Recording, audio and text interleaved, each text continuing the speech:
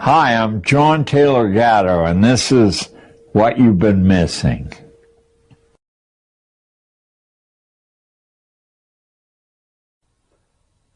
Nothing in the world can take the place of persistence. Talent will not. Nothing is more common than unsuccessful men with talent. Genius will not. Unrewarded genius is almost a proverb. Education will not. The world is full of educated derelicts.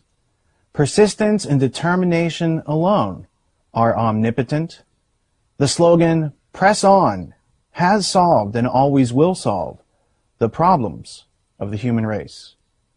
Calvin Coolidge, 1933. Greetings and welcome. I'm your host and navigator, Richard Grove, and this is a very special interview episode of What You've Been Missing, featuring the gentle tone, scholarly insights, and wealth of wisdom that combines in the form of John Taylor Gatto, the legendary educator, author, and icon of liberty who offers a lifetime of perspectives on the origins, intentions, and destiny of the compulsory public school system. This 5-hour journey represents a landmark in American history and was filmed over 2 days on July 4th weekend 2011 in the Constitution State of Connecticut. This is a comprehensive interview session which not only memorializes John's life's work, but also embodies a return of our birthright as human beings. Truly an event which is relevant and relative to each and every one of us. This message applies to children and adults, parents and grandparents, students and teachers, administrators and politicians, blue collar, white collar, no collar. Everyone who uses words and symbols to meet their needs, everyone who depends on accurate information to thrive and survive in this world. The purpose of this interview with John is to provide each and every individual with the essential facts which pertain to our survival here on Earth, both as individuals and as a species, and yet have been censored from our public schooling. The envisioned outcome would be for each and every human being to possess the knowledge and understanding which allows them to exercise intellectual self-defense and self-liberty, thereby succeeding in pursuing and attaining happiness. It's designed to be shared and studied by individuals and groups to provide the evidence, organize the ideas, and facilitate the constructive conversations and actions necessary to address the root causes of our ever-growing incoherence as human beings. Since this interview contains over 200 footnotes and references and discusses the contents of more than 30 classic books essential to understanding life here on Earth, I would humbly recommend that your first viewing be invested into just soaking in this information and consider it for yourself, and after thinking about it, to then view it again with the intent of looking up the references to embolden your understanding and clarify the focus of your new, expanded perspectives. This interview session could be screened over 5 hours, 5 months, or 5 years, as it could take that long to consume the primary and secondary source materials referred to herein. Most importantly, what you get out of the ultimate history lesson will be in direct proportion to the amount of attention and focus that you can invest into it. As each hour of the interview progresses into another, you are literally crossing thresholds of discovery. And by hour 5, the layers of these discoveries yield a truly inspiring realization. That being said, the conversation which forms the entirety of this interview is almost entirely composed of facts and references pointing toward a preponderance of evidence, which is, for the most part, unknown to the general public. And it has everything to do with the myriad of crises which face humanity, starting with our own incoherence and inability to problem solve our way forward. We're not asking you to agree with us nor to believe what we're saying. We're simply trying to provoke you into looking into these matters for yourself by providing you with an accurate map which leads to your own factual and substantial understanding of reality. For as Aristotle once wrote, it is the mark of an educated mind to be able to entertain a thought without accepting it.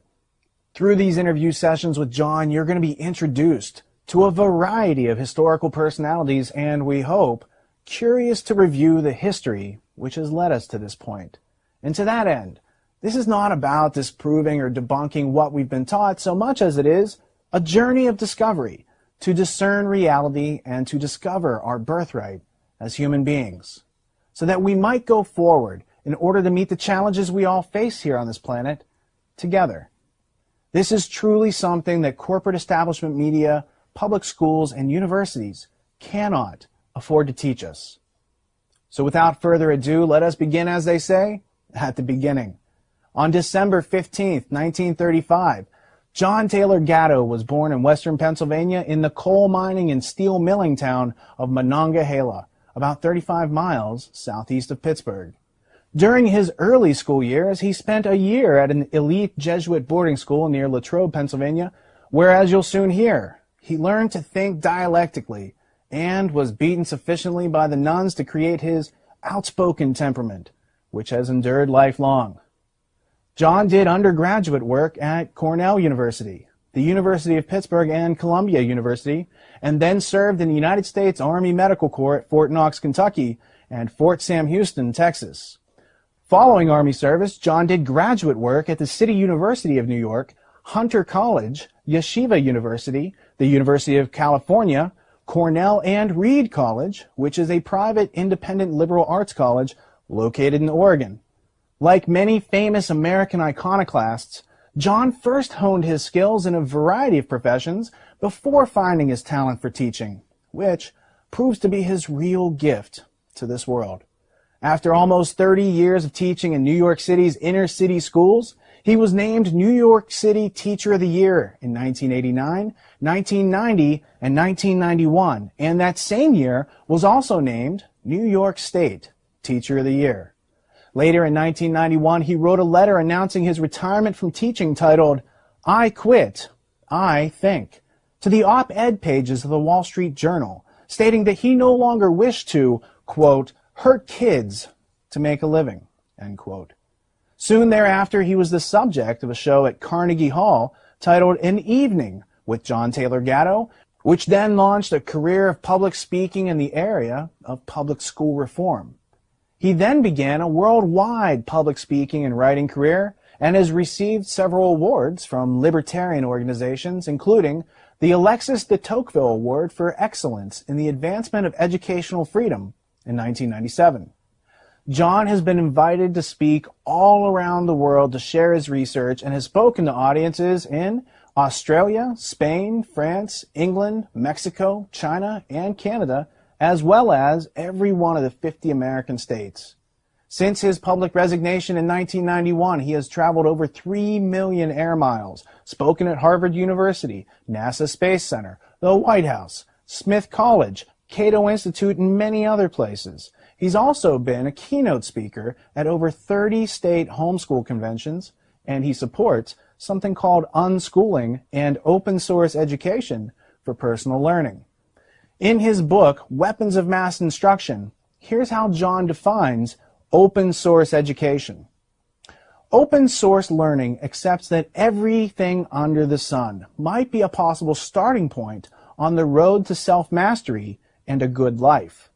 In open source, learning sequences are personally designed or personally signed off on, and everyone you encounter in life is a potential teacher. In open source, teaching is a function, not a profession. Everyone learns and everyone can teach themselves how to learn anything, as well as learning how to teach others. In open source, students are the active initiators. You learn that you either write your own script in life, or by default, without your input, you become an unwitting actor in someone else's script. The main thesis of John's body of work can best be illustrated, in my opinion, by asking the question, what do public schools actually teach children? And answering it with the main themes contained in John's first book, printed in 1992, titled Dumbing Us Down. He makes the following observations about how public schools are designed in form and function. Public schooling teaches confusion by breaking coherence. It presents an ensemble of information that the child needs to memorize in order to stay in school. Public schooling teaches them to accept their class affiliation. Public schooling makes them indifferent and suppresses natural curiosity. Public schooling makes them emotionally dependent on approval from authority. Public schooling also makes them intellectually dependent on experts and authorities to think on their behalf. Public schooling teaches them a kind of self-confidence that requires constant confirmation by experts and authorities, also known as provisional self-esteem. Public schooling makes it clear to them that they cannot hide, that they are always supervised, under surveillance, especially in today's society where everything online is tracked. Information is sold in a variety of ways to a variety of predators. Bibliography.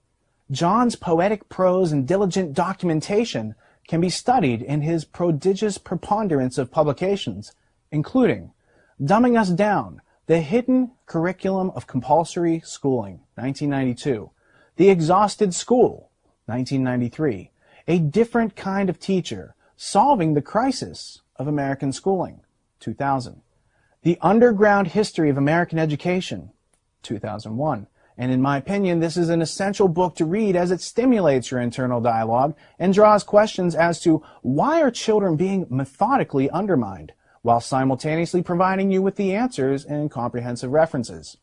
John also published an article called Against School, published by Harper's Magazine in 2003, and last but not least, Weapons of Mass Instruction, A School Teacher's Journey Through the Dark World of Compulsory Schooling, 2008.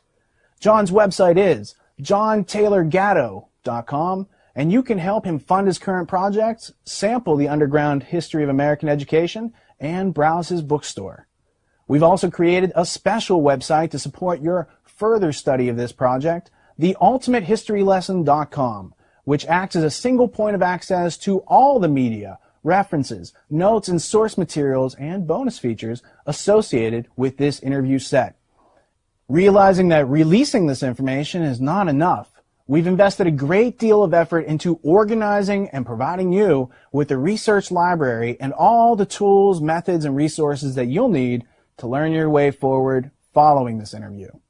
Possibly one of the most useful tools is our use of the personal brain software to enter, organize, and connect all of this information into a comprehensive big picture, literally helping you to connect all of the dots of useful information and formulate a useful understanding. We use the brain internally to help us organize the plethora of prolific facts, artifacts, and personalities that we've encountered while attempting to understand the nature of public education. In addition to hosting the brain models, the ultimatehistorylesson.com also hosts the video files for this interview set, as well as the audio-only versions of this interview in MP3 and CD format so that you can listen to it on the go. This site also hosts the footnotes, links, references, and PDF versions of the classic books discussed, and in the near future we'll be adding subtitles and translation into multiple languages and much more. TheUltimateHistoryLesson.com links you to our educational media producing partners, as well as the Tragedy and Hope online community, wherein you can leverage the research, methods, and tools in an international online community designed to be a fear-free zone of mutual respect wherein individual explorations are shared to empower everyone with a comprehensive understanding. The Tragedy and Hope online community is free to those who need it and sponsored by the individuals who can afford to support our educational projects. And since this project was funded by more than 50 individuals in the Tragedy and Hope online community, I would especially like to thank those of you who gave us the ability to invite John and produce the Ultimate History Lesson so that this empowering information can be understood worldwide. We also produced the Peace Revolution podcast, a virtual classroom for adults designed to point out and provide useful perspectives, resources, and organized information. Each episode contains a subject of study essential to understanding a comprehensive view of reality, all of which is focused on providing you with the history, contextual information, and references, and the various methods and tools so that you can learn for yourself that which public schools cannot afford to provide. Specifically, we've produced episodes 41 through 45 of the Peace Revolution podcast, which feature all 5 hours of this interview coupled with historical analysis and commentary, which we provide to help you really understand what's being said. These episodes amount to another 15 hours of educational content, which is also available on theultimatehistorylesson.com, providing you with the metaphorical handles, if you will, so that you can grasp this material and use it to your own advantage in everyday life. Unlike any other interview you've ever witnessed, the conclusion of the Ultimate History Lesson is actually the starting point on your own personal journey of discovery.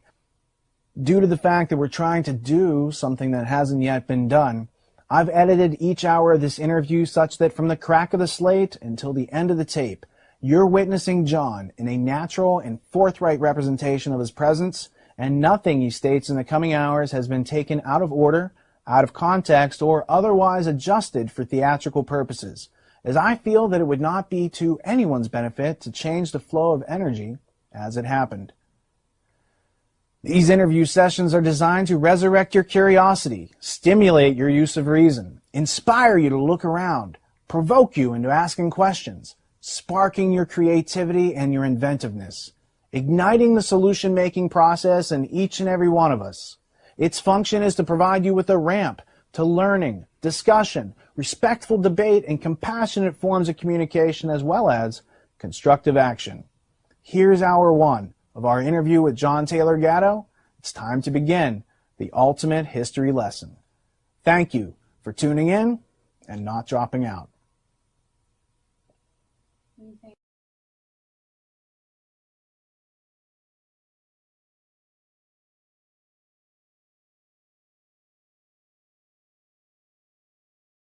You know, for pushing that button, you get a camera credit. That's pretty good. That's right. Awesome. There we go.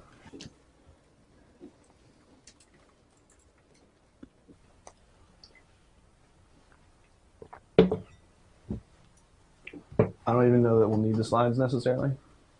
I mean, we can start by talking about that. Father, Son, Holy Ghost. Grammar, logic, and rhetoric. So grammar is the Son, logic is the Father, the Holy Ghost is rhetoric, and God is the consciousness. And so the Christian trivium came from the Greek trivium, but they used a metaphor to encode it. Now my question to you is a metaphor a lie, or is a metaphor something else? I think we better start a little less abstract. One of the things, a fatigued old brain. I arrive at abstraction by arguing with myself through writing. So everything I write goes through about 20 drafts. And since I handwrite it, it's quite painful to and throw it out. But I don't really know what I say, what I'm going to say, or what I believe until I actually argue with what I think I believe. So, what do you think you believe about schooling? I think I believe that the metaphor schooling clearly tells you what it's expected to deliver. We only use the expression one other way commonly, and that's for the school of fish. And they are wonderful to watch. When one fin moves, all of them move. Thousands of fins move. And they're instantly receptive to what the group wishes. I don't know who gives the original signal, but education's diametrically opposite to that. I think it starts with the assumption that we get from a fingerprint or from DNA that no two people are alike, and that the ultimate realization of yourself is to find that uniqueness where your apparent physical resemblance to everybody else sort of dissolves as an illusion, and you stand absolutely alone, or you can select when you want to be part of the larger group. It seems clear to me that the business of schooling has done what Orwell clearly saw you do, or what Walter Lippmann said you do back in the 1920s. You steal the key language of the person or the group you want to overthrow, and you redefine it, and people then become confused. It's Newspeak in 1984. So the schooling transformation occurs when they see that the language of education is highly regarded, highly respected, and even in people who don't participate, there's an urge in that direction. So you simply take the concepts and you claim that that's why people are being ritualized. So there. So you described that individual beings, when in groups, kind of subvert their own individual thinking power. And the law of identity, none of us can change who we are. We have to be ourselves, and that is constant throughout life. So it's about figuring out how to remain individually self-reliant and self-sufficient as going through these systems that are trying to change us and to make us less self-reliant and more. Very much so. And I think the awareness of these contrary dynamics is what gives rise to the theories of dialectic. I mean, Aristotle all the way through history, the variety of them, but they participate in the same way, is essentially asking you for your own self-defense, not to assume that what anyone says, especially as they climb the authority ladder, is the truth. Often the misinformation comes from innocent self-delusion, but just as often as you move up the power pyramid, it comes from a malign intent toward your own individuality. So it's like a betrayal of truth that occurs, or a betrayal of belief in some authority structure that you want to believe in is true, and then little by little you realize that it's not necessarily how it might have been presented to you. Right, even in your own individual inner life and consciousness. Before the cameras rolled, I said the way I learn what I'm thinking is to write something down that I think I believe, and then I argue with it, and it never survives. How about that? Now, what scares me is that when I go back to it year after year, most of it doesn't survive. I mean, it takes years before I get to a core and I say, I'm not personally capable of moving beyond this thing, so that we're so well conditioned from infancy not to see the truth or relate the truth, but to shave it, that the first step in reaching for an education, I think, is to mistrust what you most are certain of, to mistrust that. Now, it may survive, but it needs tested not once until you're exhausted from testing it.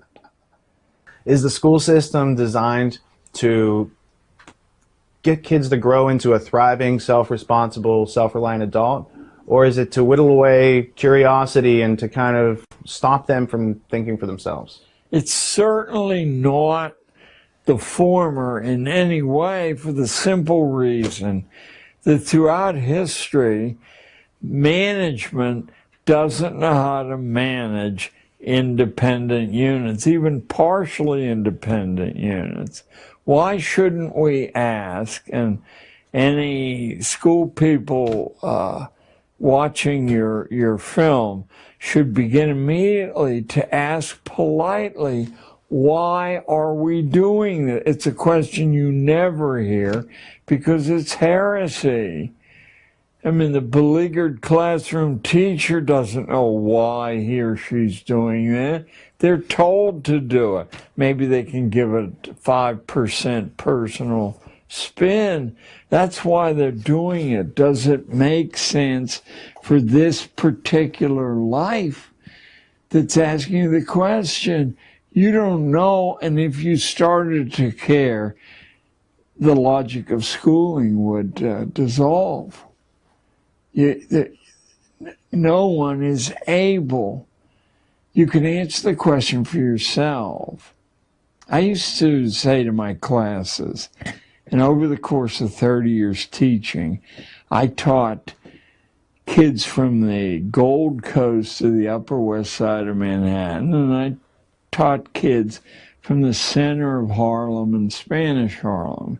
And I would say to all of them, you have a right at any time, you gotta be polite though, because I'm just human, to say, why are we doing this? And if I can't produce an answer that convinces you that I believe it, then you have a right to opt out and do something else, as long as you don't run wild and bring the whole house down. It helped me grow year after year. Not that they ask very often, because they're conditioned not to do that, but enough did ask that I was put on my own mettle to say, why am I doing this? And it was a continual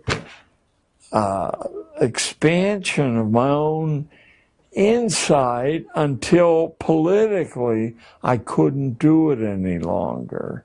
The school, oddly enough, made me so internally famous that it drew extra attention, and my system couldn't survive under the scrutiny, because they would see the disparity between what I was doing and what the protocols were. So there. So it sounds like if I'm trying to get to the root cause of why your teaching career ended, it sounds like you started asking questions, John. And it sounded like the question started with why, with a question mark, and then maybe you were asking some other, like, the 5 W's plus how, and you were actually getting observed knowledge. Asking myself questions, then forcing my classes to ask me questions and themselves questions, and eventually the productive output of my classes was so great, inadvertently, I didn't care how the school measured production, but it was so great that I would get visiting delegations, sometimes on a daily basis, for months, and they would leave baffled, because they wouldn't see the drama unfolding that they understood as schooling, and they were right. It was less and less schooling, and eventually the pressure became impossible, since I set out at the beginning of the year with an inner intention, if I had 120 kids, to have 120 individually written curricula. I never succeeded totally, but I got close enough that when the principal would drop by and only find 9 people in class and say, where are the rest, that I ran out of strategies to explain where the rest were. So yeah, I couldn't operate. I couldn't function any longer because my physical strength wasn't up to it. So how did part of the strength of your actual teaching come from releasing children from the classroom and letting them go out in the world and actually gain some useful experience? Huge amounts of it came from releasing anyone who had an independent course to follow, becoming that boy or girl's assistant, always with the mother's permission, because they couldn't deal with that kind of additional political pressure. So what they would learn and bring back would be like food for me. I would be like I was 120 people simultaneously. Oh, I learned much more than I learned at the 2 Ivy League colleges I attended. I used to say to my wife, and it sounds fanciful, as though, oh, he must love children, which is not true. I love people. and people can be 5 years old, but people who suck their thumb and rattle and extend childhood, school's intention is to artificially extend childhood, and there really is no practical terminus for that. If they can extend it through graduate school and postgraduate. What is the actual reason that their childhoods are being extended? How's it serve for the I society? think what we never discuss, or that the extreme left is preempted to discuss, so they marginalize themselves, is the intimate interrelationship between the economy and the way we train the young. To the extent that we once had a wildly variegated economy. I'm quoting Abraham Lincoln in 1859, famous speech of the Wisconsin Agricultural Association. Lincoln said, I call this mudsill theory because he used that term. Lincoln said the British are financing the whole Western movement, and they're attempting to reinstall their class system. And so they send their young sons over to make sure that not a whole lot of attention is paid to ordinary people or people who live in simple homes that have mud sills. He said they're not, according to the British thinking, they're not worth training or worrying about because there's no way they can possibly improve. Lincoln said, look around you. 3/4 of our population has an independent livelihood, and the quarter who doesn't works to put a little stake together to set up on their own and write their own script in life.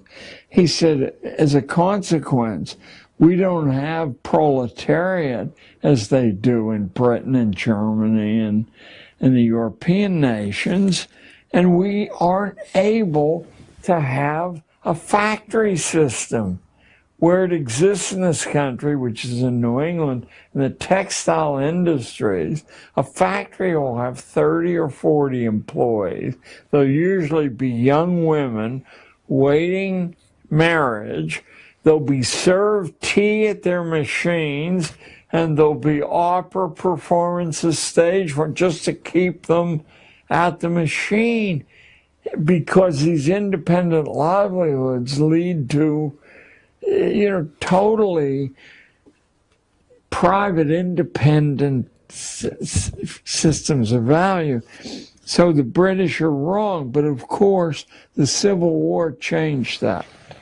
We're sold that it was a great crusade against slavery by the school system. The major historians who've turned their attention to that say, to a person, that slavery was already dead.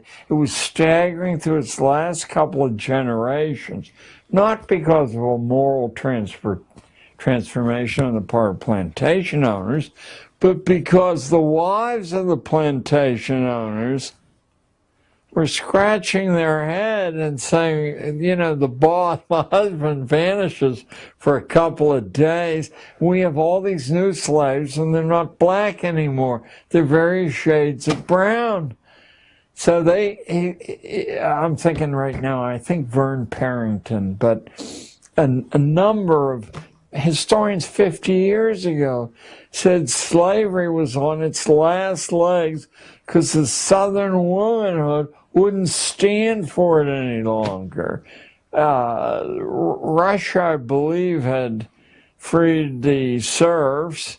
Britain and the continent had done this thing. We were going to do it too.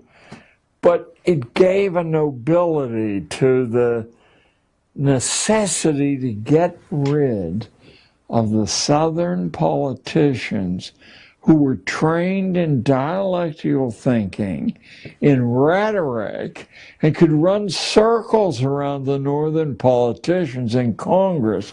They could produce the most compelling arguments for this or that. And so the South had to be gotten rid of. From my understanding, those dry goods like cotton from the South that were produced by slaves were then going to factories in the North, and the factory owners in the North figured out that the slave owners were paying too much overhead. It cost a lot to keep a whole family fed, etc. And there were letters exchanged, and they actually discovered it was cheaper. Why not make everyone a slave who doesn't know that they're a slave? A wage slave. Right. And think only about the welfare idea. If you have a plantation family and you require harmony, even though some people are very subordinate, if somebody gets sick or too old to work, you can't in fact do the Simon Legree bit and get rid of them, or what happens is morale collapses. So you have to care for them. The discussions on the highest level among northern industrialists, why should we have to support Deadwood here? And we could do that if they were wage slaves. Yeah.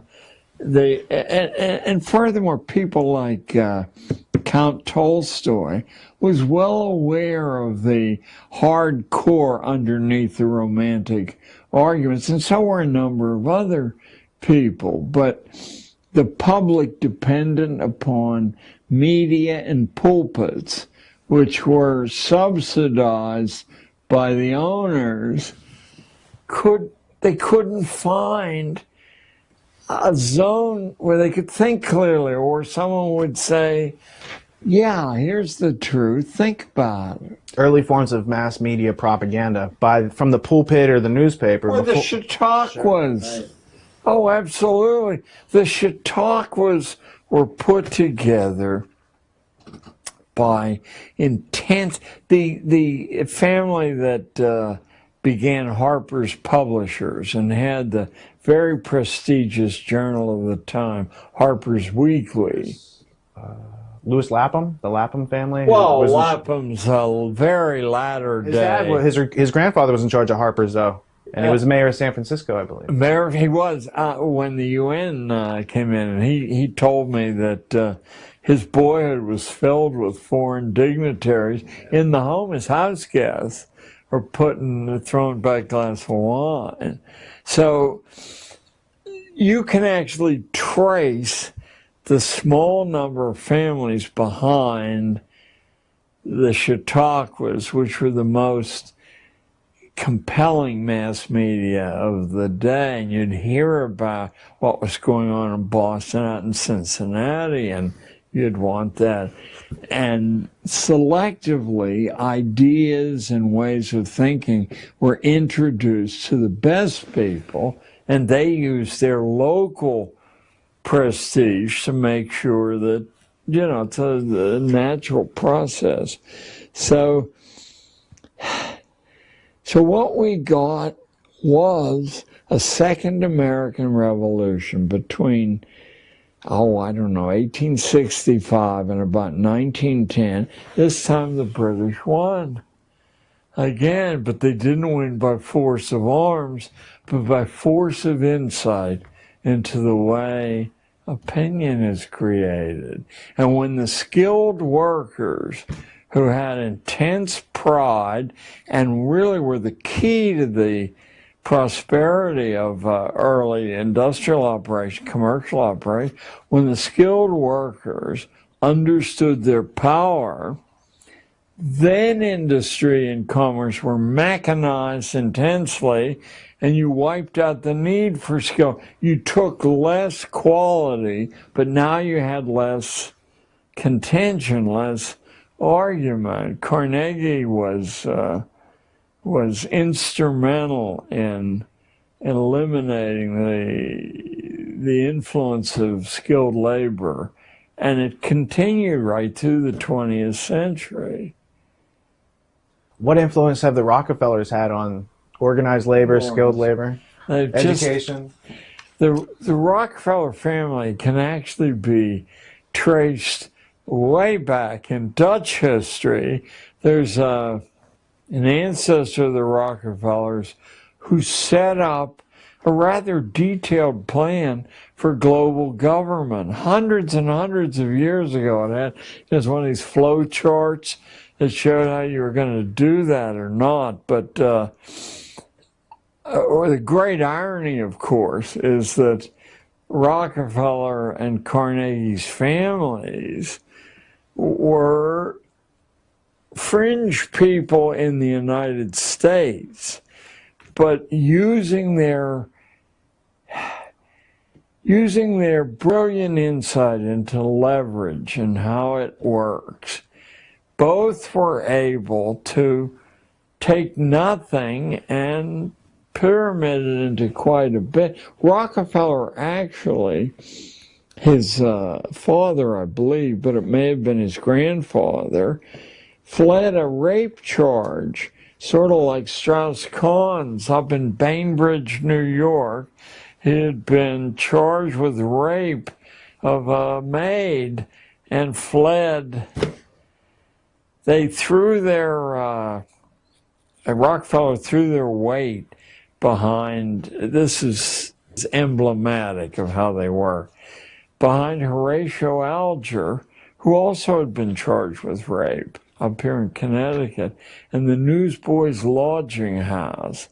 And if you read a wonderful book that exists, a limited edition, but it's kept continuously in print, called The Rise of the Dangerous Classes in New York City by the creator of American Adoption. When I started to research school, I kept running into the same people who put the adoption institution together and the school institute, one much more important than the other, but still the same names float in and out of one another. Charles Loring Brace, who I believe his father was the publisher of the Hartford Courant.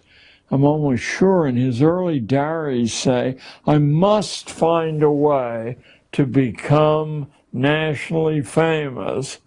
I mean, in Yale he wrote that he didn't have any idea how he was going to do that. But finally it occurred to him that with these masses of immigrants being brought in to break the Irish labor monopoly in the mines and the mills, that the easiest way to lower the unit cost of labor was to bring the husband and the wife into the labor force. You double the size of the labor force, you cut the unit value of the labor in half. But you couldn't do that as long as they were worried about their kids. So now you have the impetus to enlarge the social work industry, to corrupt the legislatures, to give it the power to break families apart. And what do you do with the kids? Well, the expression put up for adoption tells you you don't want them anywhere in the neighborhood. You want them far away. So you put them in boxcars. This great secret monstrous event in American history that goes on for 40, 50 years. Boxcars full of the children of the labor sent west. They started upstate New York. That was too close. So they kept going farther and farther west. And then they'd stop at a whistle stop and a platform would be brought out. The boxcar would open. The children would be put up for adoption. They had a preference for who they wanted to adopt. They wanted Lutherans to adopt because they had the Episcopal idea of hierarchy, but they were just dumb farmers. They couldn't think clearly.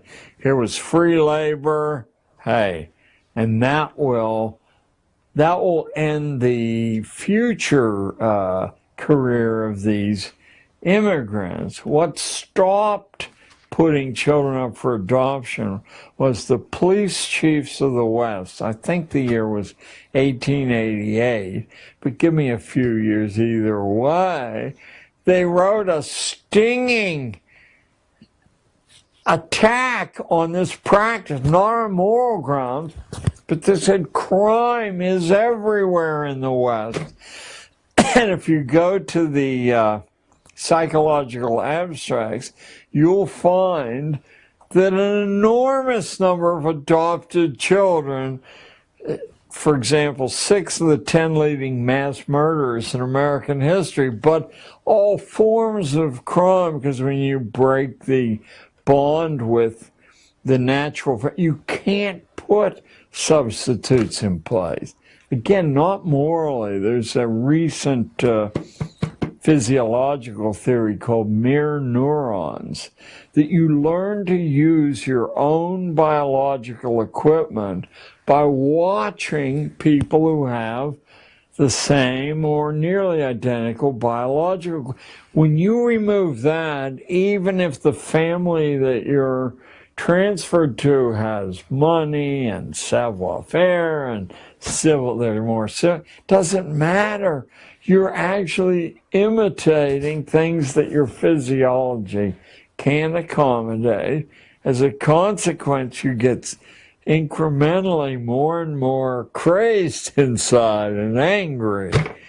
One of the things, of course, school does is it prevents these kind of connections between different areas from occurring. That's what the short answer test is about. And Oxford and Cambridge got rid of it 100 years ago. 100 years ago, because they said people who do well on short answer tests, they memorize bits of information, but they don't connect the bits of information. And when they seem to be able to connect the bits of information, it's because they've memorized someone else's connections. The better the school, the more sets of connections you memorize. But you can't do that for yourself. You know, it's like these machines where you guys are all too young to remember. They used to sell machines that would relieve the stress of lifting weights. You'd put the weight in your hand, but the machine would lift your arm in the way. Only trouble was your muscle knew the difference. But the people buying the machinery didn't. Well, it looks exactly the same.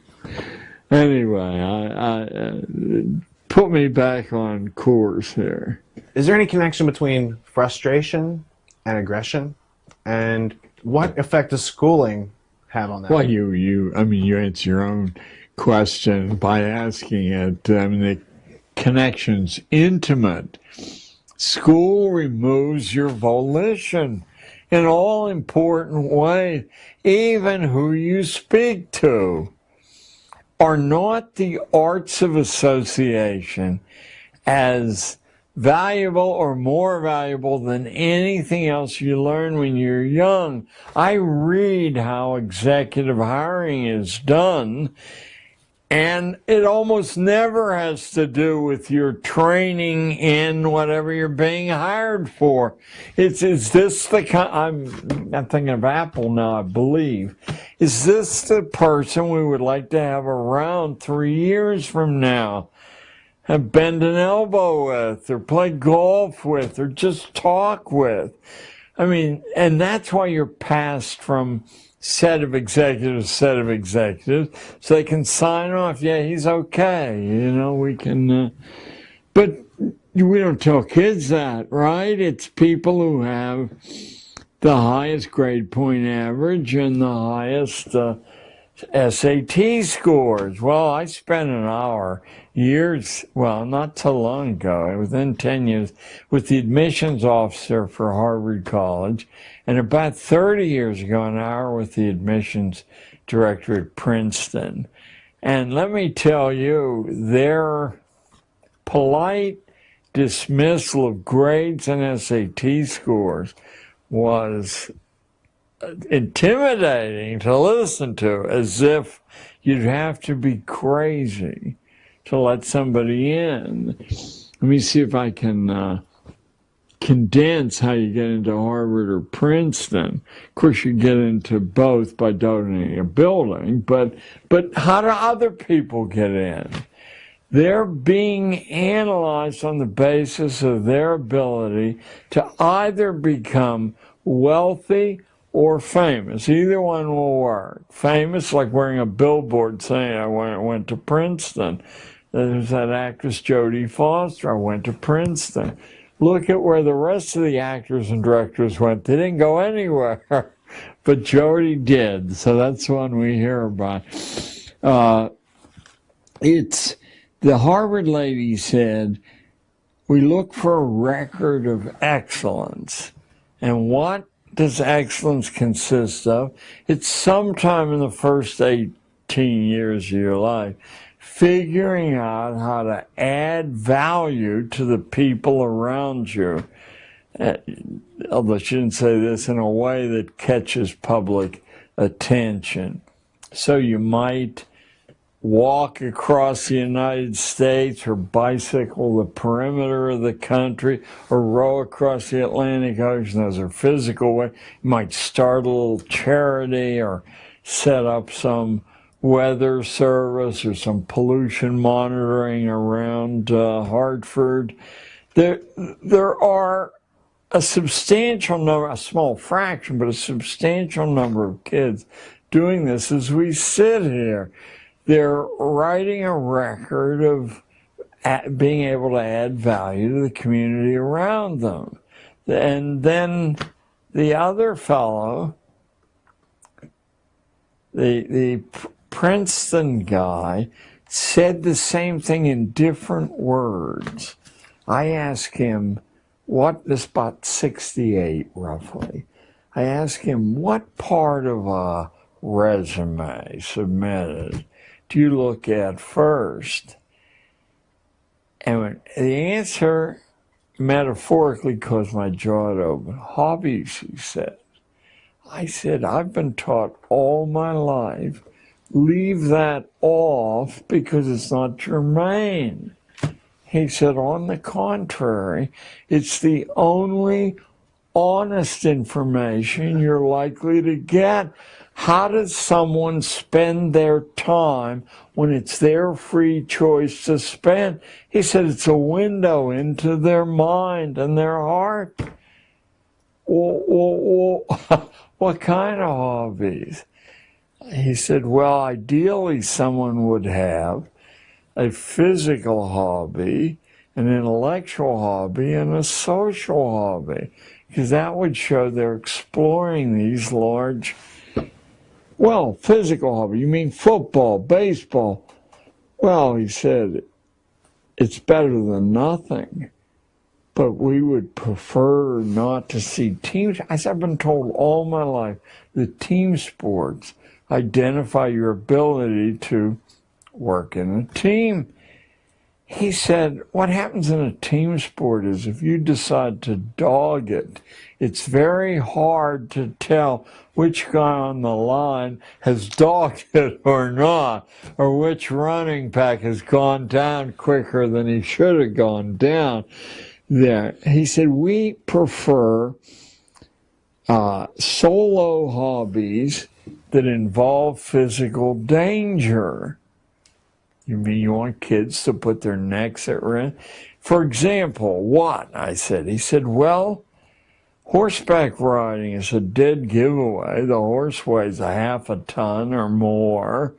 If you do trail riding, you don't know what you're doing. Your head gets caught on a branch and you're the headless horseman. If the horse doesn't like you, it'll roll over on top of you. And I know immediately, because that last time I rode a horse was down in Veracruz, Mexico. The horse didn't like me.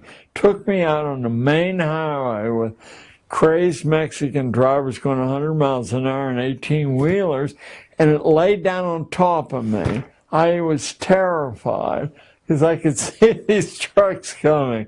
Didn't like that. The last time I rode.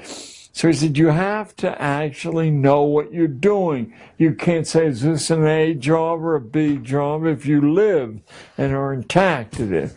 Then he said, sailing a small boat, these little 12-footers outside of land. If you don't know what you're doing, you end up in the middle of the Atlantic, or if wind comes up, you can't see landmarks because of the waves. I said, but those things are associated with the prosperous classes. What could somebody in ordinary circumstances do? He said, well, we just let somebody in.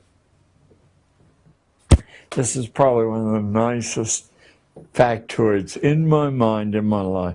We just let someone in who invented his own sport and kept records competing against himself, his past performance, his present performance.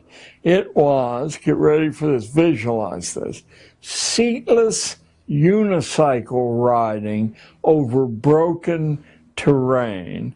If I had 10 lifetimes, the thought of doing that wouldn't occur. Started getting on a unicycle, let alone one without a seat, let alone riding it over broken terrain.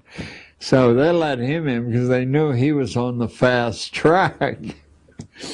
So we tell these lies, and of course many of the people who tell the lies believe the lies. Well, surely they're going to take valedictorians. Well, last year Harvard turned down 8 out of every 10 valedictorians who applied, and the 2 they took in, they didn't take in because they were valedictorians there.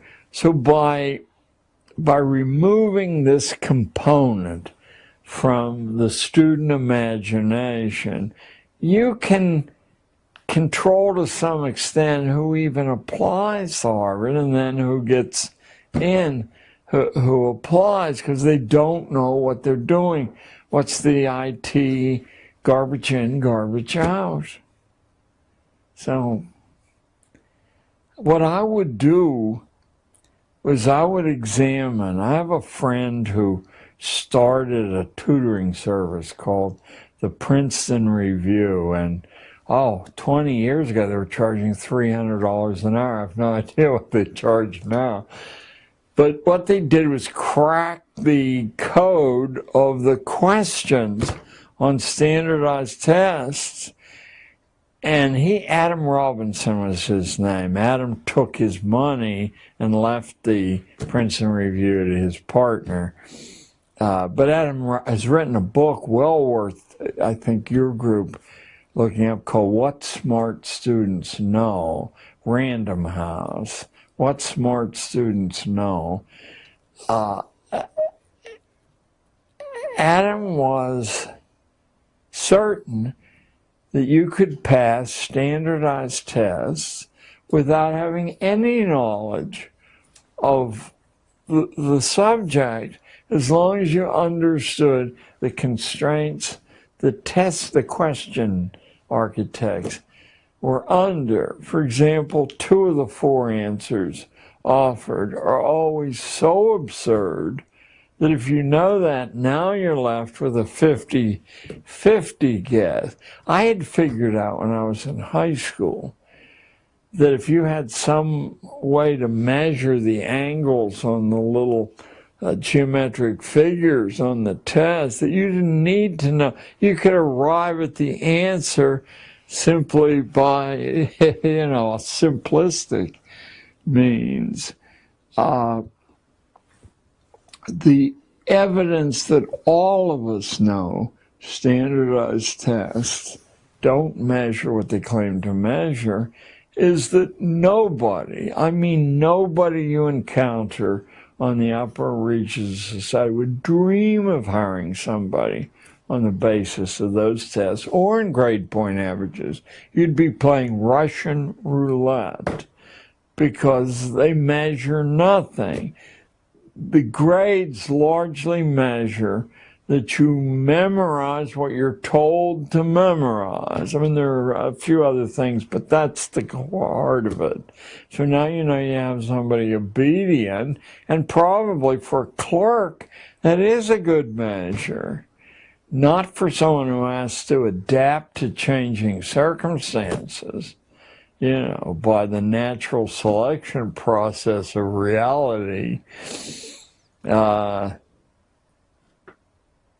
It's fairly easy without being a wise guy or very learned, as long as you retain the ability to think independently from the data in front of you, to penetrate the masks, the contentions that don't conform to everyday reality. So no one will hire you as a CEO and ask you what you're saying. But if you examine the data that's available about big-time politicians, now we have, and I don't think it surprised anybody, that George Bush, the most recent one, was a C average in high school, prep school, and a C average at Yale. What does surprise people is that the candidate he ran against was a C average in prep school and a C average at Yale and a lower C average than George Bush's on the Kerry of Massachusetts. The fact that the best evidence that the nation has been schooled to the point of extinction is that they were fraternity brothers at Yale in a fraternity. I'll skip its interesting reputation. It only has 15 members. And they were fraternity brothers at Yale. There's 308 million of us. I mean, mathematically, I wouldn't know how to set the odds, but they would be stupendous. No one mentioned it, or if they did, it was to quickly get over that. That should have been headlines with the New York Times and the Washington Post. Fraternity brothers at Yale run for president. You wouldn't need to mention that it was the Skull and Bones fraternity. So when the skew from sanity is of that magnitude, you should not expect much to come from the watchdogs of our liberty and our best interests. How could that happen unless, but there's a Jewish expression, chutzpah, unless this feeling of contempt for ordinary people was very dramatic. I'm sure someone in the council who allowed that to happen said, maybe someone will notice. To dismiss that shows you how powerless. To believe, for example, another example, that the recent banking crisis, the real estate bubble, it is an oddity in American banking. There have been 5 such since 1961, savings and loan, technology bubble. There have been 5 of those, and the central figure in all 5 is the Citibank of New York. Now, sometimes it's called First National, that's back in 61. Then it becomes Citibank, then it merges with another huge and it becomes Citigroup.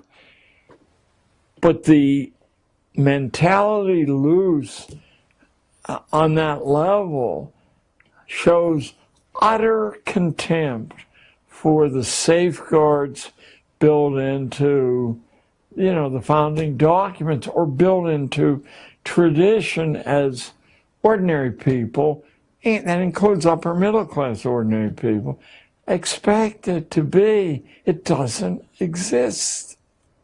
Now, what we've run into is a people infinitely more sophisticated than us, with a 5,000-year civilization, who are even more amoral than we are, and look at starving 3 million people to death as they did 20 years ago. Is there any shortage of people? I mean, they're already running circles. I've spoken in China half a dozen times for various groups, and the Chinese government is a little bit worried, not a lot, that their system of schooling, very like ours, except more disciplined, it seems to constrain the inventive imagination. The reason they're not worried is they don't recognize copyright law or patent law, so they have access to anything there. But they will not accept, they keep asking me back, they will not accept that the system they're applying to the young mind is guaranteed to foreclose the imagination that produces invention. So I'm happy to take their money and get a chance to see Xi'an and Shanghai and Beijing, but they will follow the course we follow. It'll just take a little bit longer, that's all. Your turn. In China, they have the outcome-based education system, but they're seeking to tweak it so that they can kind of improve it. They said that we want to keep our people under control, but we want them to be more creative and productive and efficient and happy while they're doing it, right? Now, the question is, if America has become more incoherent, wouldn't that be a function of the Prussian education system, outcome-based education, being used to control the workers and make more profits, and now it's just run its course? It's run its course. We're exhausted now.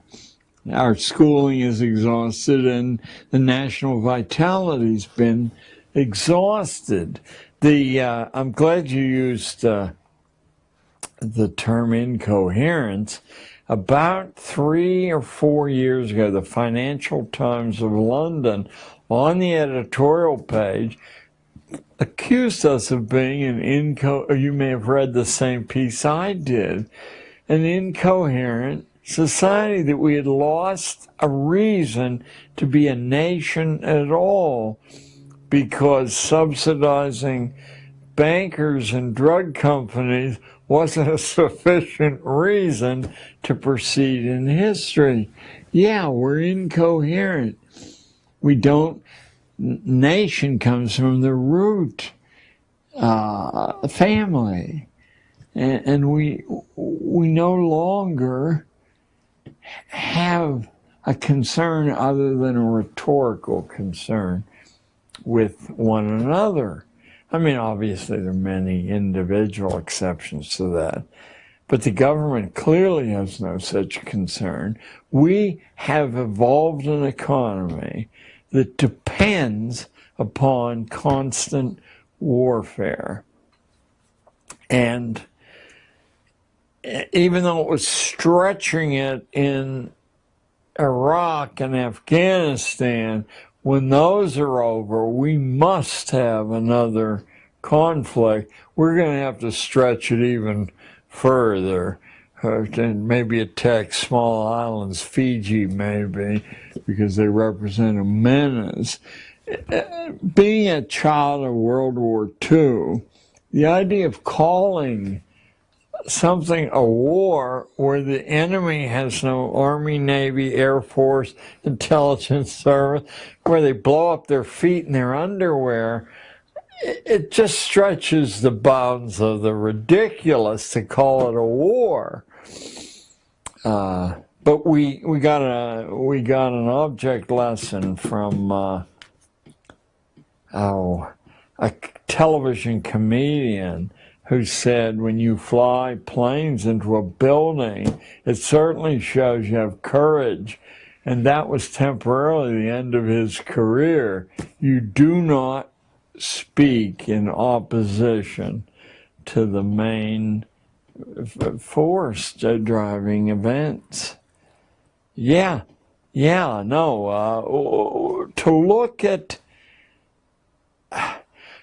America between, let me roughly say, 1800 and 1865, and then from momentum right up to the First World War, there's this explosion of invention, and it comes from the unlikeliest places. It does not come from university-trained inventors. It comes from everywhere. It's the way people saw the world around them. They saw the elements, the raw material. They processed it a slightly different way, and then they had the rhetorical capacity to say, hey, look, there's a better way to do this. It was happening so frequently that a crisis occurred in capitalism. And without understanding this crisis, you really can't understand why our schools are the product of the Rockefeller family, the Carnegie family, the Astor family, the Vanderbilt family, the great capitalist families. They understood that the real problem in successful capitalism is assembling capital, getting people to give you their savings on the promise that you'll give them more back. But if you have people in an inventive matrix who can look at the way the expensive businesses doing things open up across the street and either do it cheaper or better or simply open up somewhere else where no one is doing it, capital is always at great risk. So oddly enough, I don't want to claim credit for what really is a brilliant insight, but I want to crave credit. It was openly discussed, let me say, from 1880 to 1900. We were being forcibly converted from an economy of small farmers, small engineers, entrepreneurs, into a corporate economy. And these men doing it, they weren't intellectual dumbcoffs. They could see that as long as the American inventiveness was loose like a wild beast, they were going to have a lot of trouble pulling. Someone would say, but I saw, Jack, and he went belly up. So Prussian schooling, which had, for a different reason, had been out to destroy the imagination. And let me say to anyone listening to this, when someone makes a reckless statement like that, you make sure they can document it. And I will document it as long as you're willing to walk to your local public library. Because in every public library worth its salt in the United States, and in every college library, you will find a collection of essays by a Prussian philosopher, Johann Fichte, who was the immediate heir to the University of Berlin's philosophy department, which had been under Immanuel Kant. Fichte wrote a series of, it was over a dozen public essays to the Prussian king from, let me say 1808 to about 1818. They're called Addresses to the German Nation. And the provocative event that set the first one off was the Prussian army, which was the Prussian economy, renting soldiers, stealing other people's stuff, had been whipped by Napoleon's amateur army at the Battle of Jena in 1806. And Fichte said it was because this demon imagination was loose among ordinary soldiers, and in situations they would override the orders from headquarters about what to do, and that's why we lost. Now, what should fascinate anyone listening is That's exactly what the so-called liberal philosopher Spinoza in Holland had said in 1690 in a book called Tractatus Religico-Politicus. Tractatus Religico-Politicus. Spinoza said that the ordinary population was so psychologically diseased, murderously so, there was no way to heal it. Just as Fichte, 125 years later, said there was no way to heal the disobedience gene in people who thought for themselves. Fichte said we have to set up a system of forced schooling, universal forced schooling, in which we destroy the imagination. Bells, ordered lessons, constant testing, rankings. Now, if it were only those two major figures, but you now can go back a few hundred years in history to John Calvin's Institutes of the Christian Religion, which is this thick, tiny print. But if you ever go mad and actually force yourself to read it, rather than to read what an encyclopedia tells you it says, you'll find that Calvin says that the saved are saved before they're born. The damned, who are 19-1, are damned before they're born, and no amount of good work or behavior can save the damned, and no amount of evil behavior can damn the saved. The expression that used to be pretty common, but has vanished, I think on purpose, is justified sinners. The saved are justified sinners who can do anything. They can carpet bomb civilian populations, whether they're Nazis or Americans. You know, you've done no harm according to Calvin. Calvin said the only way the elect, he called the saved, the elect will ever be safe because they're outnumbered so heavily, is to set up a system of universal compulsion schooling with the intention of destroying the imagination and filling the head with garbage. Spinoza said the same thing. Fichte said the same thing. So I think we just ran out of tape. Is that what happened? Is that one still running? Yes, but it has no micro. Yeah. All right.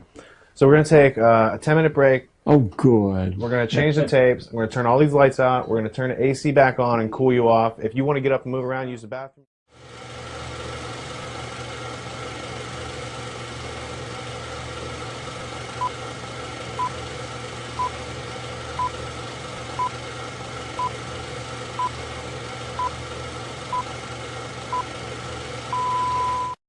Major minds with a lot of influence who... Can I have you hold that thought? Oh, sure. All right, roll cameras.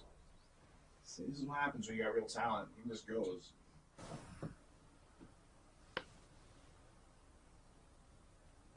Four cameras rolling. Red dots, everybody? Cool. Floor is yours. So we have this ominous continuity among major minds with a lot of influence, including transatlantic influence on the states. We have, prior to the break, Fichte in Prussia, Spinoza in Holland, and Calvin really beginning in Geneva and spreading all over where his theology spread. But the father of this, at least in the form of written documentation that's easily available, has to be Plato, the Greek aristocrat who speaks through the mouth of Socrates and writes two influential utopias, one well-known, the Republic, and one not so well known, the Laws, which is the product of his mature reflection on what needs to be done.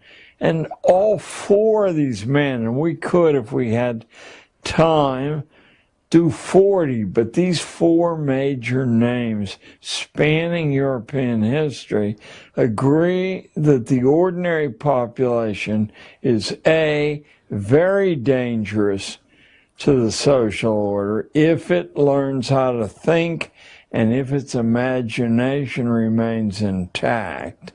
And furthermore, we have this corollary that there is no way to improve this.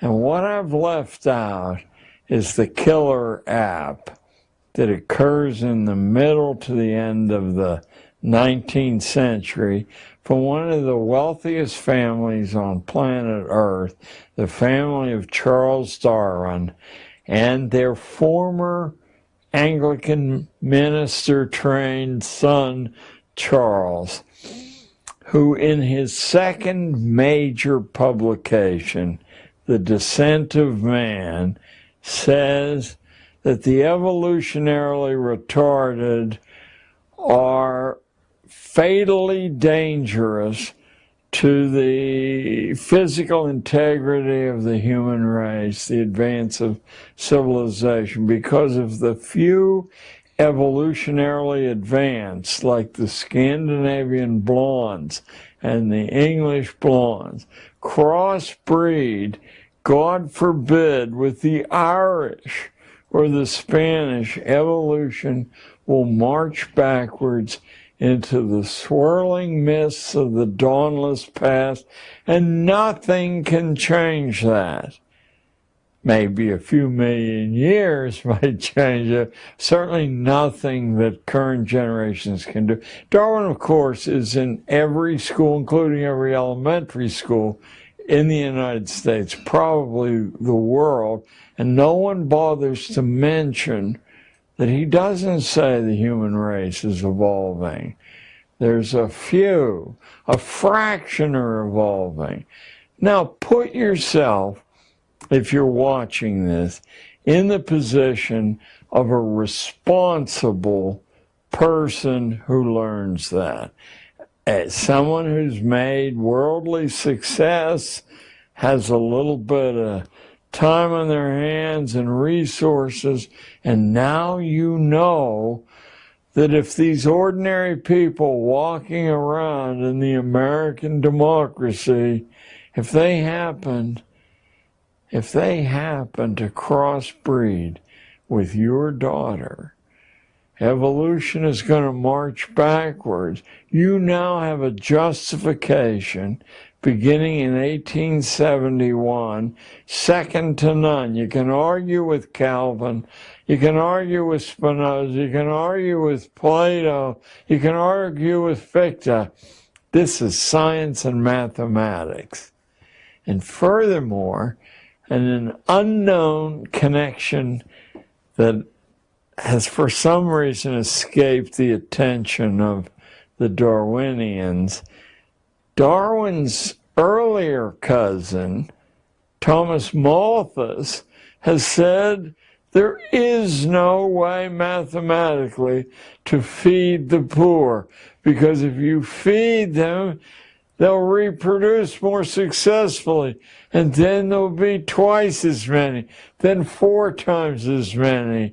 That population expands geometrically, but food only arithmetically. So and of course in Darwin's diaries, he said that his pursuit of the secrets of biology are stimulated by the work of his cousin Malthus. Now we have, after Darwin's 2 blockbusters, the second of which... I'm going to raise my hand from now on. Yeah. What's the full name of Darwin's Origin of Species? The progress of the favored races, and he does not use the term race the way we do. he recognized about 57 separate races, of which the Irish are on the very bottom. Thank goodness he said that, because a respectable percentage of every audience I speak to, that you'd otherwise be reluctant to say these things to, is derived from, anybody here derived from a partial Irish background. You know, he said the Irish are hopeless. There is no hope for the Irish. Of course, what's left out of simply relating what Darwin said is his training as an Anglican minister. And if you happen to pick up the Anglican Book of Common Prayer, hundreds and hundreds of years preceding Darwin, you find that God's will is to divide all the living creatures and plants into an infinite number of layers, and to attempt to leave the layer you're placed in is the worst sacrilege at all. So that Darwin's theory, fully explicated, is the Anglican homily of obedience. Homily of obedience says exactly what Darwin says hundreds of years ago. Don't try to get out of your biological category because it's hopeless. And prior to that, don't try to get out of your spiritual category because it's hopeless. There's a great similarity between the two ideas. Now, if you set out to find evidence that this is so, it's much easier than simply setting out to look at the, you know, the abundance of natural forms. So, the real actor in the piece, Darwin's a shy man, fantastically wealthy. That's been left out of all the fantastically wealthy. The high-tech, upper-class purchase of the day was Wedgwood pottery, and that's the source of the Darwin family wealth. So Darwin's first cousin is a man I was taught in high school back in the early 1950s, is estimated to be the most intelligent single human being ever lived. I was told that over and over. His name, Francis Galton, a world-famous explorer, mathematician, inventing little statistical formulae to discriminate shades of quality that the schools are infested with.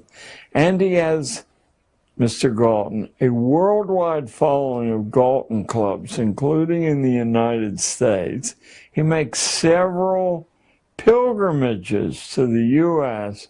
to spread the insight that a menace to the human race exists in 95% of the population, and there has to be a way to put them, render them harmless. School, recommended by Fichte, Spinoza, Calvin, and Plato, that's the way to do it, and we'll defend this with precise mathematical science. We will keep to ourselves the biological reason. Meanwhile, we've got to find a way for the biologically advanced to breed with one another. If you will trace the founding years of the elite private boarding schools in the United States, with the exception of no more than 6, you will discover that all of them, male and female, emerge in the 30 years, including the women's colleges, the 7 sisters, in the 30 years after the descent of man, which will be in every respectable library in the United States, and of course overseas too. I urge you, especially if you're Irish, to pick it up and read it. You will not be disappointed to find yourself at the bottom of all the races on earth. Just as the English without Darwin would have agreed. You know, well, anyway, so this package of high-level evidences, contentions, is capstone with scientific mathematical evidence and the proselytizing of Francis Galton. Vigorous, rigorous. Out of that comes, in the period right after the American First World War, a phenomenon in country fairs all over America called the Better Families competitions. You set up the criteria for ranking, and you present your daughters like prize heifers to be rated by the judges. So we have a series of these reinforcements of Darwinian theory, which is really a reinforcement of Anglican theology or Calvinist theology or Platonic philosophy or Fichtean philosophy, or if you want to go liberal, of Spinozan philosophy, until finally we get to this capstone. Now the cap is off the tunnel to hell, because not only are people justified in setting up a form of schooling that's anti-educational, but they're doing either nature's work or the Lord's work. You decide. You want to go Calvin, you're doing the Lord's work. You want to go nature, you go Spinoza. Yeah. So all of this wonderfully rich fabric of foundation is right on the surface. Someone has to point your attention to it. Please, no one watching say, oh, this fellow Gatto is spun off, this phenomenal, interesting, but wacky theory. I didn't spin off anything. I took the dots and I connected them. And I said they're identical from 300 BC until post-Darwin Galton comes a German, a Prussian psychophysicist named Wilhelm Wundt, who is the premier behavioral psychologist on earth.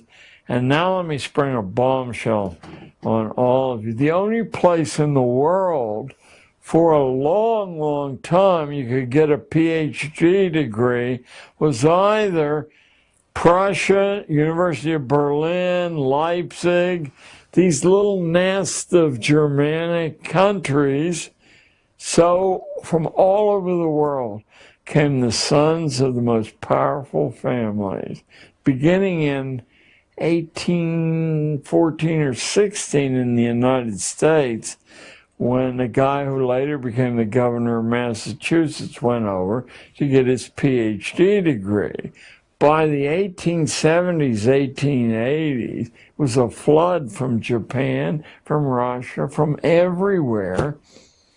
And now they return to their home countries, not because they have a PhD degree or they made presidents of universities, heads of government bureaus, because their families have clout.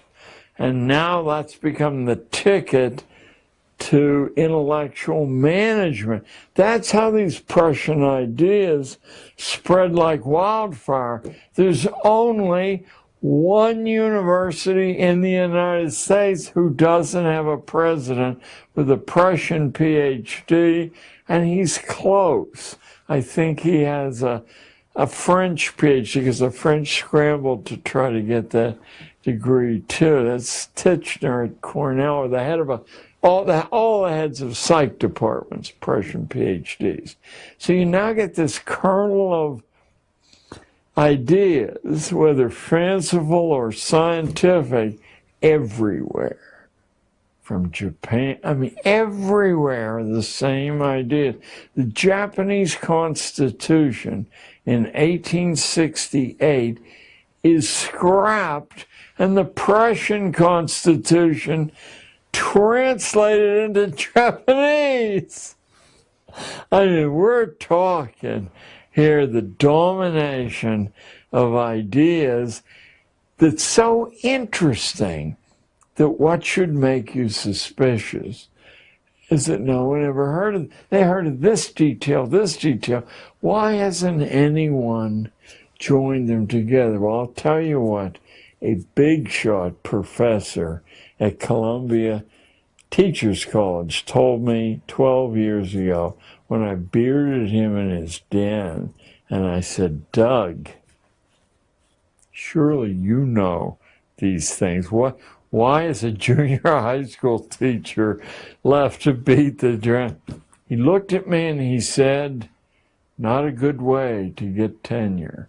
That's all he said, and I knew that financial finally prize or penalty is enough to control the way we all think.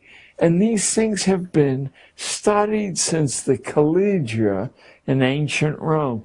Armies have put together these insights. Churches have put together these insights and passed them down in an unbroken string to their sons, usually. And of course, the daughters catch as catch can, but eventually to both. If I could notice the pattern that you're describing, it seems that people are irrational. They come up with ideas of utopias, and then they, in order to get this utopia, compulsory schooling. And then they found a bunch of different ways, in the latest using science, to make people think that this is how it has to be. But when you look at the the real effects of Darwin in the form of say eugenics and the role it played in America. That's Galton is the inventor. His first cousin is the inventor of eugenics and the chief global distributor. There's one major exception to this, and the people who claim to be a follower of the exception, claim to have read his book like the Bible, have never seen him say what I'm about to say. I'm talking about the so-called father of capitalism, the wealth of nations, Adam Smith, who in the first 15 pages says there's no difference between the Duke's son and the street sweeper's son except early training. A dead giveaway that this idea was known to be highly dangerous, and I don't think this has ever occurred in publishing that I know of before or since. In the 1809 reprint of Wealth of Nations, because it immediately became an international must-read, the publisher of the book, a man with the ironic name of William Playfair, an economist, takes his own author to task in the preface of the book.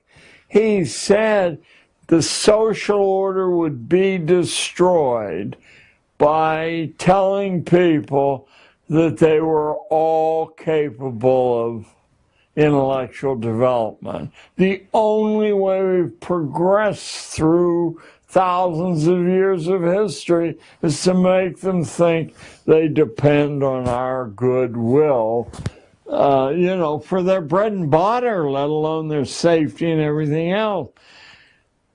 It's a scathing upbraid of his own immortal author, Adam Smith. But Smith is, as far as I can see, other than minor figures like Florence Nightingale, I'm not even sure about her, he's the only one who says what ought to be obvious on the face of it. It became obvious to me when I was given 5 classes a day to teach in the middle of Manhattan's Gold Coast of the Upper West Side. So I taught the sons and daughters of the media darlings and the sons and daughters of the professoriate and the doctors and lawyers. But I also taught the kids from Spanish Harlem and from Black Harlem who'd never eaten off a tablecloth in their life, nor was I raised with a very democratic outlook. It wasn't an undemocratic outlook, but it wasn't stress. So you could hardly call my family, in modern terms, liberal, although I hope we'll discuss that's not a dirty word at all. It's what you ought to be aiming to be. And because my German grandfather, who cried out in the middle of the street in Mon City for German victory during the Second World War, even though his son was an infantry commander at the Battle of the Bulge, but he was calling for German victory. Let me see if I can tone down my enthusiasm for Well, a large percentage of the population at the time was German. now. There was a whole swing of, pro-German up until like 1913, and then all of a sudden the Germans were Huns and ad hominem attacks. Right. Adolf Hitler, the reason you don't find Mein Kampf everywhere isn't that it's a dull book. There's a center section that's a tribute to the United States as the most pure Germanic country on earth. The 10-foot portrait of Henry Ford behind Hitler's desk, and Sigmund Freud's nephew, Bernays. Edward L. Bernays, was the public relations man for Nazi Germany. That's why you don't find that would disturb people to know. It's best they don't know that stuff. Anyway, I, partly out of a kind of natural egalitarianism that comes from a strong working class population around Pittsburgh who will break your nose if you insult them rather than beg for mercy, I decided, and partly because of laziness, I decided with my 5 classes a day to impose the same material on all 5 classes, the same quality of discourse, make no differentiation at all. Certainly made my life easier. But what I had done was throw away the assigned curriculum, which I believe was Jack London, and nothing wrong with Jack London. He's a lot of fun to read. But if you want to exercise your mental muscles, that's not the way to go. And I had taken from Cornell and Columbia and Reed College in Oregon, which are the major colleges I attended, I had taken a level of text fully equal to that. And what I discovered was, apart from cosmetic differences, maybe a little less grammatical, maybe shorter papers and stuff, that the level of intellect in the ghetto black population and the ghetto Hispanic population was really quite equal to the others. That wasn't a political belief I wanted to impose. Let me give you one example. I had a little black kid named Gregory Smith. Gregory, I hope somehow or other you're alive and you're listening to this. And I'm replacing Jack London with Moby Dick, the most difficult American novel ever written that explores all the great ideas of European history, predestination, and all the rest.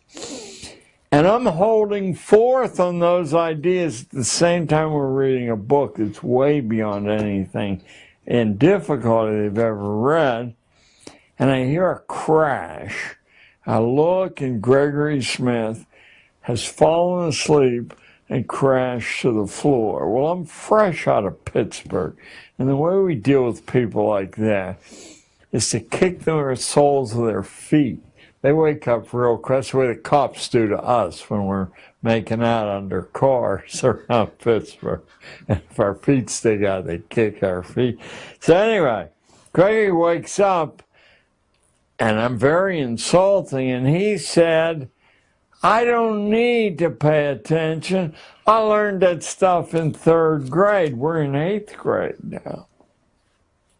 So I'm really insulting, but I say, what do you mean you learned that in 3rd grade? He said, well, I learned that there are these sets of ladies who weave your future and you can't change it. Either the Norns in Scandinavia or the Fates in Greece. And as I was reeling back from that, because he had made a connection Cornell and Columbia never made for me between predestination and these, he said, and I learned these things from the visiting science teacher called genes and chromosomes, and they dictate the color of your hair and how you scratch your nose. You can't change that. So I don't need to listen to you talk about predestination. Well, at that minute, at the exact second, I said, this kid has written a PhD thesis that'll become a book, that'll make his living for the rest of his life, and he's Gregory Smith, a stupid kid. And then I completely opened my eyes, and sure enough, behind the street idiom was active mentality, fresh ideas. It just had been treated with such disrespect for so many years, it wasn't worth bothering to waste it on a school teacher. It revolutionized my teaching, but then over the balance of that was the first year I taught. Of the 29 years I taught, I decided to use the fresh eyes and perspectives of the so-called hopeless ghetto kids, and huge benefits flowed to me, and I hope some to them too, because I took what they wanted to do seriously. If Jamal Watson wanted to do nothing but draw comic books in the back of the class, I would go back and use my superior experience, not intelligence, to say, listen, Jamal, I used to read comic books, and if you want to do this seriously, you're doing it wrong. He'd get angry. He'd say, I'm the best in the school. I said, yeah, maybe, I said, but in a real comic book, all the panels aren't the same size. Look at the one you're copying from.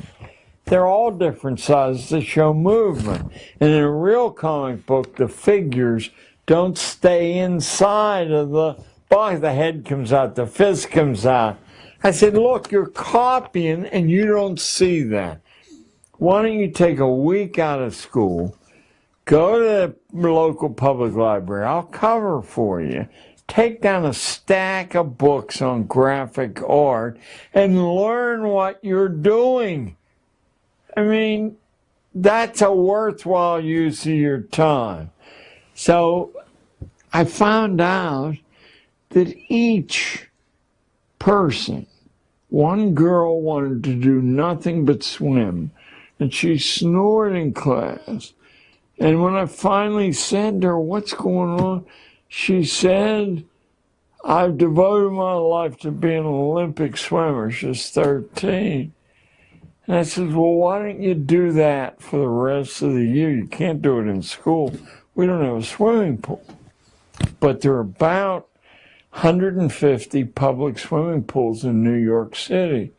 Why don't you plot them out on a map with pins or stickers, visit every one of them, set up a rating for these swimming pools, concentration of chemicals in the water, depth of the pool, length of the lane, lighting, access, costs, and you will produce an information reference that will make you somebody, because I'll go around to the local public library, say you're doing that, and could you be cataloged? Because who else has such a reference as this?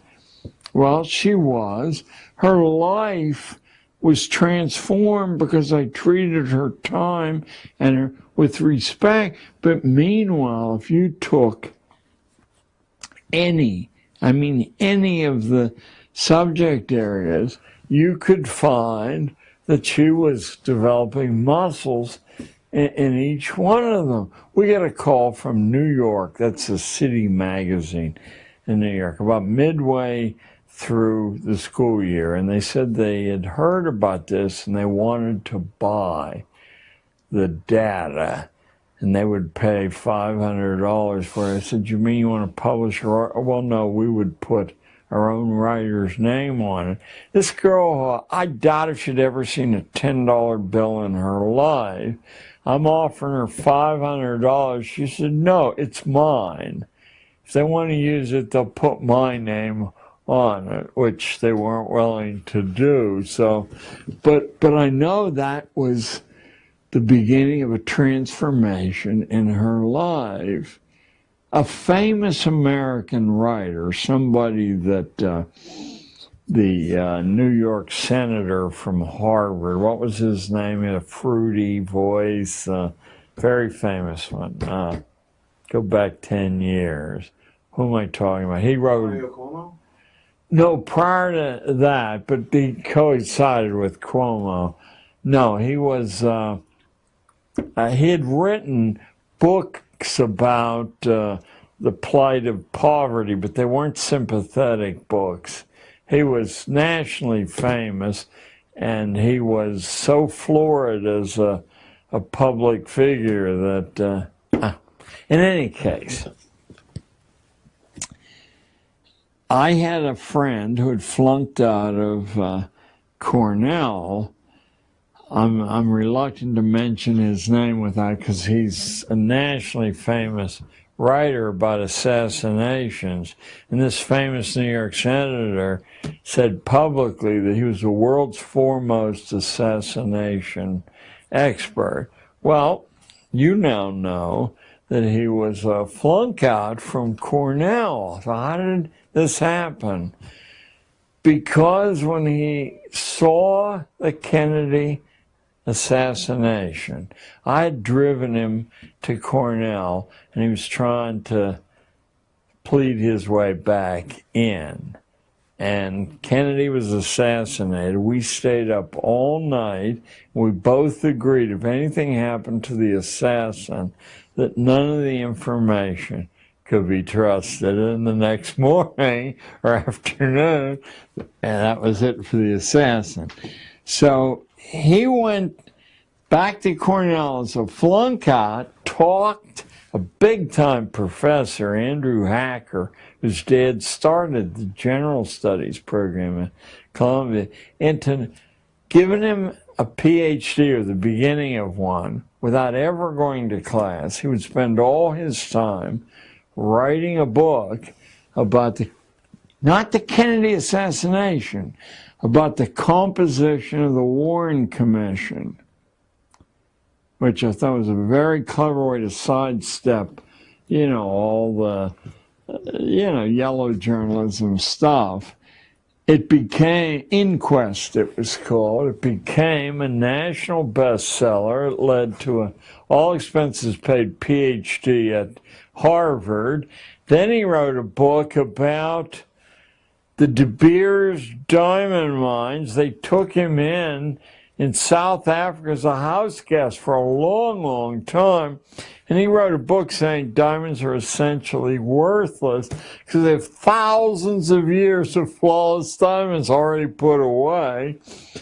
Then he talked his way into the NBC newsroom and wrote this magnificent investigative study called News from Nowhere about how news actually is selected for transmission. In other words, everything he touched was, this is a flunk out from college. So all these anomalies from the Harlem kids, the Spanish Harlem kids, from my flunk out Cornell friend, finally shook my belief in what I had been taught, that it's an orderly universe, merit determines, and I could begin to see around me all the narratives that were disconnected from reality. They hardly were hidden at all. You know, they were all weapons of mass destruction narratives. And they occurred over and over and over again in every aspect, including in the world of medicine and nutrition. You know, there seemed to be no ethical or moral break on what insiders were able to say and all the other insiders would agree with. So that when I turned to what obviously was wrong with school, was that we were creating, I as a school teacher, was creating the hideous discipline problems that we then said we must have money to relieve. That it seemed like a closed universe in which one hand washed the other one. That all these horrible kids from horrible ghettos were perfectly able to rise into valuable contributors, and it wasn't a very long distance to go. For example, I remember one, I started a school year with, they were trying to get rid of me as a teacher. They gave me the worst class on the 8th grade. The kids were huge. They had no tradition of scholarship at all. But I determined to utterly ignore that and to say that we were going to start with Shakespeare's 3 most important plays, and if they could master the parts, that I was willing to cut them loose from school for months, and they could travel around elementary schools, put these plays on, and then talk about the problems of staging them, of mastering the character, or something or other. And I'd say 10 days went by. It was as if I was in a Harvard seminar, and all of a sudden, some kid burst out laughing in the middle of, oh, that this too solid flesh would melt, thaw, resolve itself into a dew. What are you laughing about? Don't you know? He said, we're the dumb class. You know, and from that point on, it was no longer easy because the other dumb kids had had the illusion, but it wasn't an illusion. Broken, but we still got some good work done. We invent the problems that we then have to solve. That's what I think all experts do. I don't think, including brain surgery, that there's anything the human skill is capable of that's very hard to learn. It takes some time. So you can benefit from prior experience, but it doesn't take anywhere near the time, expense. So the point is that individuals have an innate, infinite potential, and that we're not limited by genes or species or even race. Even lust to. People wish to learn. It used to be called emulation. You're around somebody who can do something well, of course you respect, I mean, you're watching how they do it. Yeah, you know, we talked earlier about the disadvantage adopted kids have. When you watch your mother and father and you're 14 months old and have no language, you're still seeing how they deal with frustration, how they merge with one another or not, contend with one another. You're seeing so many hundreds of skills that, in fact, you're biologically programmed to imitate. Later, when the mind kicks in, you have some selection, which ones to, and which ones to. But we don't allow that to happen because the very first thing schools do is strip the experience base away. I mean, the easiest way to turn your kids into geniuses, I mean, by the time they're 7, is just to front load huge amounts of experience, including dangerous experience. And my favorite story is Richard Branson tells it in his autobiography. His mother, who was an airline stewardess in 1946, flying the Atlantic, so not exactly, you know, the safest thing to do, she was desperate that he wouldn't become a dependent. And so when he was 4 years old, picture 48 months, she drove him miles from their London home in Shamley Green and asked him if he thought he could find his way home from there. And he said he thought he could. Get out and do so, then, she said. And now he said, where is he? He doesn't even have many words, you know. So 8 or 9 hours later, when he finds his way home, he said nothing in his life ever seemed hard for him to do again. He drops out of high school, never goes to college, has his first $1 million by the time he's 19 by figuring out what people need and want and giving it to them cheaper or better or bringing anyone to offer it.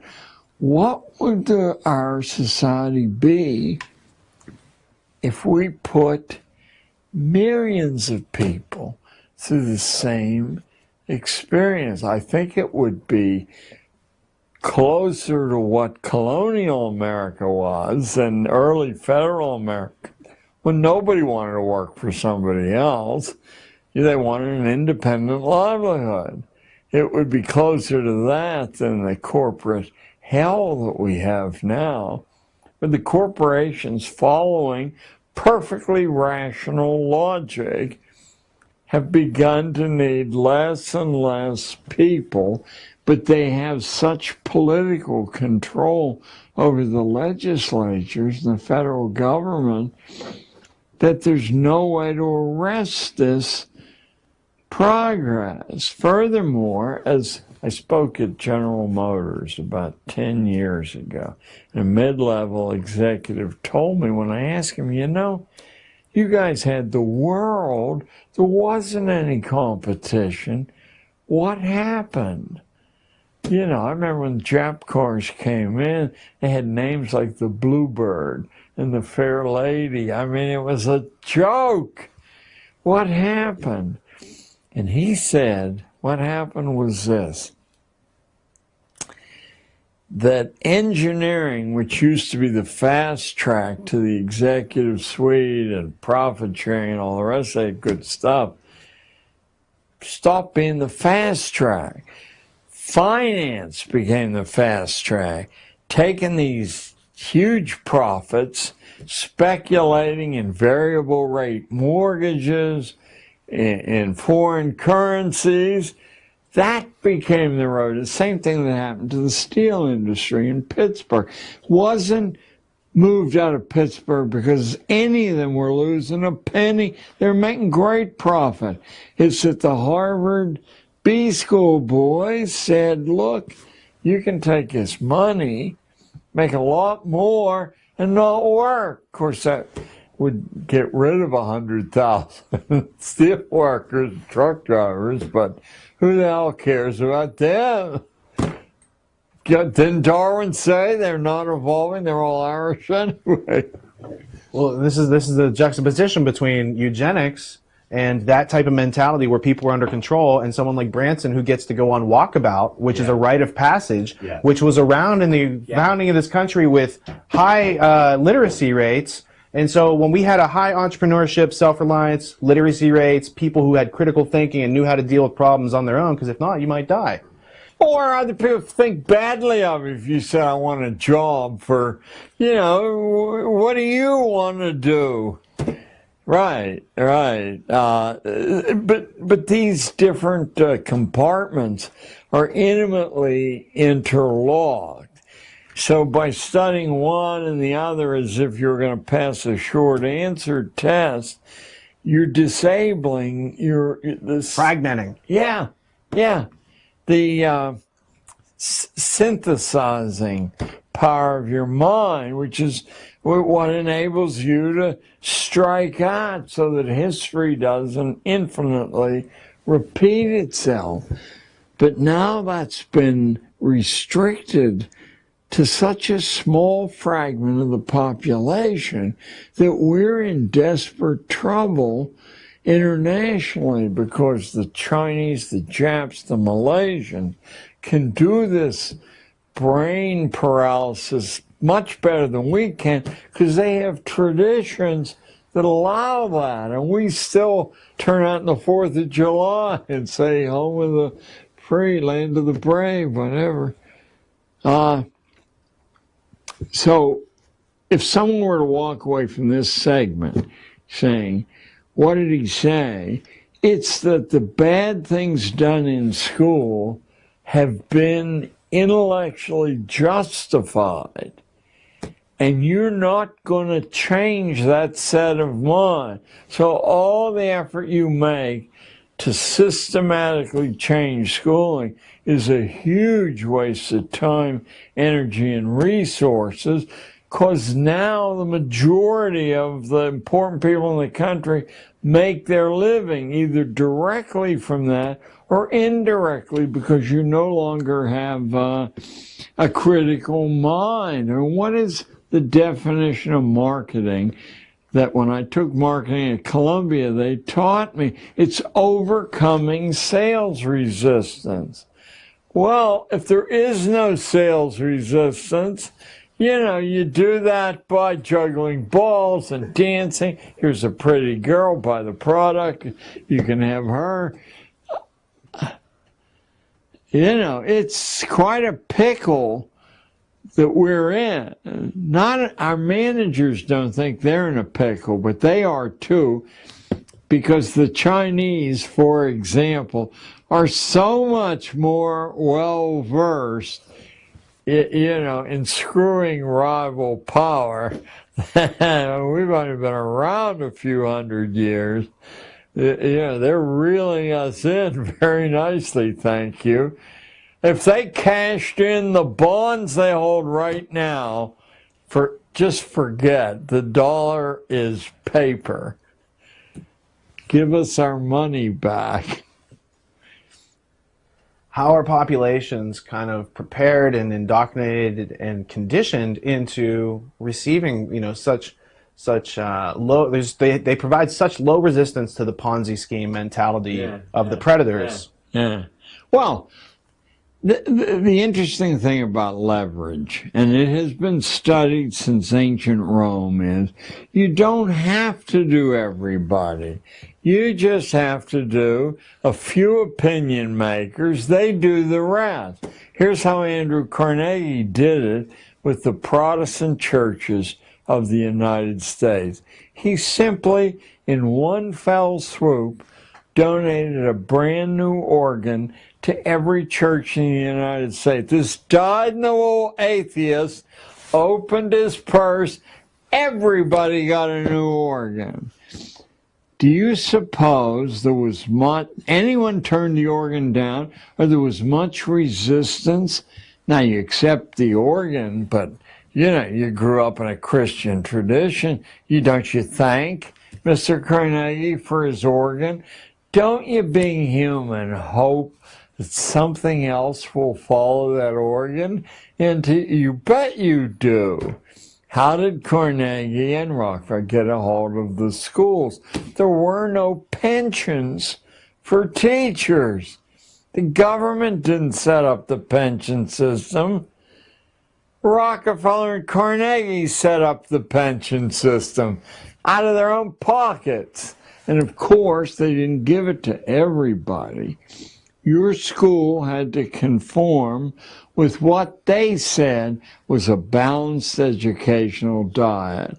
4 credits of English, whatever they were, 2 credits of math, whatever they were. You could compete for the pensions if you followed the Carnegie credit system. Is there any school in the country who didn't? I never heard of one. How could you? Because the local parents would say, what are you, nuts? You're not taking this free money? I mean, what you're doing isn't so great anyway. Why don't you do it his way? So this whole religion of leverage, which has just accumulated over more than 2,000 years, is utterly unknown except to seminar courses at the most elite colleges. You know, you may have a rough idea what leverage means from a physics course and see how, you know, connections. But you don't have any idea how you can plan the future for an entire region or a nation or a city by using leverage. The Chautauquas used the leverage. The best leverage available wasn't the newspapers, although it was good, it was the pulpits. And so mixed in with the real things the Chautauqua wanted to teach were traveling Christian ministers. The whole Harper's publishing empire is, I think it's Methodist, but don't hold me to that. Maybe it's Baptist. I think the Rockefellers are Baptist. Yeah. But they're not Baptist like other, you know, there's about 40 kinds of Baptists. There's one small fragment of Baptists who are like Episcopalians. I forget the name of it. When I was studying the Quaker transformation from pious, humble people to among the most powerful, certainly the most powerful small sect in the country. There are only 100,000 Quakers. They've had 2 American presidencies out of 40. So that's 5%, and they're, you know, being the most recent, right? Huh? Nixon being the most recent. Nixon and Hoover. So you can't think clearly, and all you computer folk know, unless the data is available, you can't think clearly. Well, someone knew that thousands of years ago. What data to remove, how to spin a local authority into your scheme. Let him do the work. School teachers, I was about to say by and large are innocent. They're all innocent, because if they're not innocent, they're gotten rid of. They're drawn out of a pool of college graduates. The New York Times says are the lowest single scoring graduates on standardized exams, except for school administrators, who of all the coherent occupational groups in the country, they're 50 points below the teacher group. So the managers, so-called, are the dumbest people of all. They know that their paycheck depends on, because there's 20 people to take their job. They don't want, they may sit in a parents' meeting and say, we've got to do something different, but they're listening to the tom-toms telling them what to do different. And of course, what to do different always says, identify the most influential parents. They're not always the richest. Do something different for those people. They'll be gone in 3 or 4 years. Then go back and do what you always did.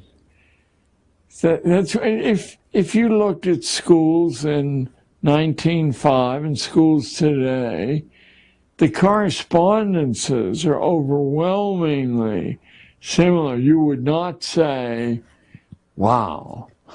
You would say, hey, history hasn't moved. Frederick Gates helped out Rockefeller at a time when the family was getting a bad reputation, and like Carnegie, they were having a lot of labor disputes. How does the idea of philanthropy and altruism affect American education? Philanthropy and altruism, as it occurs through the institution of the private corporate foundation, is the explanation for what's called American education. Let's us call it American schooling. That's a pretty comprehensive condemnation. Do I have any evidence for that? Yes, I do.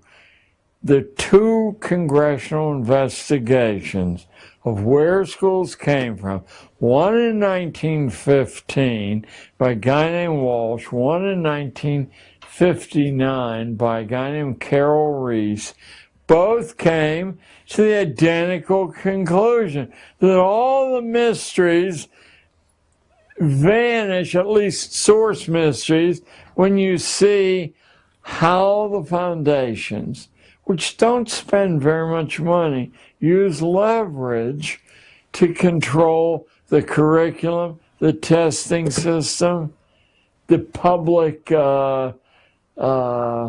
perception of what's going on.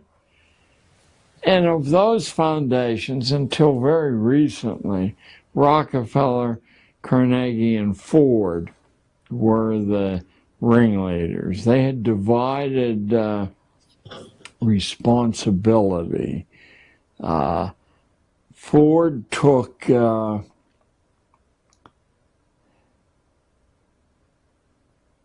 let me not misstep here. Rowan Gaither was in charge of Ford at the time, and he had met with Norman Dodd, and Gaither says, well, Mr. Dodd, you know, we have directives from the White House, and we at the Ford Foundation are ex-CIA or OSS. The White House back in the 20s and 30s set up conferences of experts in order to homogenize expert opinion, because inside the expert body there were colossal names, and if they spoke, all the other courts fell into line. I think Ford took over the psychological output of schooling. Rockefeller and Carnegie, in different ways, were attempting to globalize this thing. The Carnegie Foundation, still today, if you go up to their library, I think it's in Ossining or around there, and just read their annual report for the Carnegie Corporation, everything you ever saw on the front page of the New York Times in relation to schooling was cooked up in the project offices, and then it's dumped on the world through the control of the media. How's the media control? Well, it's controlled through advertising. That's all. You can use your friends to buy more or buy less. When they come and say, why aren't you advertising? When you say, well, your point of view is so radical. Advertising? It's done. All right, cool. All right, so let's take at least a 15-minute break, cool this room off. I think the mechanics of how it's done is the most useful thing to someone just new to this. Yeah. Because they say, well, it seems like everyone would have to be in on this. No, only a few. Right, absolutely. So, Yeah, we can cover that. We'll cool the room off. Let's get the lights off.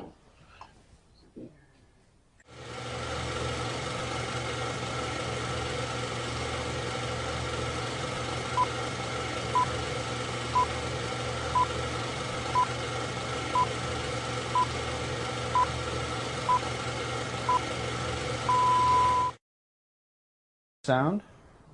Here. Yep. All right. Here, one here. I'm going to slate. It's the Day with John Taylor Gatto, roll 3.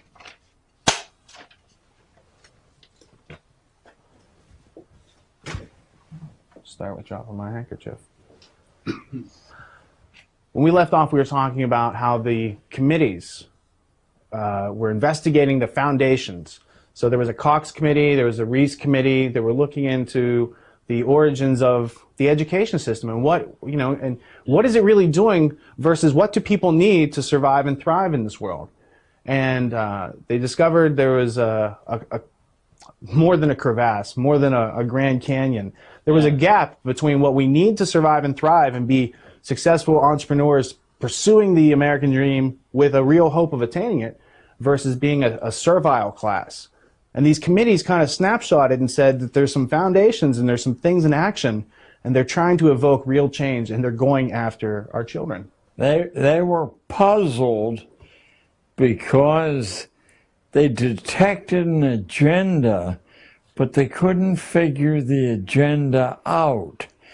And with the second commission, the Reese, a firestorm broke loose. In fact, Reese was never able to finish, thanks to the chief counsel. Was that Cox? The chief counsel, well, I know there was a lawyer involved with the Reese Committee, Catherine Casey, who was the lawyer sent by Norman Dodd to go into the archives of the Carnegie Foundation. Yeah. And after being brought up in a traditional, status quo education, she went there and saw the actual minutes and the words of these men in these meetings, planning on how to take over this country and to take over the diplomacy and power of war. Was Dodd the chief counsel for Reese? Dodd was the chief researcher, and he was out of J.P. Morgan earlier, and he had said, you guys need to return to sound banking, and they said, Norm, we're going to let you go. And then Carol Reese had called him up and said, Norm, we want you to head up research because we think what they were describing as communist activity from my research, like in the comprehensive sense. Well, they didn't see clear. That was the Benoit of the moment, and so that was the easiest way to organize, but it was something far, far more profound than communism. Yes. Right. So that gets back into Pestalozzi, Lavater, other people who were intellectual elites who joined clubs. It's like the Bavarian Illuminati was one such club that has a lot of the intellectual elite of the area getting together, and in their drawing rooms, they're drawing out the plans for other people's lives. And they basically, when you look at the origins of our education system in America, it goes directly back to Adam Weishaupt's plans, which are planned on earlier plans, but still there is an organized effort to go after our education system. Well, there's one more recent than that. There was the Metaphysical Club at Harvard, right around the turn of the 20th century, and it contained such muscular figures as William James, who is the reason we have a course in colleges, academic psychology. That's James Prestige brought that in, and James was a kind of, he had a ligature to Wundt, although Wundt intimidated James a bit because he wrote so much and so copiously about everything.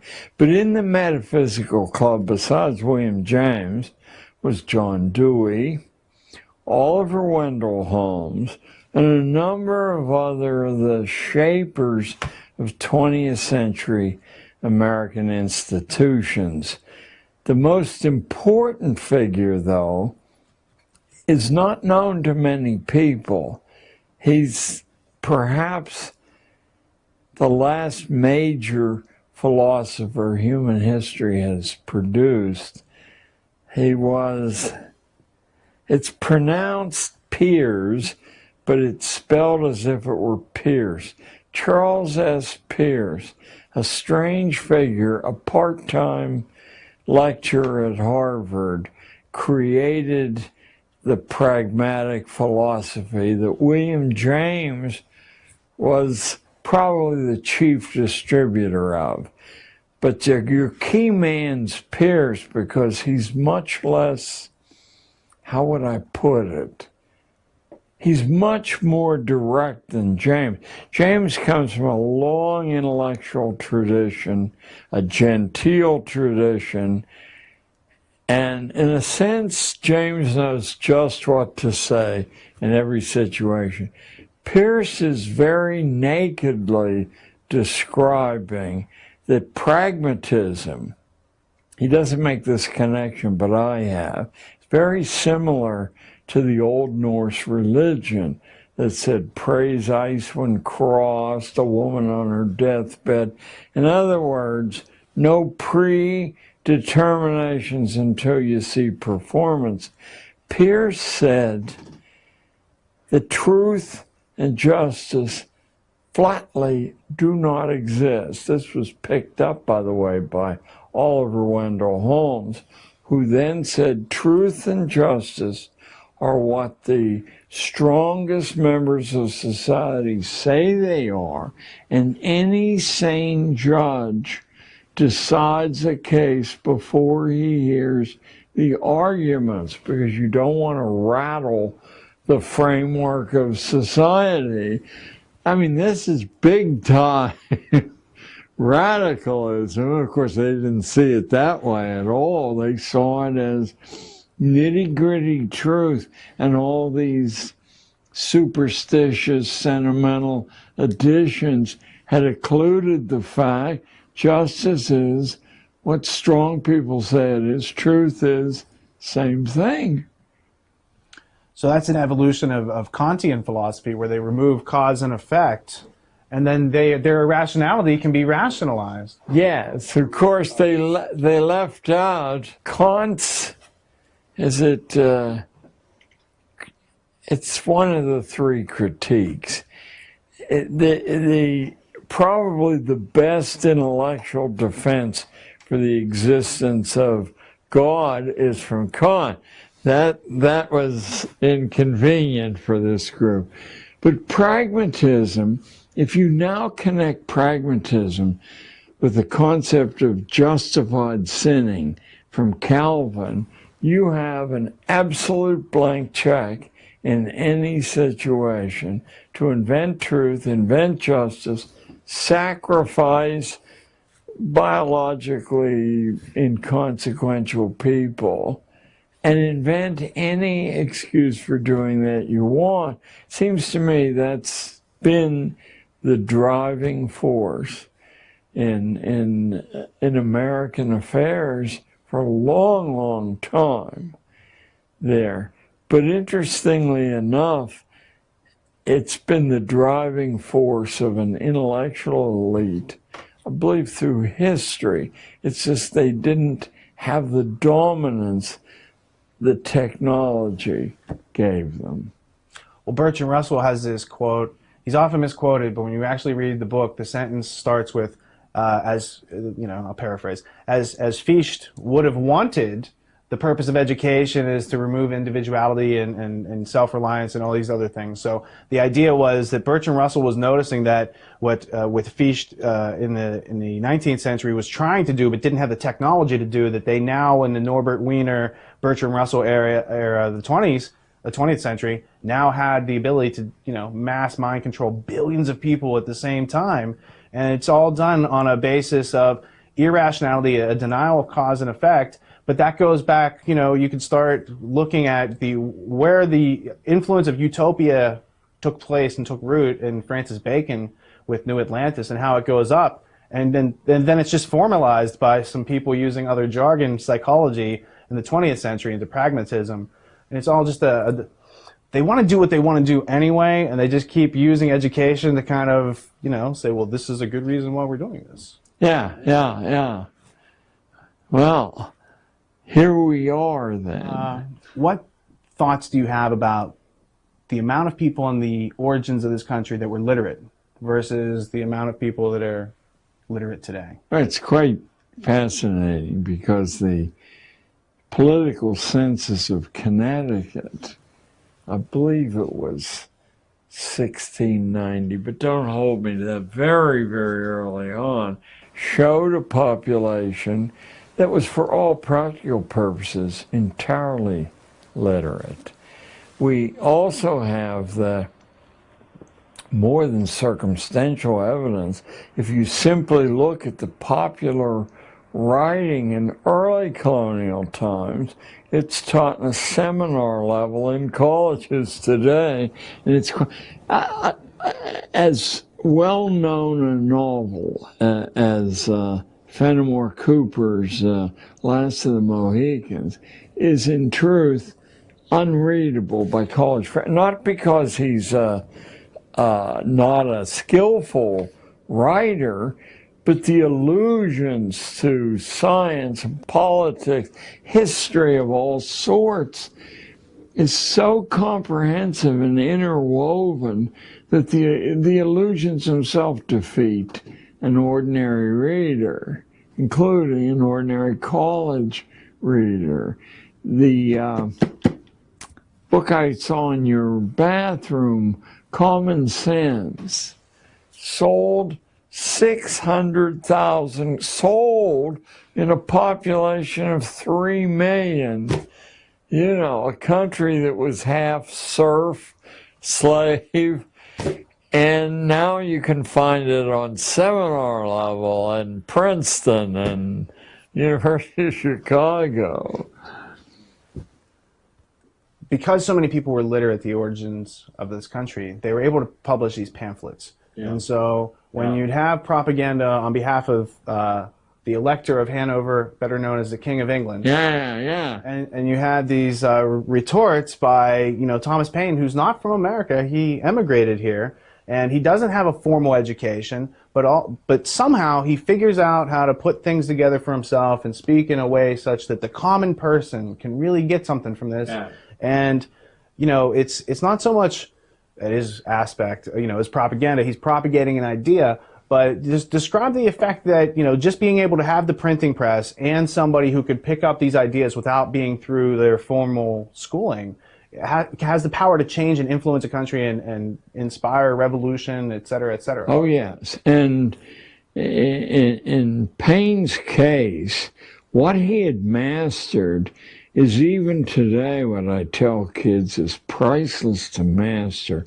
No complexity of ideas can't, in fact, with the pains on the part of the speaker, the writer, be reduced to plain talk and speech without harming the delicacy of the idea. And Paine really hit that on the button. He's quite a model in a sense. It's like, if you want to write adventure stories, you want to read Edgar Rice Burroughs and the Tarzan books and the Mars books, because you're just propelled from beginning to end on a somewhat more rarefied level. Dickens had that ability. And of course it could be distributed wholesale, but doing that would hand weapons to people you don't want to be able to be heard. When you teach people to speak and think in academies, you've reduced their effectiveness to their associates there. So, we had some very productive experiments in mass literacy, including a phrase, a label that's vanished from use. There was constant talk of something called the active literacy. As long as you read well, you can develop original thinking, but you can't communicate it. But to be able to master spoken speech, you can talk to anybody and they can actually understand what you're saying, or written speech were known as the active literacies.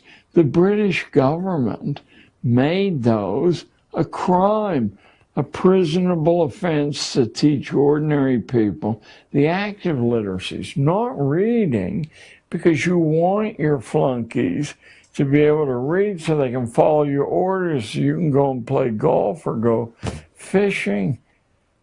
But to actually communicate dissident thinking and writing, you can reach way beyond yourself. So the active literacies are, you find in the handful of elite private boarding schools, this tradition preserved. And in fact, in the academy tradition all over the world, there's a clear understanding that to be able to blink your eyes and knock off 300 words on anything at all, including a subject you know nothing about, is de rigueur. And so it is to be able to speak fluently, even on things you don't, where you can see. And I would love to know how it was done. The current president is masterful, not just good, he's masterful at the nuances of speech. That can only doesn't happen naturally there. Where on earth was that training? There are little figures he uses that have fancy Latin names to them. Sure. There. And of course, Bill Clinton was no slouch, but he comes out of a populist preacher tradition and is masterful with what he does. But the other is a formally trained science of speech. And I listened to the modulations and how he can shift from one idiom to another. And I said, somebody with this odd background, you know, all over the world, who's my daddy, who's my mommy, you know, something intervened there. It's no accident, by the way, that Bill Clinton suddenly emerges from a state in which Rockefeller is the governor. Who was Bill Clinton's mentor? Well, he has a variety of mentors. The very fact that he steered into Yale, which is probably of the elite universities, the one that keeps the class tradition, the British class tradition, most actively alive. In fact, they all fled from Harvard when the Unitarians took over and are talking, you know, we're all in this together. So they bailed out of Harvard, headed west, dropped the biggest load, no pun intended, in New Haven, but continued on a line that you can trace all the way across to Seattle, leaving behind traces of this brilliant class-based thought. I once, years ago, and don't ask me to reclaim it now, but I once actually did trace the movement from the evacuation of Harvard in about 1805, 1810. What had happened was the Unitarians, who were one of the great heresies of you know, the last 500 years, they worked out a way to initially convert to whatever religion had a church in the area, and then when they were the majority, they would vote the thing out of business, take the assets, and reopen as a Unitarian parish.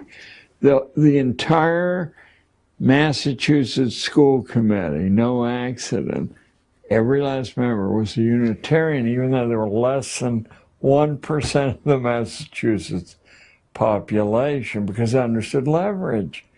the wolf, what is the symbol of the Fabian socialists in Britain? It's the wolf in sheep's clothing. They have a big laugh at how easy it is, to fool. The funny thing is that Kitty Muggeridge, no, excuse me, the Beatrice Webb, who is really Fabian socialism. She carried her husband around, but Beatrice is the welfare state architect. She was the niece of Herbert Spencer, the most articulate, intellectual racist in human history. Root hog or die. She sat with him on his deathbed for 6 weeks, and both of them agreed they were after the identical goals, but by different means. He said, exterminate the brutes, the famous line from Heart of Darkness, and she said, kill them with kindness. I noticed you had Ayn Rand on your shelf. The idea of taking care of somebody else, apart from the innocent charitable thing, is that you ruin them by doing that. It doesn't take very long to ruin them. So Beatrice Webb, the Fabian, and the great conservative Herbert Spencer, same bloodline, same goals, different methodology. Fabian socialists also founded the London School of Economics, among many other things. Sidney and Beatrice Webb were working with Arthur Balfour and the Society for Psychical Research, I believe. And one of the other characters that was spinning in that crowd was a guy named William T. Stead, who was editor of the Review of the Reviews, died in the Titanic, and was the editor-in-chief over that last will and testament of Cecil John. Yeah. And of course, and I have no idea how he pronounced his name, but I would call it Steed. It was the character in The Lady with the Black Leather. What was... a sort of international spy series on television about 20 years ago. Diana Rigg was the female lead, and Steed was an inside joke.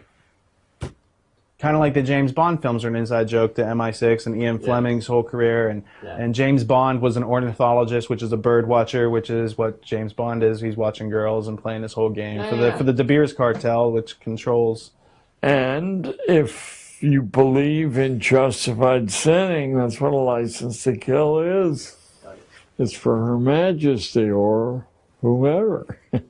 Well, and Thomas Paine had some words to write about where monarchies draw their idealistic power and who created crowns and these sort of ideas where somebody is born into a situation where they're allowed to rule over other people, and that's a collectivist mentality where they expect you to sacrifice yourself to the state. So Prussian schooling is definitely created to uphold that status quo. What is the equal and opposite? How do people transition themselves and remain individual and grow and learn and do these things for themselves? Well, I think there are a variety of smaller inspirations. Besides the fact that, if you and I are correct, it's the natural instinct of people who've sort of been made aware of the life and the arc of a life. But oddly enough, the Congregationalists are the little white-spired, beautiful churches that once I believe you couldn't vote in this state unless you were one. They taught that the Presbyterians, as Milton said, new presbyter is but old priest writ large, because they met together once a year. And he said, that will ruin you, having this collective mentality. The congregation is sovereign in a real Congregationalist church. I don't know how they've mutated through history. And the minister is simply, the official of the moment to organize the back and forth. But the minute the minister becomes cheeky or out of line, out he goes, and usually if he asks for more money, because the minister is a functionary. The congregation gets the word directly from God. This is, of course, Martin Luther's enormous breakthrough, which he couldn't sustain. That's probably the great freeing line in human history. Every man his own priest. No organization is necessary. The communication's direct. Congregationalists modified it and said there's some value in other people's opinion, but not too many others. The people who show up and donate to the church, yeah, we want to hear what they all have to say. But the minister, So that was one source for a long time. These dissenting and independent religions that were unwelcome in Britain came here, and there's so much space, and it was so disorganized outside of cities. I mean, we had this infinite splintering. So that was one source. I think the scale of the country itself, which couldn't be really monitored until very recently.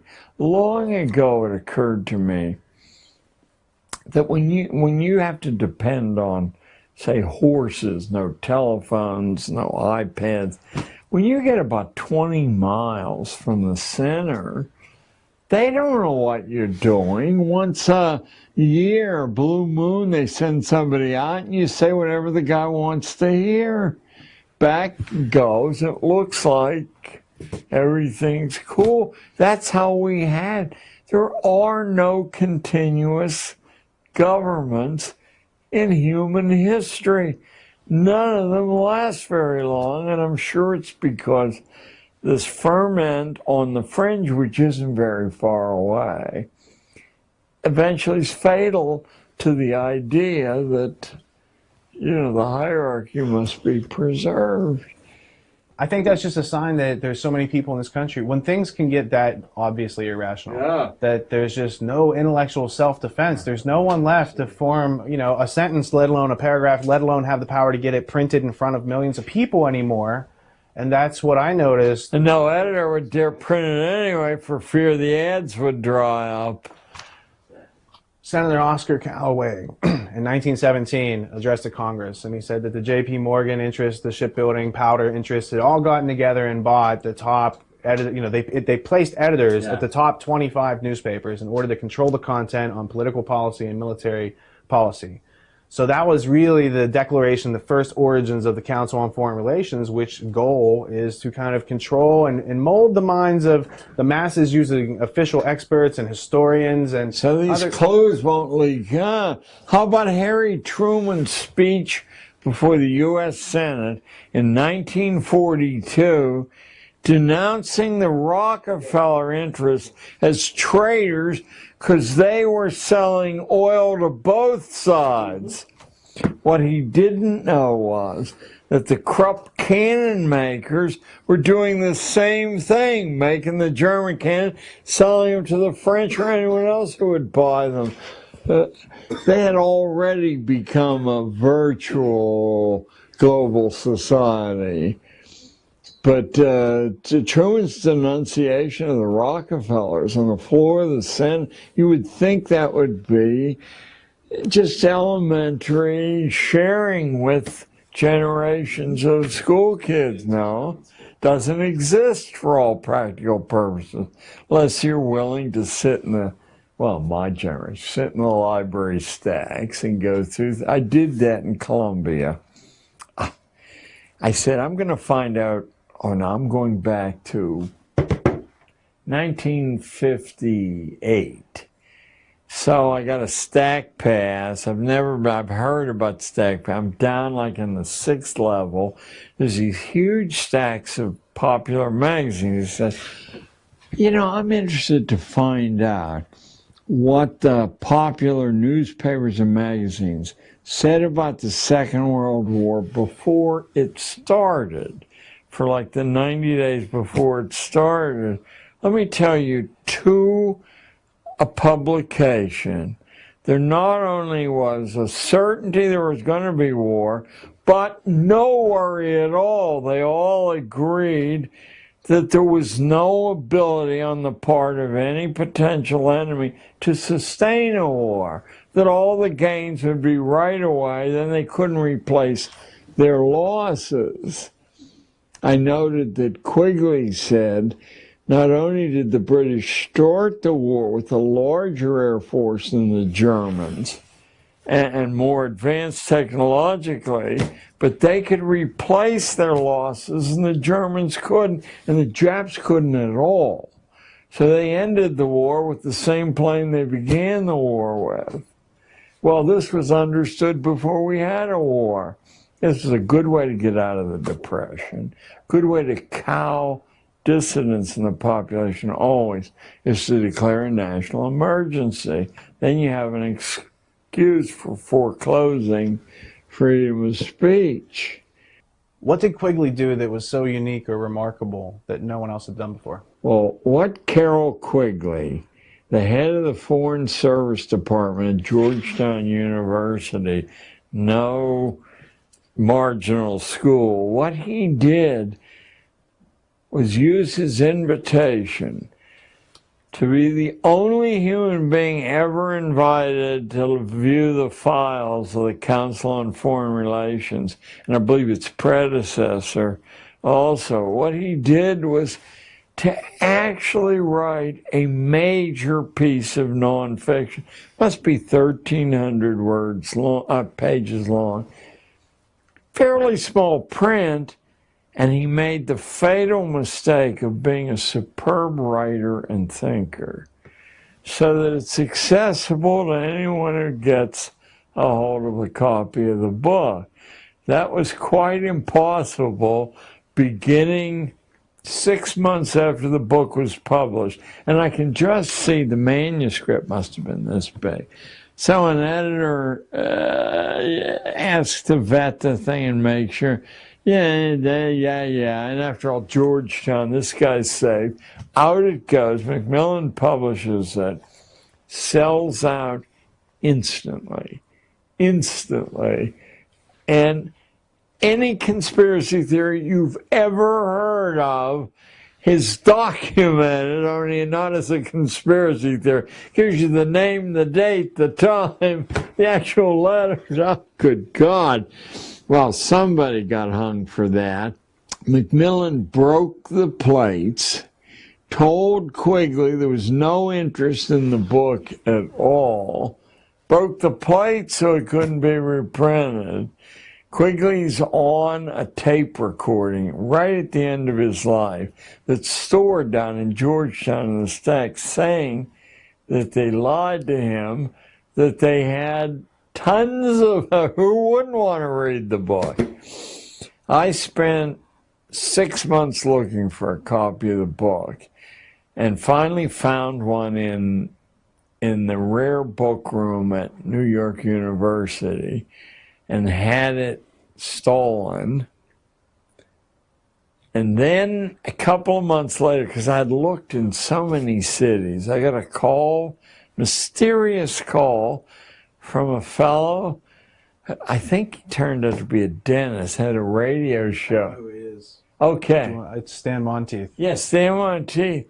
He said, I understand you're looking for, well, I said, do you know where? Yes, he said, I have some copies, because he had reprinted the copies. And after Monteith, over the next couple of years, several other people had taken the Macmillan and reprinted it, so much, in fact, that it became the basis for a growing number of aware people. They weren't sure what they were aware of, other than that the story was not as delivered. Not in junior high and not at Harvard. It was a different story. It was a story that could accommodate two fraternity brothers at Yale running against one another for president. The big agenda.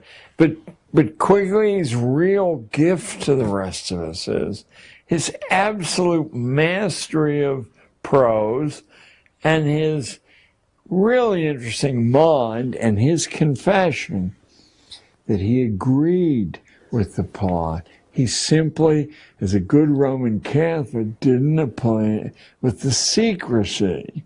He said, I believe there's nothing anyone can do about this anyway. It was marvelous. I'd go back whenever I feel despair. And not an easy, I mean, it's an easy read because it's so well written, but it's a big chunk. He says, for example, that the only times liberty's ever appeared in human society is when the population is privately armed with deadly weapons. And to reach the acme of liberty, they have to have the same weapons available to them that the government has available to them. And yet we're not talking about some guy who rolls his collar up. We're talking about this internationally famous scholar. So, well, at the beginning, the American Revolution, the people who were fighting against the British government had equal arms. They were landowners. They had interest to fight over it. That stopped being equal in the 1930s with mechanized warfare and mass production, because they've had Prussian education in place for 80 years, and now everyone's an obedient worker, and Amtssprache allows a lot of people to do things that they normally wouldn't do, but now it's part of their job, and now it's their responsibility, and now it's their duty, and all the things that Milgram drove home through his experiments. Look, these people will kill other people if you put a white coat on. Yes. Yes. Well, it's quite exciting. I mean, it's a hideous turn in human history, but it's quite exciting. The comprehensive surveillance mechanism prevents local groups from developing armament. These Arabs have done the only thing of which there isn't a successful defense, and that's to blow, just what the Japs did at the end of World War II, to blow themselves up, to blow babies up, to blow, not women very often, but still they're beginning to appear as human weapons. What you can do is suppress that activity, but you can't do it and say, this is a free society and we're all in the game together. There are 4 copies, I think, of Tragedy and Hope around. Have you seen the first edition?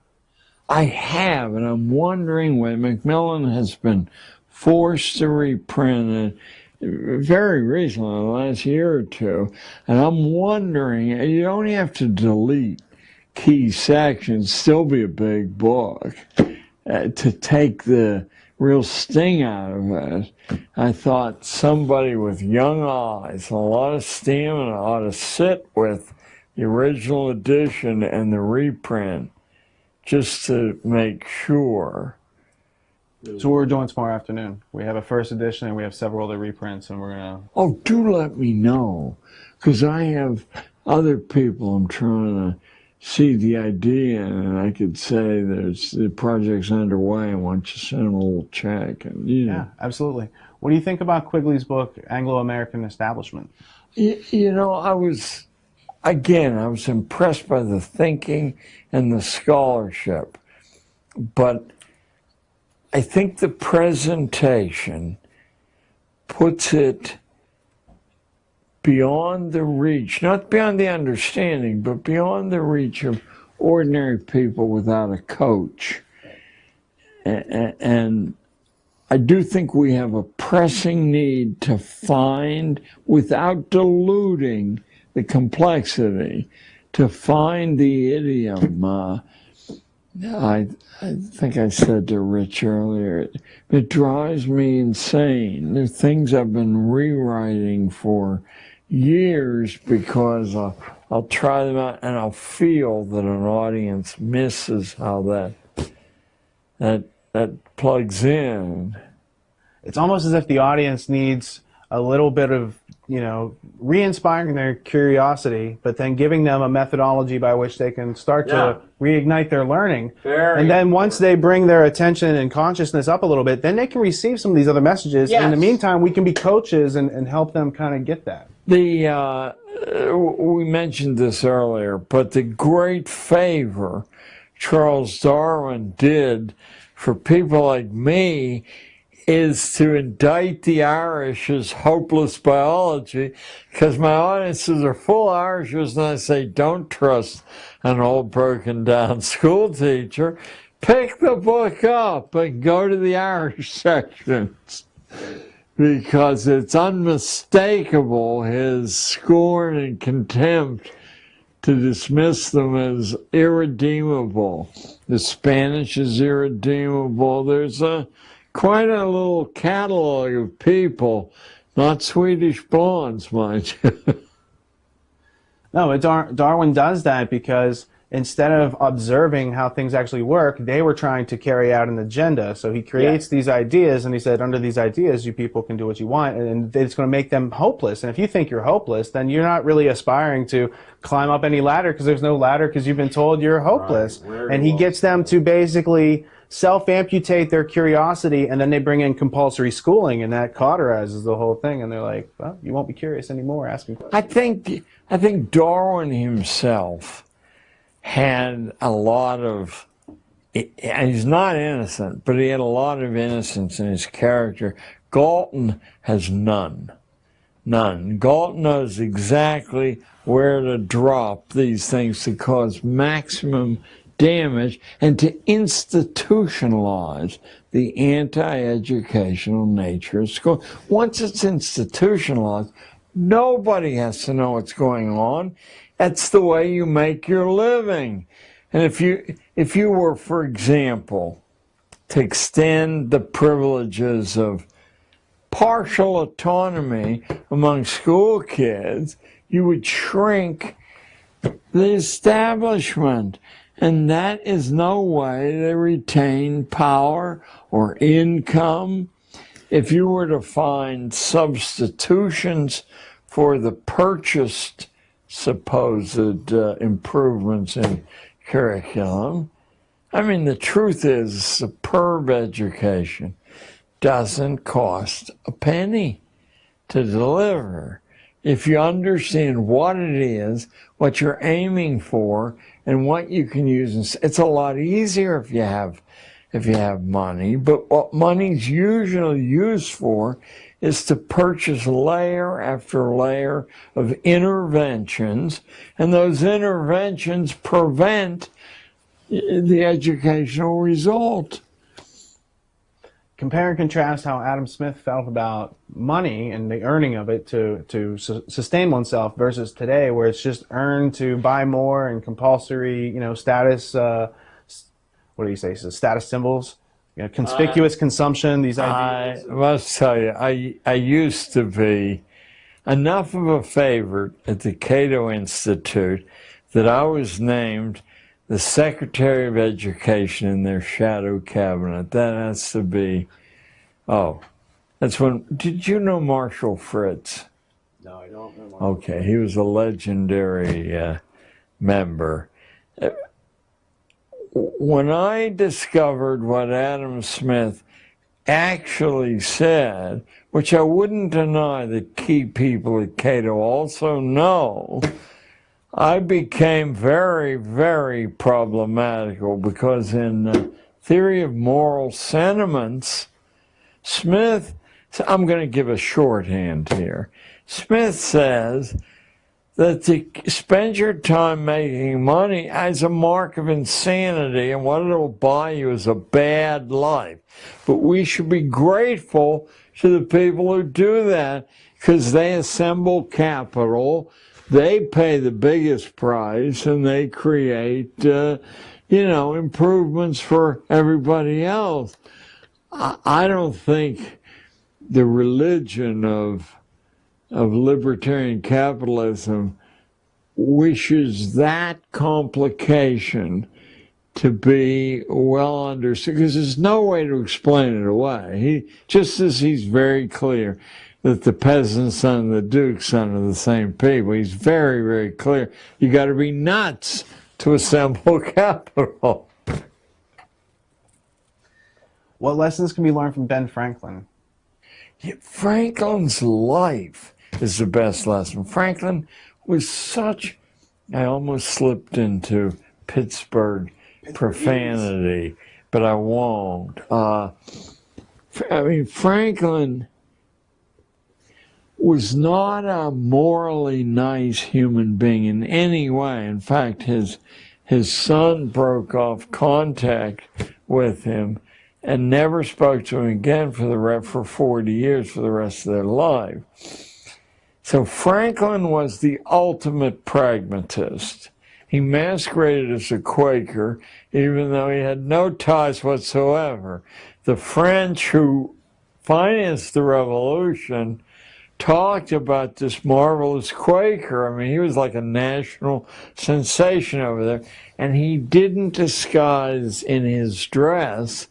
He camouflaged himself he always walked a line where he could justify what he was doing.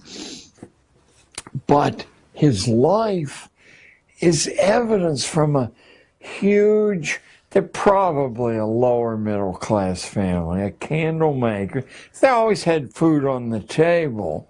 But his autobiography is worth its weight in gold many times, because he explains how you can introduce the highest level curriculum imaginable to 10, 11-year-old people.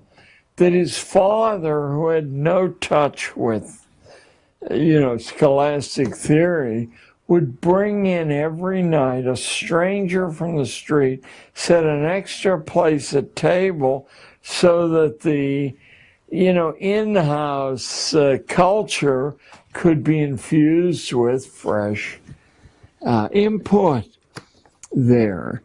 That he and his friends decided that without mastering high-level written prose, their opportunity, he's 11 years old, and they say, how are we going to get a big-time literary style when nobody, They take the New Yorker magazine of the day, the Tatler and the Spectator, read by only the most hoity-toity, and they rewrote the articles in their own words, and then would present the rewrite to strangers and say, pardon me, sir, could you tell me where this article might have come from?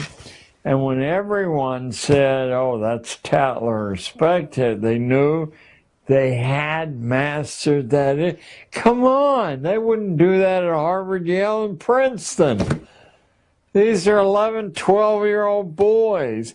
And he's doing it while he's working a 60-hour week at labor.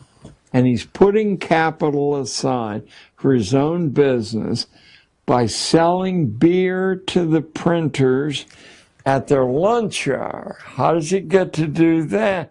Goes to the owner of the print shop and he says, look, you're letting these guys go for lunch. Some of them are coming back woozy. Some of them are not coming back at all. Let me bring the buckets of beer in, make a penny, and they'll be chained to the machine. That's Ben Franklin, mind you. So his accomplishments, I mean, he's the reason we have a post office. He's the reason there's a University of Pennsylvania. He's probably the reason the German isn't a coeval in Pennsylvania, because all these little German potash groups were not speaking English any more than, you know, they could get by with. And he found ways to put political pressure and penalties on them if their kids weren't surrendered to English training. Now, he's a miraculous example of what nobody can do if they know what to do and have some discipline, mind you. I would say nobody should not read Franklin's autobiography very, very slowly. Do not read it for the story, but for the details. And you have a formula that anybody could use. So there's for Ben Franklin. What could a student learn from the life experiences, young life experiences of Thomas Edison? Well, Mr. Edison, from New Jersey, begged his mother not to waste his time sending him to school. That's before he was 12 years old, and to allow him to go west where, during the Civil War, where opportunity was burgeoning. And she let him do it 1,000 miles from home. He became a train boy. That's the lowest job imaginable. You know, at whistle stops, you go out and buy sodas or coffee. You know, you're everybody's factotum. But he talked the train into letting him put a broken down printing press in the boxcar. And then during the Civil War, because he was able to connect things into new realities, he knew that the train stations got Civil War news at the same time the newspapers did. But the newspapers didn't come out to certain hours. He used his printing press to run current Civil War news. Instead of auctioning off children at the whistle stops, he sold the Grand Trunk Herald. And because he wasn't the nicest guy in the world, he varied the price from a nickel to a quarter, depending on what the audience could pay. He put together a substantial stake that founded his own. Plus, he used the stake in the years he was doing this to start 3 businesses, each one of which depended on the advantage he had by going up and down the Michigan length there. Now, let me see. I'm years away from one of them. One of them was that he could distribute magazines and newspapers free. He'd just pick them up at some drop point, and he could put anyone out of business because he didn't really have to charge much to do that. There were a couple of other, I think one was a food business, so that when he ran out to get something for the passengers, he was the owner of the business. And there was a third one. He, of course, has 1,007 patents without a day in college. In fact, when he founded GE, it wasn't called GE, but that's what it became, he made the tests for hiring executive staff so hard that he used to laugh and say nobody with a college degree can pass this test.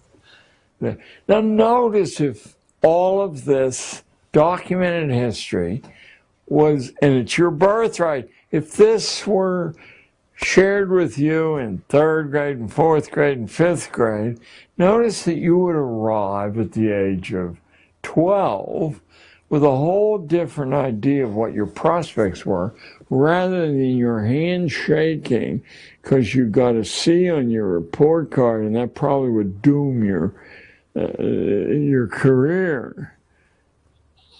It's a colossal crime, and I'm speaking now as a detective story fan.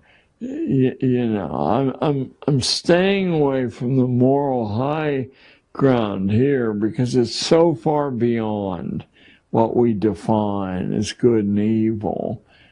And for the people who do this, it is good because as Darwin's Malthus, as Thomas Malthus says clearly in his essay,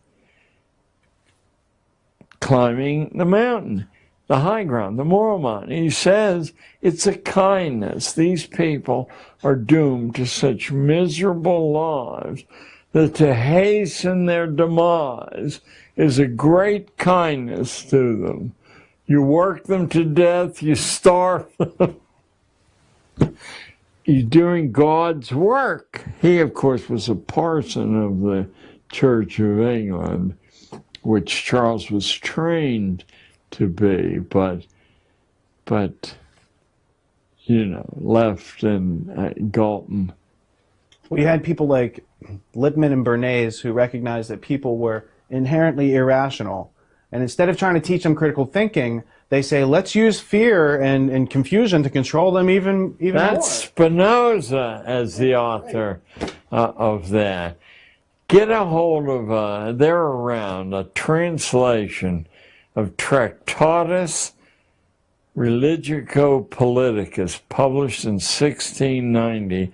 And any outlook you have on Spinoza will change radically. You're in the hands of a man who could put Adolf Hitler and his high command in the shade. He had worked out all the ways. There weren't any escape loopholes. And he sold the plan to monarchs, who had a long, hard slug to sell it to, the traditional upper classes who still had scraps of morality, traditional morality. They still hadn't become justified sinners. Thomas Jefferson, in Notes on the State of Virginia, he's trying to assemble, because Spinoza's ideas are already in America, so he's trying to assemble the possible good use that could come out of an institution of schooling. That's why shallow teacher college texts said that Jefferson was one of the pioneers. But what Jefferson said was that unless 5 things are done, it will be a mere secular religion. And as soon as I saw it, that's Spinoza's direct positive program to get rid of emotional religion that's a wild card. Secular religion's okay. That's what the Church of England is. Wasn't inspired. Men sat around in committees and figured out what God would want. We have 1 minute left on this tape for today. My question would be, in the last minute, who was Niccolo Machiavelli, and why should every school child take a gander at what You've got to take a gander at Machiavelli. Machiavelli was a Florentine at a time when Italy wasn't a unified nation. It was a collection of powerful city-states, or at least some were, and Florence was one of the most powerful, but it had important rivals.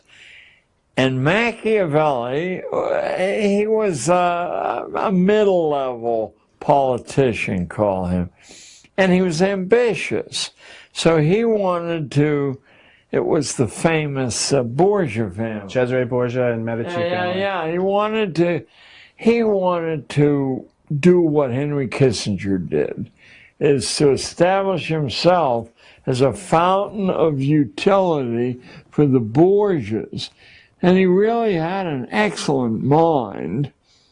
And it's hard to tell what his character was because he has other books that are rather morally grounded. But for the first time in history, the secrets that have been talked about in drawing rooms, maybe leaked a little bit like Hobbes' Leviathan there. Suddenly it was an unbroken presentation of how the prince should maintain and enlarge his power there. It electrified the planet. First of all, the people who already knew these things were ticked.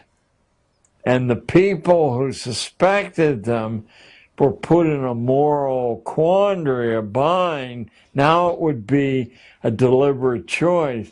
But for the great unwashed and for the religious power that represented them, here was, and his name was, after all, Nick. Here was old Nick. I'm saying here.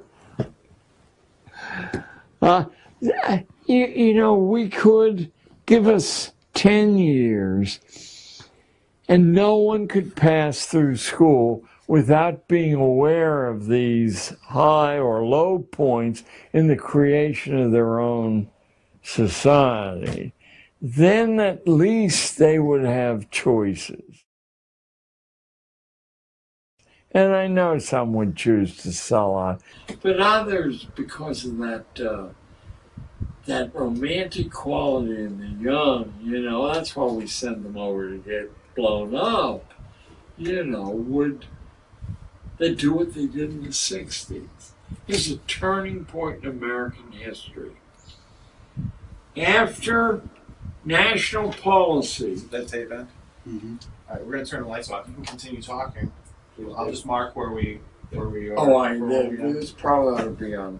But remind me tomorrow, we'll do this. After national policy was contradicted by the riffraff in colleges and high schools, word went out that was never to happen again. A group called the Trilateral Commission published a book they subsidized at NYU. It's worth picking up. It's called The Crisis of Democracy, 1975. And in shorthand, the crisis is, if the people take it seriously, we've got trouble on our hands.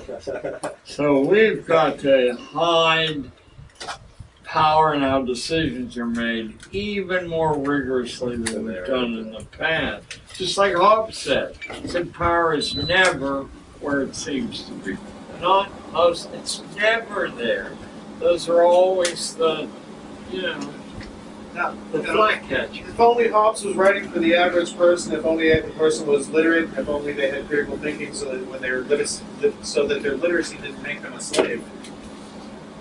Yeah, or make them think of people like Hobbes. Oh, it's just another book. It's man's book. Yeah. That's his opinion.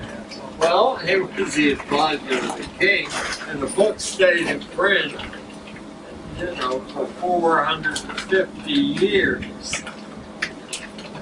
It's actually in the great book set. It's in with Machiavelli and Hobbes, volume 23.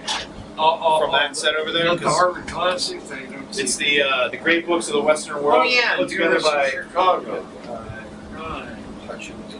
I was accepted to the University of Chicago when I was a sophomore in high school, and my mother wouldn't let me go.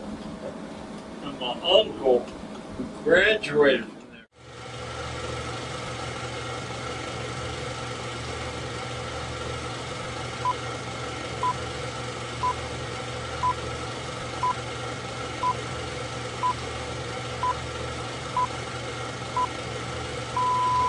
It's all good for right now. Okay. Some won't be up there. I just wanted to make sure. That was loud and clear.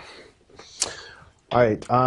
First, I would like to present you with a book. Not that you don't have enough books, but this particular book was written by a friend of Thomas Becket, and he wrote it for Thomas Becket. For Thomas Becket didn't have, in this author's opinion, enough intellectual self-defense to do what he was doing, and he was trying to help him out. And his name is John of Salisbury, and it was written in the 12th century. And I thought, if there was such a thing as reincarnation, this guy reminds me of you, and that you would greatly enjoy this. I will read it with pleasure. 12th century defense Thank you, Rich. of logic and reason in a time of irrationality. And I took the liberty of, just in the prologue, I marked a couple pages there that has some, there's a couple quotes in there where he basically lays out why he's doing it. I thought, you know, I got a chuckle out of it, and I thought you could always use a good laugh now and then. This will be the very next thing I read. All right, now I have one last bit of housekeeping. Let me see. If you could read that to the camera while at the same time holding this mug, and it'll be the intro for the episode. Or you could change it however you like. Give me the high sign. Hi, I'm John Taylor Gatto, and this is What You've Been Missing. Awesome. Yesterday the name of R. Gordon Wasson came up and you raised your eyebrows. What does that name mean to you? Well, it means to me soma, the magic mushroom, and that Wasson wasn't some fringe nut, but some Wall Street heavy hitter. So I read it with great pleasure, not once, but till it fell apart. Before you leave today, I have a DVD for you. I just have to burn it. I have the folder made and everything. And in there I put Wasson's Russia, Mushrooms, and History book, which is very hard to find on PDF. So I just thought you'd get a kick out of it. I will get a big kick out of it. What does the name Anthony Sutton mean to you? Actually, I corresponded briefly with Sutton. He made the contact after he read Underground History. And his books about the rise of Wall Street and the rise of the Soviet Union and Wall Street and the rise of Nazism were important parts in a slow process of overcoming my own skepticism. I mean, I had all the pieces, or I had many of the pieces, rather, but they seemed to add up to a reality that I could find no hint of recognition of. And in the copious reading I had done and kept current, why weren't there any references to this at all? Or occasionally when someone like Ramsey Clark would seem to breach the wall of security, Ramsey was toast. He was marginalized. No one ever mentioned Ramsey again. He wasn't a guest on any show. Well, the same thing happened to Sutton, because he worked for the Hoover Institute at Stanford University, which is very prestigious. And then once they started reading his work, they're like, you can't write this. And he said, that's the ticket out of here. I must go find out what's going on. And I think he wrote like nine or more books on these various subjects. And when you see how Wall Street funded the Bolsheviks, and Wall Street was funding the Nazis and the Bushes and the Harrimans and all those families that were also eugenicists, and the ones that want to do compulsory schooling and tell you what to do with your kids and all these other things, like there's a very small knit group. And once you try to understand the philosophy of what makes them the utopians that are trying to shape everyone else's lives and violate their volition, I thought it was like, it's overwhelming to discover that. But then you discover someone like Lysander Spooner or Bastiat, Frederick Bastiat, and read the book The Law, and it's so simple, and yet if you don't understand the simplicity, it's easy for these other groups to take it away from us. Yes. Very easy to marginalize as who has time for this nonsense. I mentioned in our session yesterday that as I was poking around for other reasons in the history of American adoption, I kept running into the people who were the architects of American schooling. And I said, what possible correspondence? The chapter in Underground History, Daughters of the Barons of Runnymede, is actually a kind of lens into my brain trying to prove to myself there was some sense in following this road. If the heirs of the people who fought at Runnymede had maintained an 850-year continuity, and then I found other organizations that had, I said it's possible that someone with an agenda other than this. So, who was Ignatius Loyola? Well, Loyola was the founder of the Army of Jesus, the Jesuits, who penetrated the Reformation and eventually produced the phenomenon history records as the Counter-Reformation.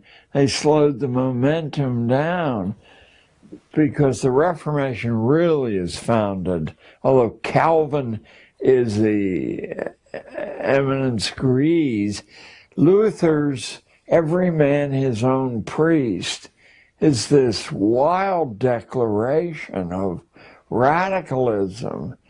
To get rid of the religious priesthood is to get rid of all middlemen, yes. There were many countries that outlawed the Jesuits in the late 1700s, and one of those was the province or electorate of Bavaria.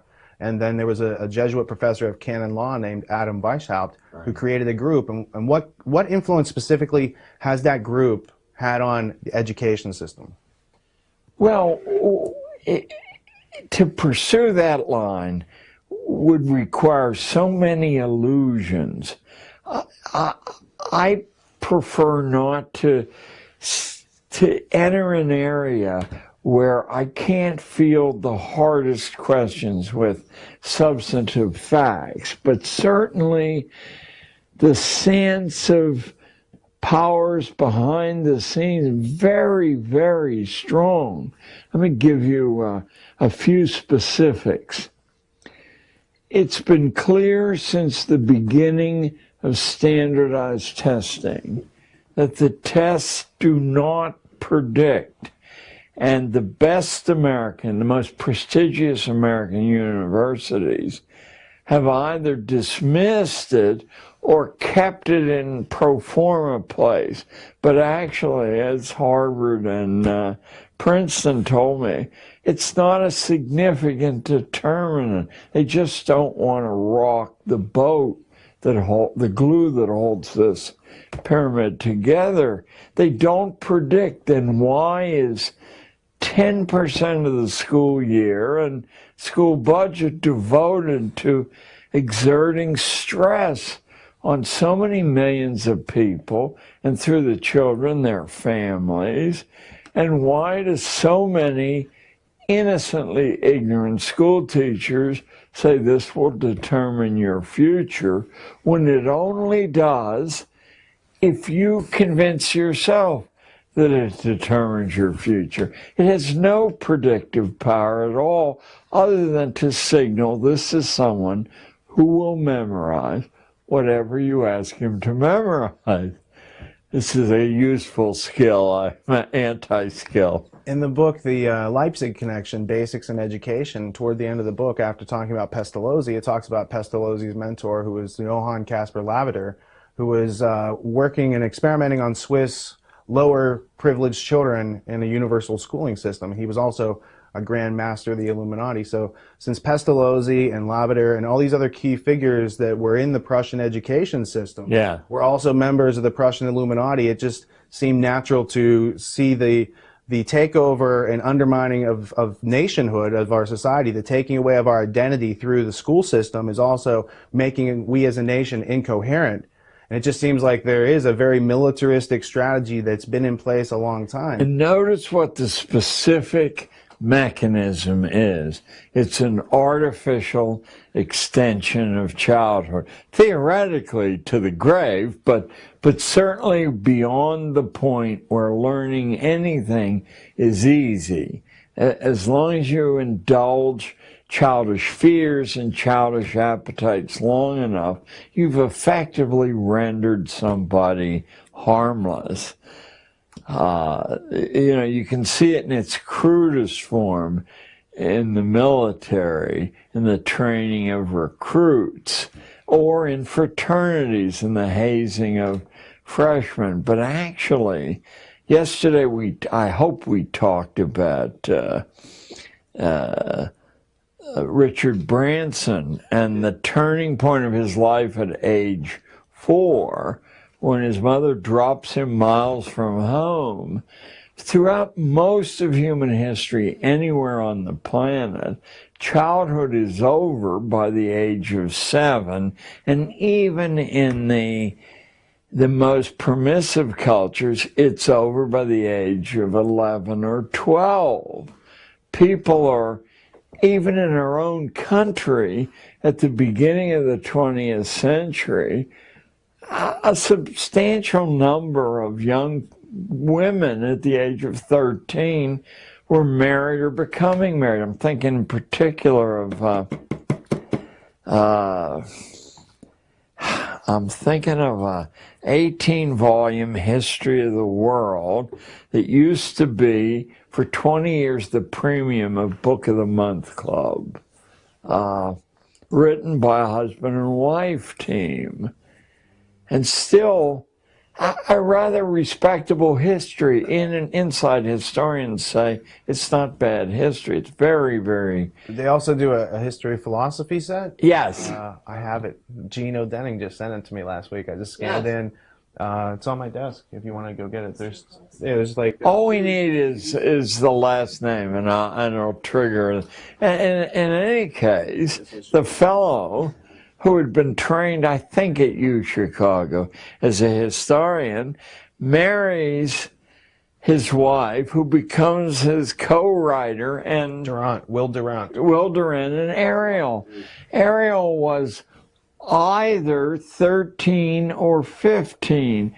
There's a dispute on the internet about how she wasn't older than 15, and I suspect she was 13 when they married. Was Will some form of sexual oppressor? No. Instead of going to junior high school, Ariel studied professional historiography and its protocols. And she was a full partner in the writing, and Will died, predeceased her 10 years, and she continued to lecture, having begun her productive life when people began their productive lives. To extend this to the late teens or beyond the late teens is to fly in the face of the first admiral in American history being in charge of a warship. Farragut at the age of 12. Or George Washington being the surveyor of Culpeper County, Virginia in his mid-teens. Very entrepreneurial attitudes that they Or got. Jefferson running a plantation, his parents both dead, 250 employees. He's 12 or 13. But these examples go on and on and on. Why have we marginalized the young who, whatever they lack in experience, more than make up for in resilience and acuity? They bring new eyes to old situations, which is the secret of scientific invention. So it's done because they're the most dangerous. They're the least overlaid with these conditioning. And of course, that must have been understood way, way back in history. Alexander the Great, after all. You're observing that values has changed since the time of our founding fathers, who were literate, autonomous, entrepreneurial. They also grew hemp. They knew the value of hemp. Oh my, George wrote he did it for medicinal purposes, so I assume it wasn't. And Jefferson traveled the planet collecting different strains, and they had contests, and they wrote letters about their, hey, I grown this strain, and it does this, and they're like competing. And so the fact that you're not taught about this in school, and the role that hemp played in making the sails and the clothing and everything was hemp dependent. Oh, it's a miraculous fiber. There are some rather sober accounts of the lengths to which the Hearst family went because they were the largest forest owners in the country. They supplied the wood pulp for newspapers, but hemp newspapers are infinitely superior to wood pulp, so that they moved heaven and earth to create the narrative of reefer madness. So if we're using wood pulp paper to make books these days, we're not only killing trees, which eat CO2 and produce oxygen to make paper towels and toilet paper and all these other things beyond books, but I noticed that a lot of the books that are printed recently, the pages are disintegrating. And when you get old books from the 1800s, 1700s that are printed on hemp paper, they're still pretty, existent. We have a Johnson's Dictionary from 1848. And it's not printed on the same wood pulp acid, paper that we have today. So can you comment on, they undermine education, but they're also undermining just our ability to get our hands on the books to educate ourselves, closing libraries and using types of paper that, basically turn to dust. Oh, yes. And there's been, since I've been in college in the 50s, there's been a prevailing wise guy ethic that you don't actually need to read these old books because there are plenty of abstracts, digests of these old books in existence, and that will give you the guts of the old book. Well, let's take Marcus Aurelius's Meditations. What the digests don't give you is the wealthiest, most powerful man in the world. I mean, I don't know if that confluence has ever existed after Aurelius, saying that nothing you can buy is worth having, and nobody you can order around with your power is worth associating with. That's a rather acid. So how old were you when you first met Marcus Aurelius? I was initially in translation in 6th grade in a coal mining town in western Pennsylvania, where it was offered in translation, and of course it's eminently readable. And then in 9th grade, there was an option of reading it in Latin or doing something else. So my mother insisted that I read it, Julius Caesar in Latin, Gallias omnes tuis and partes tres, at 75, Quorum unum in colant Belgia. We had to memorize the early part of it. But Caesar's Gallic Wars isn't some old piece of fustian that, if you're an elitist, you read to plug into the ancient world. It establishes the principle that a weaker force can whip a larger force by dividing. And being better prepared. Yeah. You can set the larger force against one another. And you see that in schooling, the ordinary classes are set against one another by constant, meaningless testing and small, inconsequential prizes being given to the people who test best and wiggle their hands in the air, so that the ordinary classes are divided for a period of 12 years through meaningless competition. I noticed when I was in basic training in the Army and was told that I was going to learn in 3 hours how to take a rifle with 57 parts of blindfold and put it back together. I knew that I could not do that. I knew I could not do that. And yet, in a room with 500 other scared young people, we all did it. And they didn't say, and he finished first. You know, the important thing is, what do we learn that's enhanced by competition? I mean, what real do we learn? It gets in the way because now your rank becomes a factor rather than the quality of what you've learned. I made these ideas clear to 13-year-olds at all times and found that after about 90 days, they became as addicted to ideas and the whys of things as I was. Whenever a new idea would emerge in the classroom, this is quite literally true, I would grab a piece of chalk and write it on the wall. I'd climb a ladder and write it on the ceiling.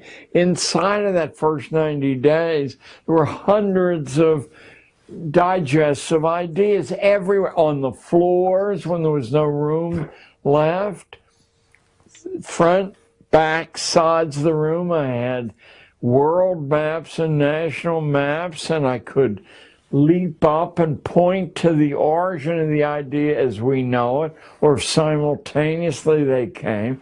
As I say, it was roughly 90 days when classes that were considered the stupidest, people who'd never eaten off a tablecloth in their life, were actually, they were hot to talk about ideas.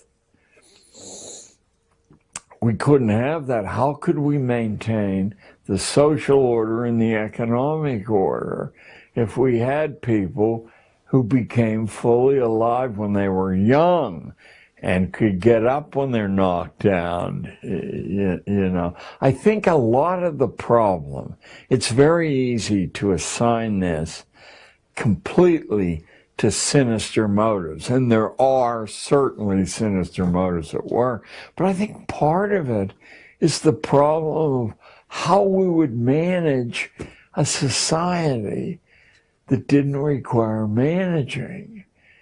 And I don't think anyone's been able to solve that problem. The early America probably did it better than anyone we have easy access to. Well, because I think it's not about anarchy. Anarchy is just a void or a vacuum of government. It's about being autonomous. And if you take away the government, it doesn't automatically give people critical thinking or the self-reliance that they need and the compassionate communication that they need to work together with other people to achieve goals. Right. So, in your explanation of how you learned the most powerful lesson of doing the impossible, you knew you couldn't do that. And after an hour or so, you had just done something that you knew you couldn't do. I knew I couldn't do it. You took that experience and you taught younger people that they can do that because now they have more years. You had to be at least 18 to be in the Army. Now you're teaching 13-year-olds that the things that you know you can't do, you don't really know that. Right. And you need to get that up here first. Right. So the question that I would follow up with is, in your third interview on Gnostic Media with Jan Irvin, I heard you mention these words, trivium and quadrivium, and I thought it maybe is something that was off your radar, but you spoke eloquently about it. And so where do you have familiarity with the trivium and quadrivium, and what does it mean to you? I went to Jesuit boarding school in 3rd grade, so I'm between the ages of 7.5 and 8.5. years old, and the curriculum, reflecting back on it, which I first began to do 15, 20 years ago, the intellectual diet was not modified in any way for our tender years. And the devices of discipline and motivation that would be used in an authoritarian world, they were not chary of using, but I do believe that their hearts were in the right place. I remember being humiliated. I told you privately about this yesterday, by a Jesuit brother from St. Vincent's College, which is across the street from Xavier Academy, where I went and was beaten on a daily basis by the Ursuline nuns, sometimes for mispronouncing French there. But the brother was talking to us in the middle of the Second World War about the causes of the First World War. And he had written a list of causes on the board. I had a magnificent memory before drink intervened. And he said, could somebody face the back of the room now and tell us all the causes? And I, with my memory, I did, word for word. And he burst into harsh kind of laughter, and he said, you fool, you believed me. He erased the board and said, these are the causes of the war. Now could you do it? And now, chastened, I did, a lot less confidently.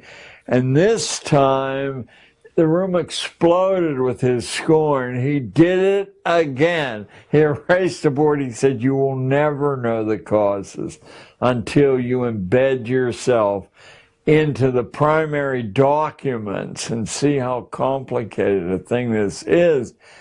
That changed my life. I only wish I might have had a second year there, but before you can form your logical understanding, he said you need to get in check with the knowledge, the actual grammar. What are the artifacts? Yeah, where do these things documented? What's primary sources? And it probably has occurred to other groups, but the intellectual part of the universal Christian religion, the Catholic Church, had a respect for scholarship. And what happens as you collect data is that it forms itself into patterns, and if you record the patterns and test them to see that they hold true, eventually that suggests behaviors. So that they created two formulae, a basic formula which Dorothy Sayers, and I'd urge all your listeners to read her essay, The Lost Tools of Learning. She's a marvelous detective story writer, and the detective stories really aren't genre stories. They're a comedy of manners about the British upper classes, but the trivium was becoming comfortable with a pattern of thinking in which you could dispel confusion. And then the quadrivium was pushing it farther into specialized areas. One of the huge mistakes that schooling makes, even homeschooling, is to organize the agenda and the goals in terms of subject learnings: English, math, social studies, science, because those categories, while better than chaos, are so crude they tend to mask what you're actually after. Take the universal study of the English language. What you're after is a mastery of the written language, the spoken language, and your own writing. So you've got these three divisions, and now if you're after those things, your measurement's not through memory, it's through performance, which is so much more accurate. As we spoke about a little earlier in this session, the standardized tests aren't predictive, and every first-class university knows that. You don't select people because they scored here on the SATs or whatever other tests are administered, because they end up disappointing you. And you waste people who who actually... In real life, we don't use standardized tests to make decisions, whereas you actually do use the trivium to observe, to process that information, and to make informed decisions. Right. And while there are personal variants, so I think the fundamental thing, as every philosopher in human history has said, is know yourself. This is the fundament. Now you can take principles like trivium and quadrivium, and you can do a personal adaptation of the, you know how they will work for you. But the course I actually followed at the beginning was to say, I know this is not good for the kids I've been hired to teach. And where will I find an unerring structure? I said, obviously it will be in the most expensive elite private boarding schools. So I made a 10-year study, although it paid off at the end of the first year, and I distilled the 12 secrets of the boarding school curriculum of power. Now I'm talking about not private schools versus public schools at all, because most private schools follow the template that public schools laid down. I'm talking about the inner circle, 20 or so. Let me just name a few of them. I'm talking about Groton, where Franklin Delano Roosevelt emerged. I'm talking about St. Paul's, where the senator from Massachusetts who ran for president, the tall, skinny guy, John Kerry, emerged. I'm talking about Andover, where the Bush family went. I'm talking about Choate, where John F. Kennedy emerged. I'm talking about one that not one person in 10,000 has ever heard of, Episcopal in Virginia, where John McCain, the populist, give me a break, emerged. I learned about Episcopal from the sports section of a newspaper. I'm looking for the next Pittsburgh Pirate defeat, and suddenly I see a tiny item that says at the homecoming football game for Episcopal Prep School in Virginia, 25,000 alumni showed up. I said, wait, it's got to be a misprint.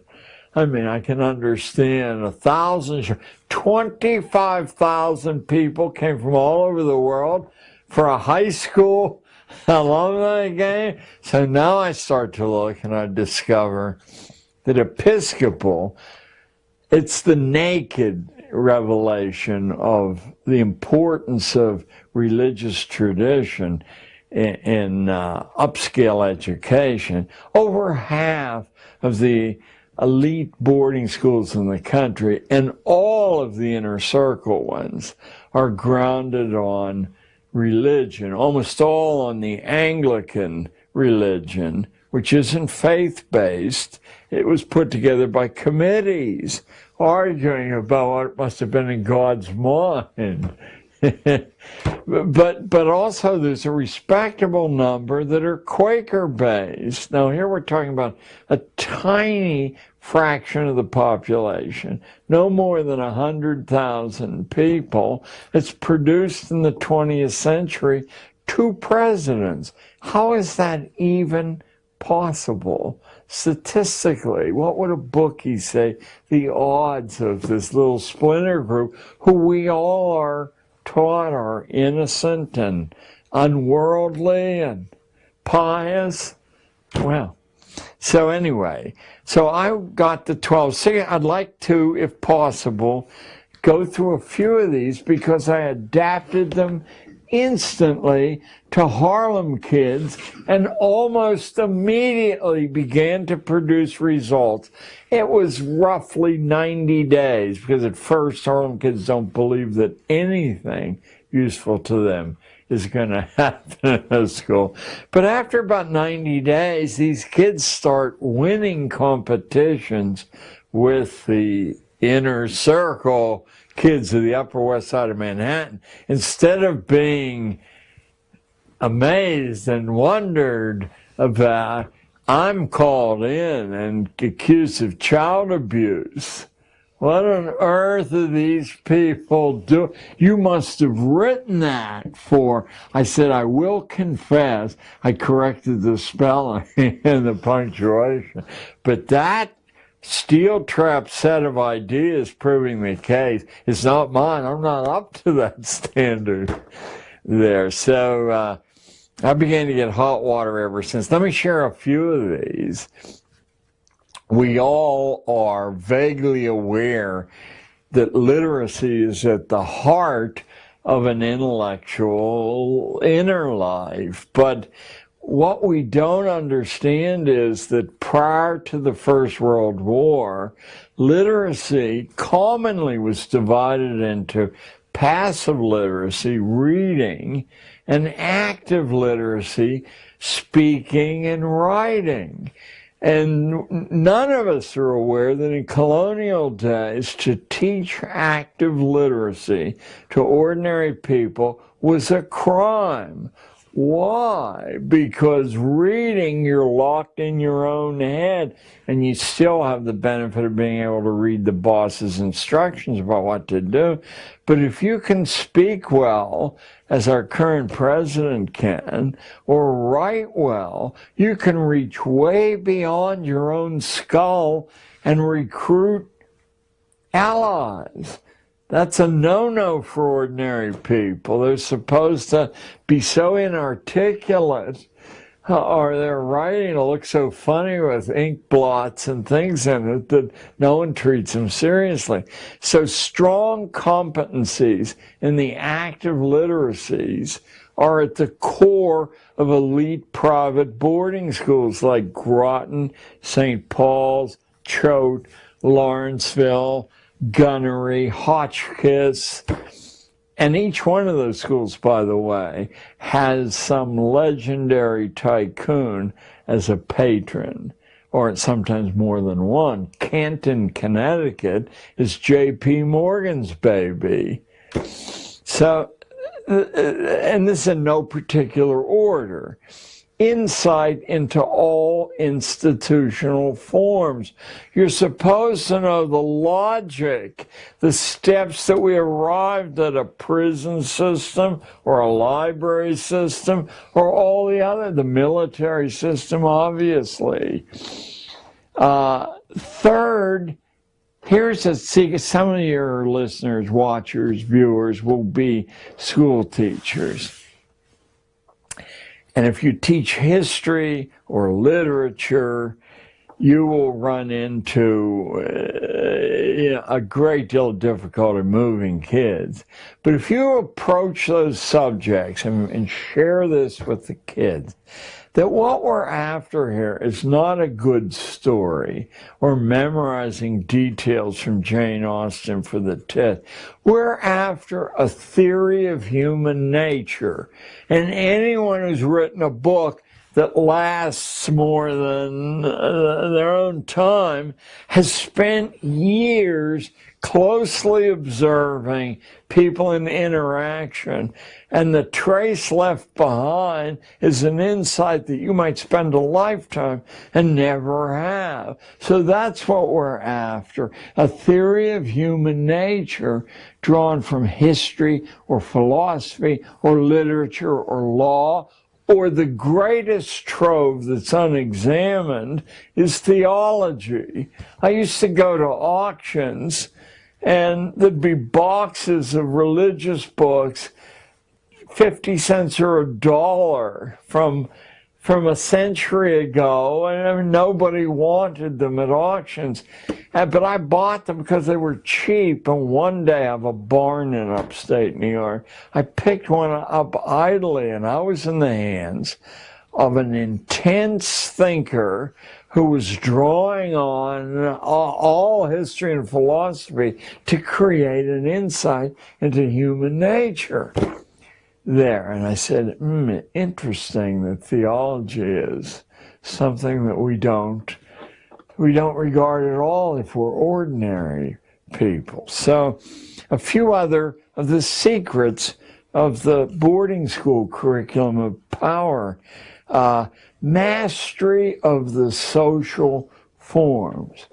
And I would say it didn't take more than 2 days to take kids who had never eaten off a tablecloth and get them to see that the signs they give off when there's an egg spilled on the shirt, or when they walk down the street listening to the radio, or when they're too aggressive in approaching somebody, shuts off opportunity.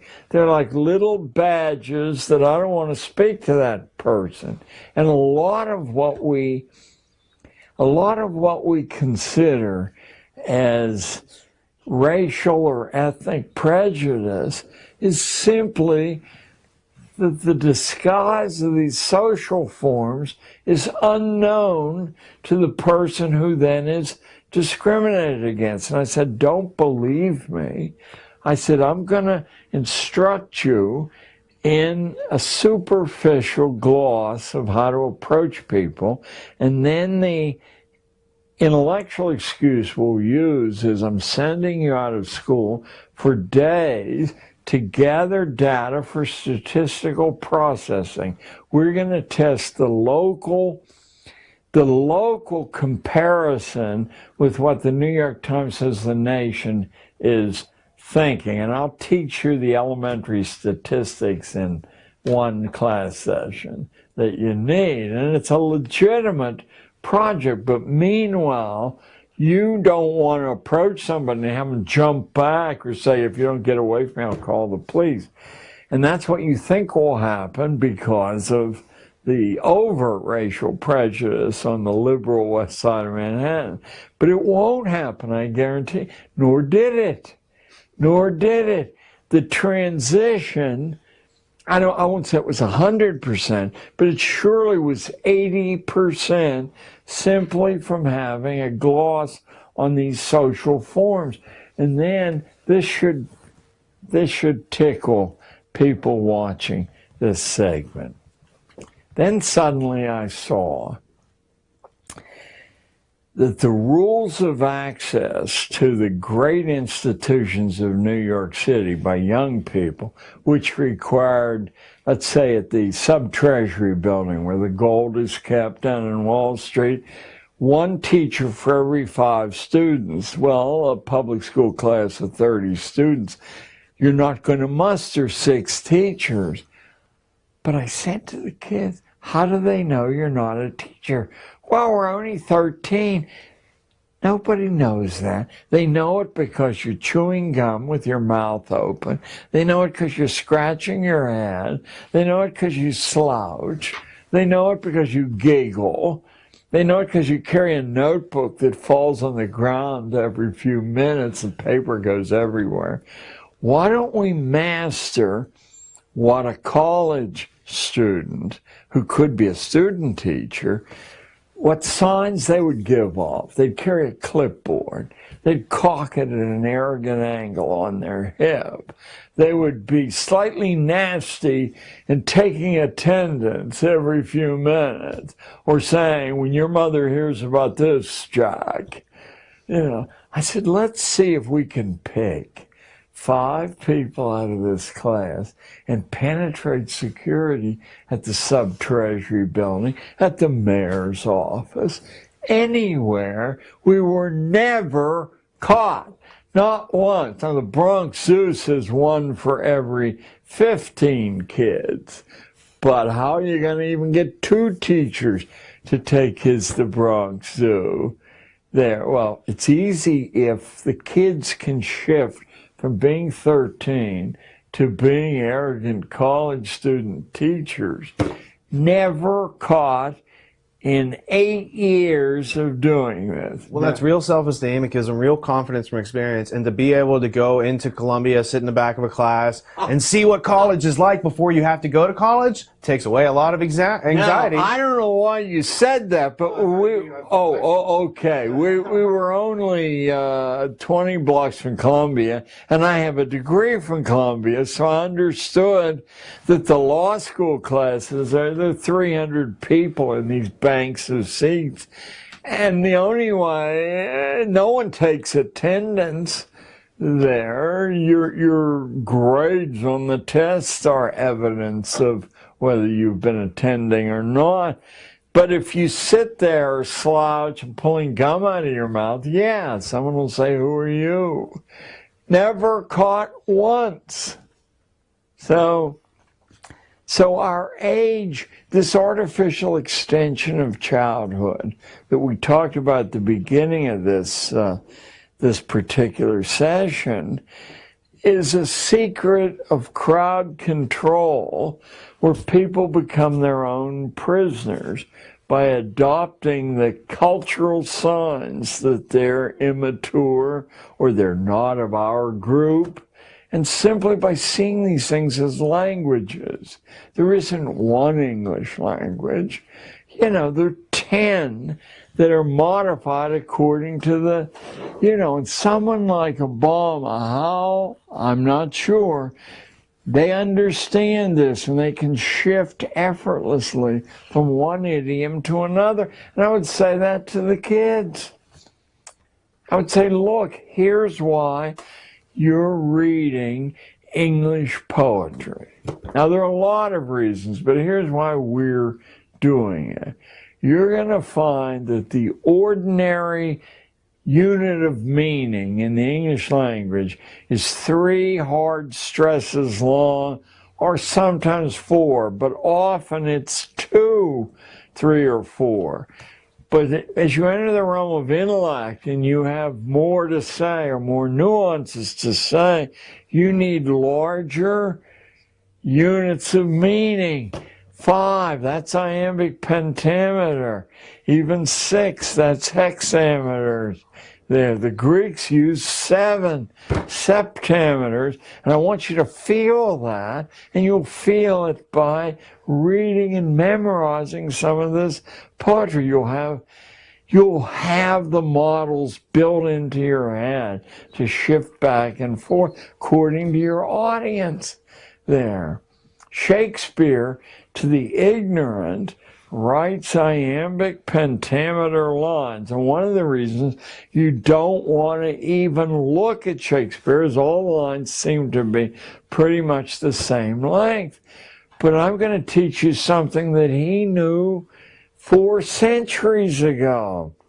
It looks like they're all the same length, but there's a breath pause in this speech after 2 heartbeats. The next breath pause is 12 before you've delivered your meaning. 3, 4. There's this inner jazz at work underneath this regular pattern. You can learn to do that. Once someone exposes the secret to you, that's half the game. And the other half of the game is simply building the models into yourself so you don't have to think, now here. And yet we used an exercise that, if I tell you, immediately turned horribly dull writers into at least modestly interesting writers, and it's totally mathematical. I said it'll take you a while to incorporate what I just said. So what I'm going to ask you to do is write 1 to 20 on 20 pieces of paper, put them in some sort of container, and draw them out at random, and then list what you've drawn out at random on and now I said, now you're going home, not for homework, but to learn this massive skill, and you're going to write a paper on X subject, and if 1 is the first number that came out, the first sentence will be one word long, one beat long. And if the second one's 20, it'll be 20 long. Immediately, these remember, I had to read 120 of these things at a time. And one of the reasons they were horrible is everyone had either a 3 or a 4 unit or a mixture in there. Now they had the kind of jazz that readers aren't completely conscious of, but they record as something interesting about, even when he's writing about a milk separator. And you as a filmmaker, remember Eisenstein's film of the peasants watching milk being separated on a Russian farm in the 1920s. Why is it so awfully interesting? Because he understood things, that the eye is looking at the movement of light around the screen. It's looking at entrances and exits. 13-year-old kids from Harlem can master these secrets just as well as 25-year-old Harvard students can. And then they become preternaturally sophisticated. What on earth? How do you know these things? Because they're our birthright. We're biologically equipped to learn this way, unless somebody sticks their oar in and intervenes and says, read Jack London and memorize it.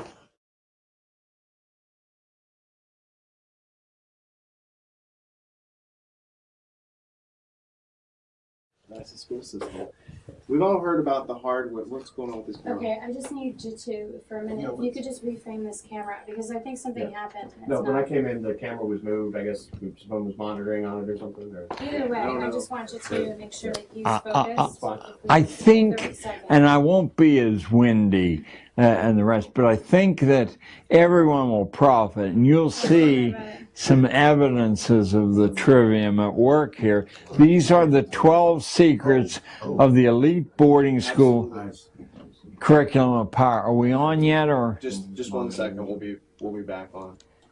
Because the next one, that's what people don't learn in public schools. Specifically, like what is different. They're doing this, and this is about their success in life and managing the other people who don't know it. oh yeah. Right. Well, the next one will be an absolute eye-opener that took me about 5 years to tease out of the admissions procedures at Sarah Lawrence or, the other inner circle colleges. You guys might as well do a tape change now. Yeah, no, mine's out. I'll turn these lights off.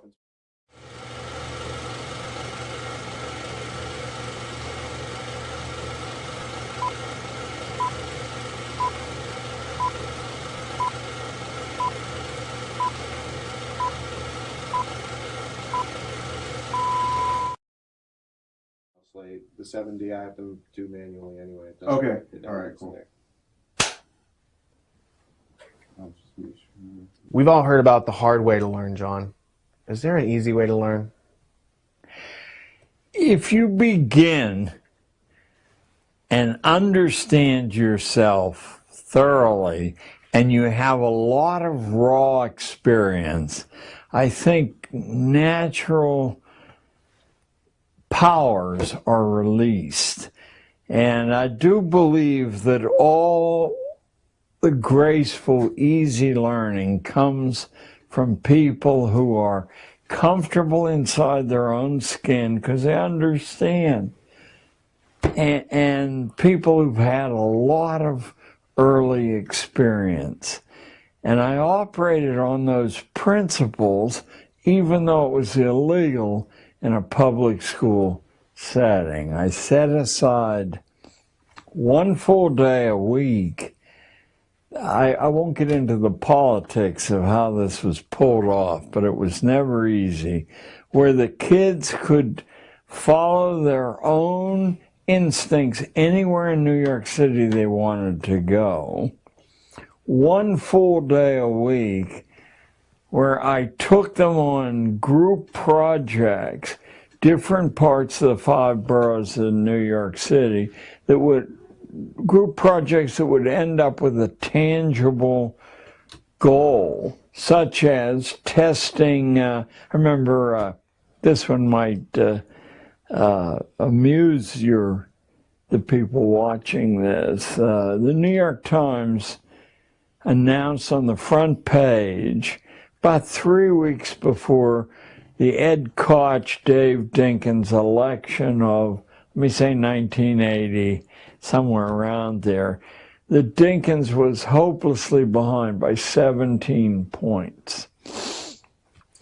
And I had a black kid in the class come up and ask me why the city was so prejudiced. And I said, why do you say that? And he said, well, look at this. And I said, well, why do you believe that's true? Maybe that's to get you not to go and vote. I don't know, I said, but I do know that it says here in small print that they only interviewed 300 people. There's 8 million of us. I said, there's 120 people in my 5 classes.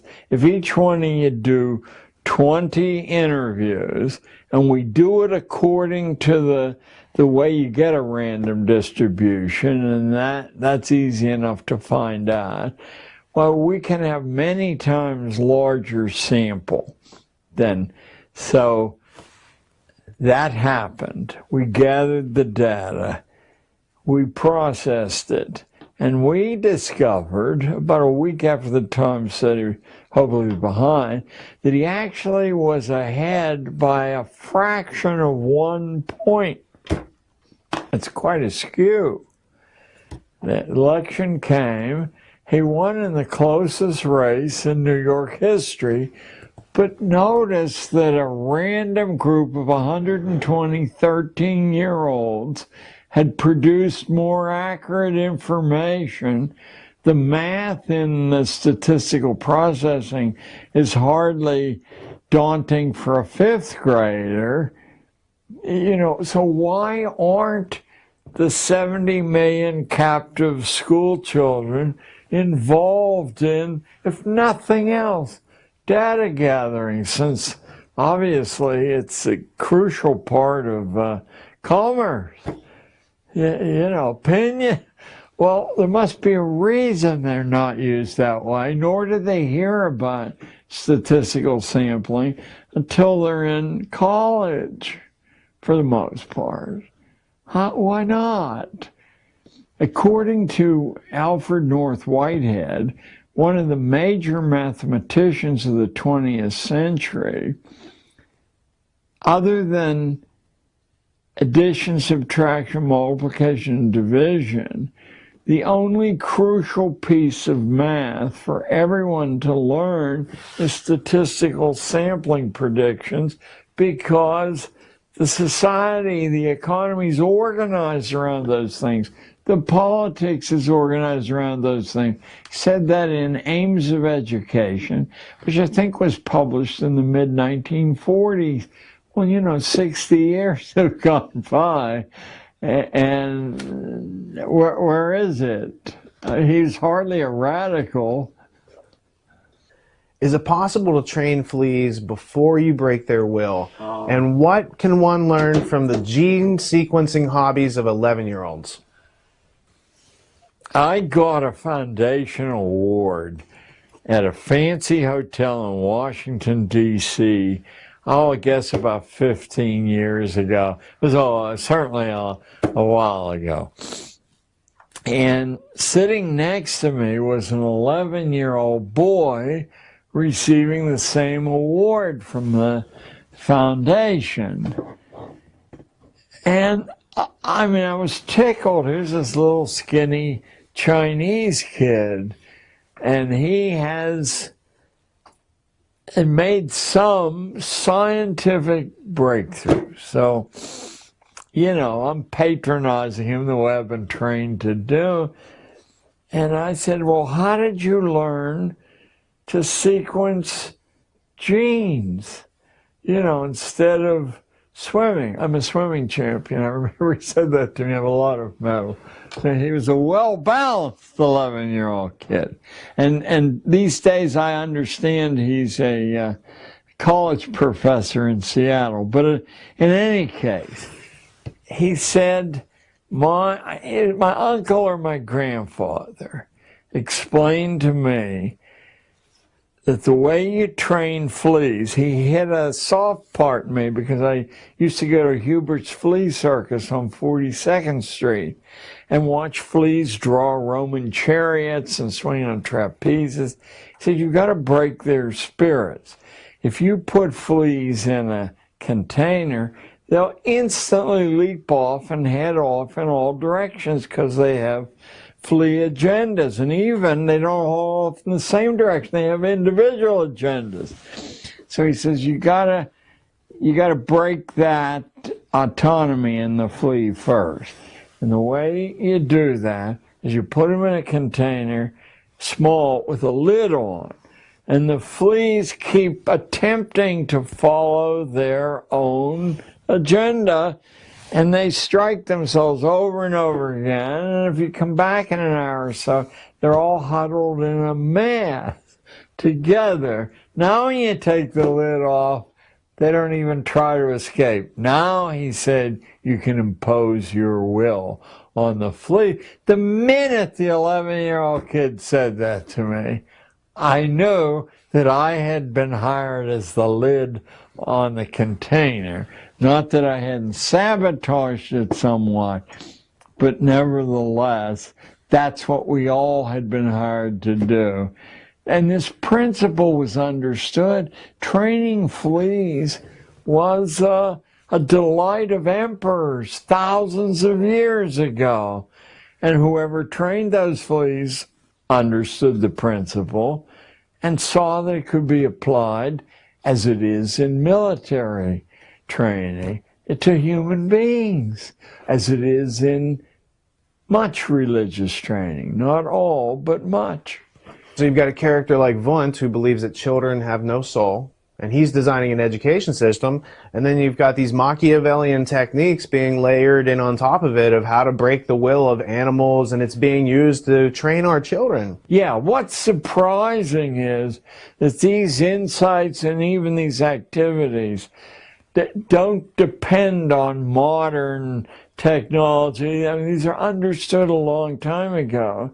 And the only subject at the Roman collegia in the 5th century was, I'll put an umbrella over it, crowd control. You know, how you divide to conquer, what buttons on the human organ you press to produce certain sounds. I mean, that's 16 centuries ago. What has happened in the intervening 16 centuries? They forgot that, or was it added to? Has it become amazingly sophisticated? Less and less people necessary to produce more and more leverage. Is there a connection between the ideals of someone like Calvin and his espousing a theocratic state and modern states like Israel, which are also built along the same theocratic terms?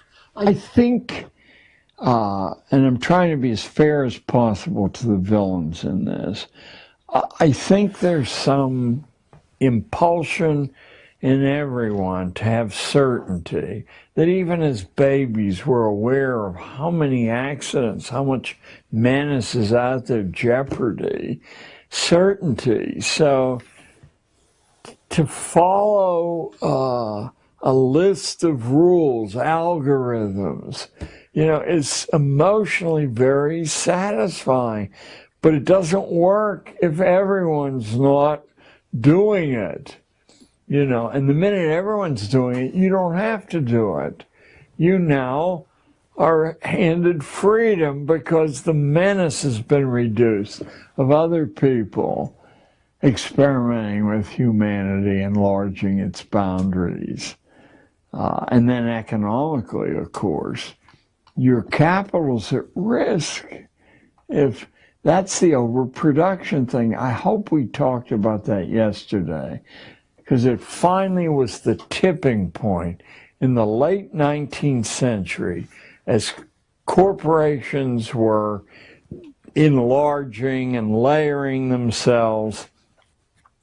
Men like Carnegie and Rockefeller and Astor, they were fully aware that human ingenuity was a tremendous risk to capital formation, because to talk people out of their wealth on the grounds that you can multiply it doesn't work if too many people invent ways to do something better than your investment. You know, the capital's destroyed. So the easiest way to manage the future and the present, of course, they saw a series of financial crises all through history, but especially in the 19th century, where the boot of the master had been lifted off ordinary people, and they were recklessly inventive. I mean, America's producing more inventions than all the rest of the world put together. You can't have that, because on that new base, the next base is going to be frightening. So a term existed and exists, but it's been camouflaged in the 21st century, called overproduction. You have to use government to control overproduction, dumping too many goods or services on the market that it can't absorb. And the easiest way to do that, at first you try licensing, you know, and other kinds of government subsidy to favored groups. But ultimately, the killer app is to remove the ability to be inventive from the ordinary mass. These days it's called overcapacity, because to penetrate what that means is much harder than to see instantly what overproduction means. Then a second menace emerged in the late 19th century, but by the late 1960s, it was clear it too would have to be controlled. That's called hyper-democracy. If too many people take democracy seriously and understand how to form alliances with one another to confront power with power, then power becomes much less effective. So when the kids stopped the Vietnamese War, waves of them, I mean, this was so intolerable.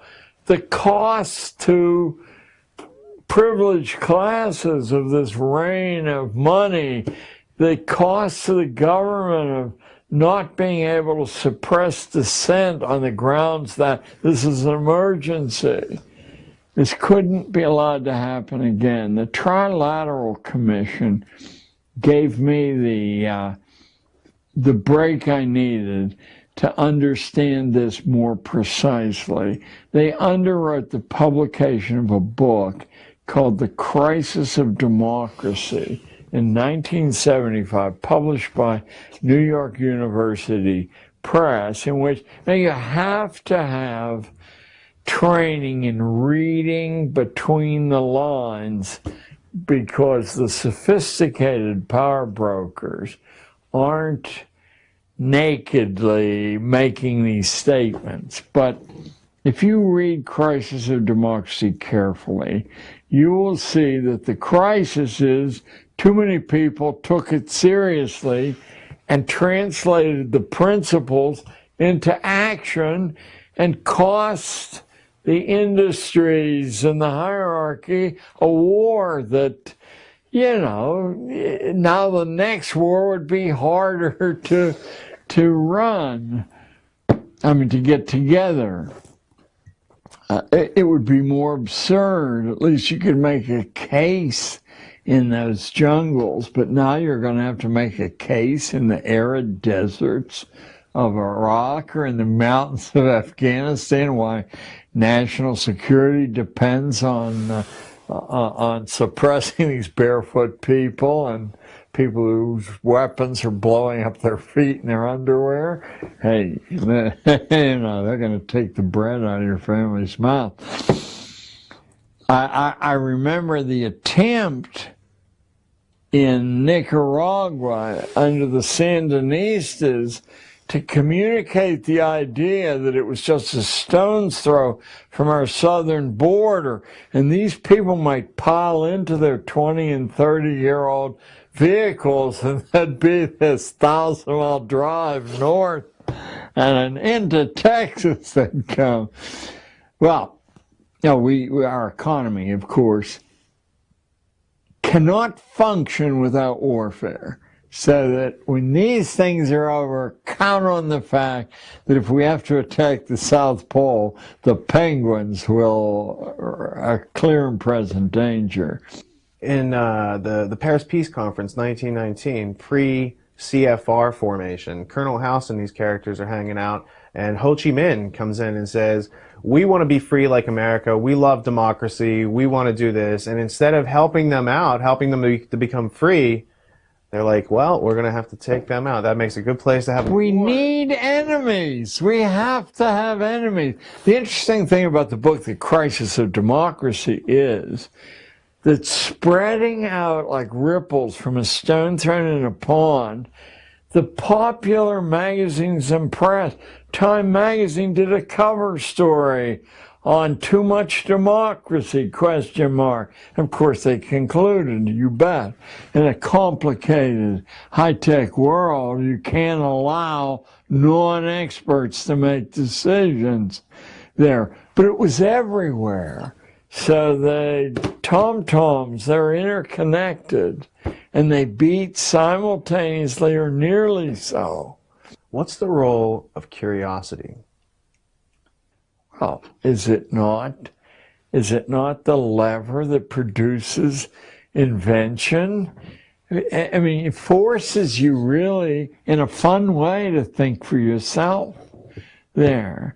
And then it turns out that the secrets of nature or of society aren't really very hard to penetrate, as long as you remain curious. How do you destroy curiosity? Because we all see little babies are always curious. How do you destroy curiosity? Well, one good way is to sit people in chairs, tell them to speak when you're spoken to, threaten them with upcoming tests if they don't memorize usually erroneous material. It's fascinating.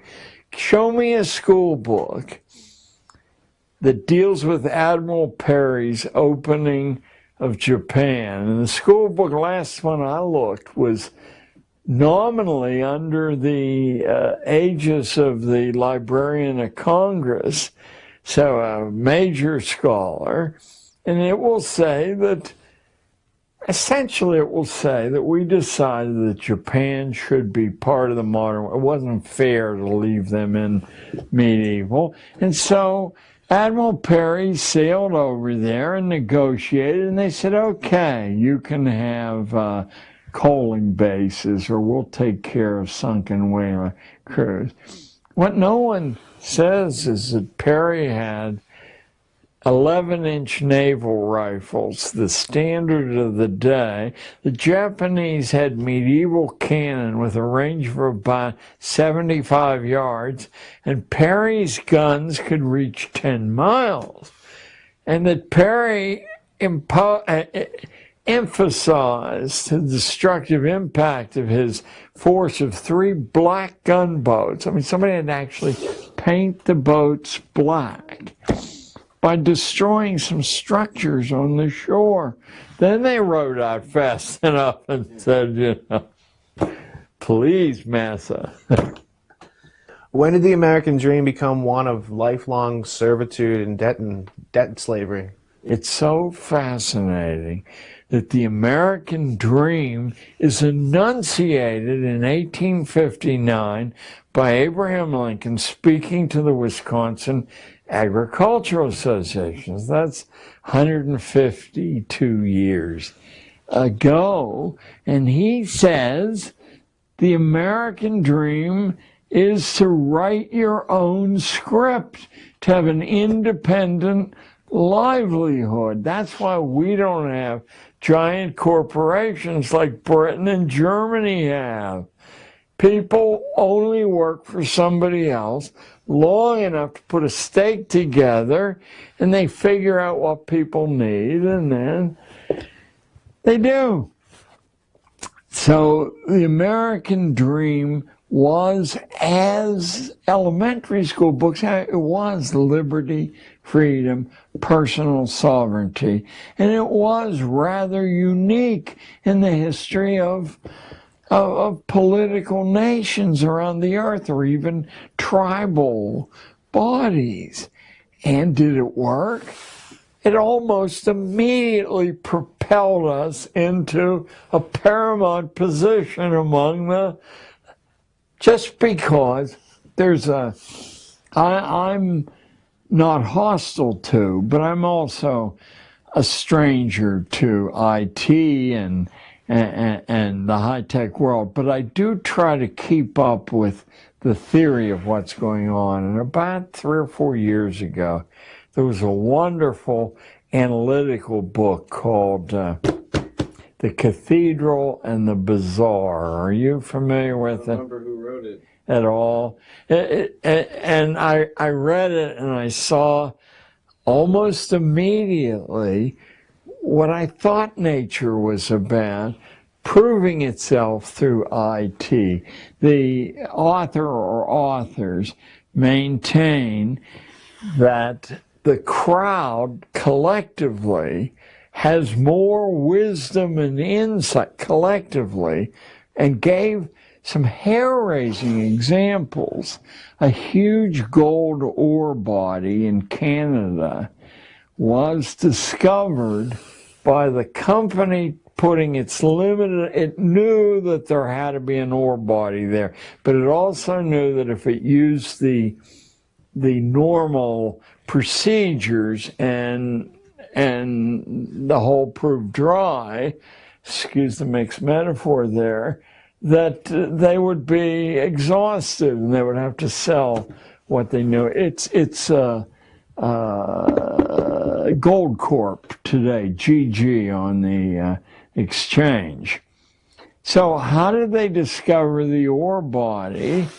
Instead of going to the recognized engineers and blowing all their wad on one shot, on the internet, they globally put out to anyone at all, from any background at all, they wanted a theory of how to find that ore body.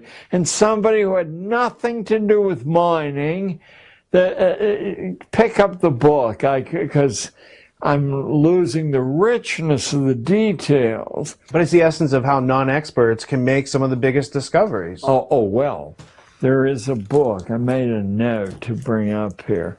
There's a book that used to be required reading at MIT, and maybe still would be. It's by a middle-level physicist named Robert Scott Root Bernstein. It's called Creativity. It's this thick, and the structure internally is so maddening. It's done in the form of a group discussion among different people, why he did that. But eventually I forced myself to read it, and what just comes pouring out of it is how actual life, world-changing discoveries are made. This is an MIT textbook. Apparently, by adding funds and assistance to a project, you almost destroy your ability to make these breakthroughs. People who have to saw ice cube trays in half to make a piece of lab equipment, etc., are the people who transcend the conventional. Now, that's often then taken over by a big project. One of the most recent dramatic examples, and I'm sure you can Google or whatever the search engine term is, there was 2 or 3 years ago in 60 Minutes, there was an account of a new way to treat cancerous tumors with radiation without any side effects at all, and it had been discovered by a man in his garage who was had nothing to do with cancer research. John Canzius is who you're talking about, right? Who? John Canzius? Yes, Canzius. And he worked in radio and television, and He was a kid, he was an enthusiast, and he knew that if you shot radio waves through metal, that it heated up, and he wondered if it would kill a tumor, but not leave the devastation that radiation does. And in fact, it did. Now, we don't have to take it on faith. The leading cancer researchers in the world said, this is a whole new ball game, and some key research hospitals then took the process over. And Canzius's motivation was, he was in the terminal stages of cancer himself, and he knew that the established treatments wouldn't help him. And in fact, he was too far gone and he died. I think the thing is at Pittsburgh now, but it's at some major universities. But I heard the reigning expert in the world say this makes all the past, irrelevant. But that's a commonality. I copied some notes out of the Ruth Bernstein book. He said that intensive and narrow scientific training will guarantee that you never make a scientific breakthrough. You can get the best Johns Hopkins, it doesn't matter. It's the narrowness of training. The people who make these breakthroughs have as wide a range of mental and physical tools as possible. They almost invariably play musical instruments, are good at languages, etc., etc. Most successful people in physics make it by going off by themselves and learning whatever they want to, not following the history of the physical sciences. What they learn from mentors is how to deal with ambiguity. But the established bodies of scientific knowledge get in the way of thinking afresh. As soon as you hear these things, they're so commonsensical, you say, of course, why didn't I think of that? Just a couple more here. Virtually every scientific pioneer, men like Edison, Franklin, Einstein, Planck, Maxwell, many others, had early opportunities to do absolutely independent research. All of them were in their early 20s, which has given rise to an understanding in the higher levels of the sciences that if you haven't made a major breakthrough by your middle 20s, you're not going to. What you can do is head up a project and be a bureaucrat and take credit, as many college professors do, for the discoveries of your students, but you're not going to be worth gambling on. It isn't the age in itself that limits insight. It's the imprint of rigid patterns of habits. Now, I happen to dig up a wonderful quote from William James' Psychology, I think printed in 1890, and the book given credit for establishing psychology as an academic subject. And James was, of course, he had ambivalent feelings, but he certainly was a disciple of Wundt there. Now, this is a direct quote from William James' Psychology 121 years ago. Habit is the enormous flywheel of society, its most precious agent. It alone saves the children of fortune from the envious uprisings of the poor. It alone prevents the most repulsive jobs from being deserted. It holds the miner in his darkness. It keeps different social strata from mixing. Well, I'll just complete. One of the insights of discovering that really electrified me as I was reading it is how frequently the great discovery in the scientific arena is not made by the specialists in that area, by somebody from another area completely divorced who transfers into chemistry or physics, has fresh eyes, cuts through the habits that lock the mind in place, and makes the discovery. Says freedom and flexibility is much more valuable than planning. Insight comes only by getting out of ruts and plugging into a variety of methods. So these great truths, it isn't that we're discovering them now.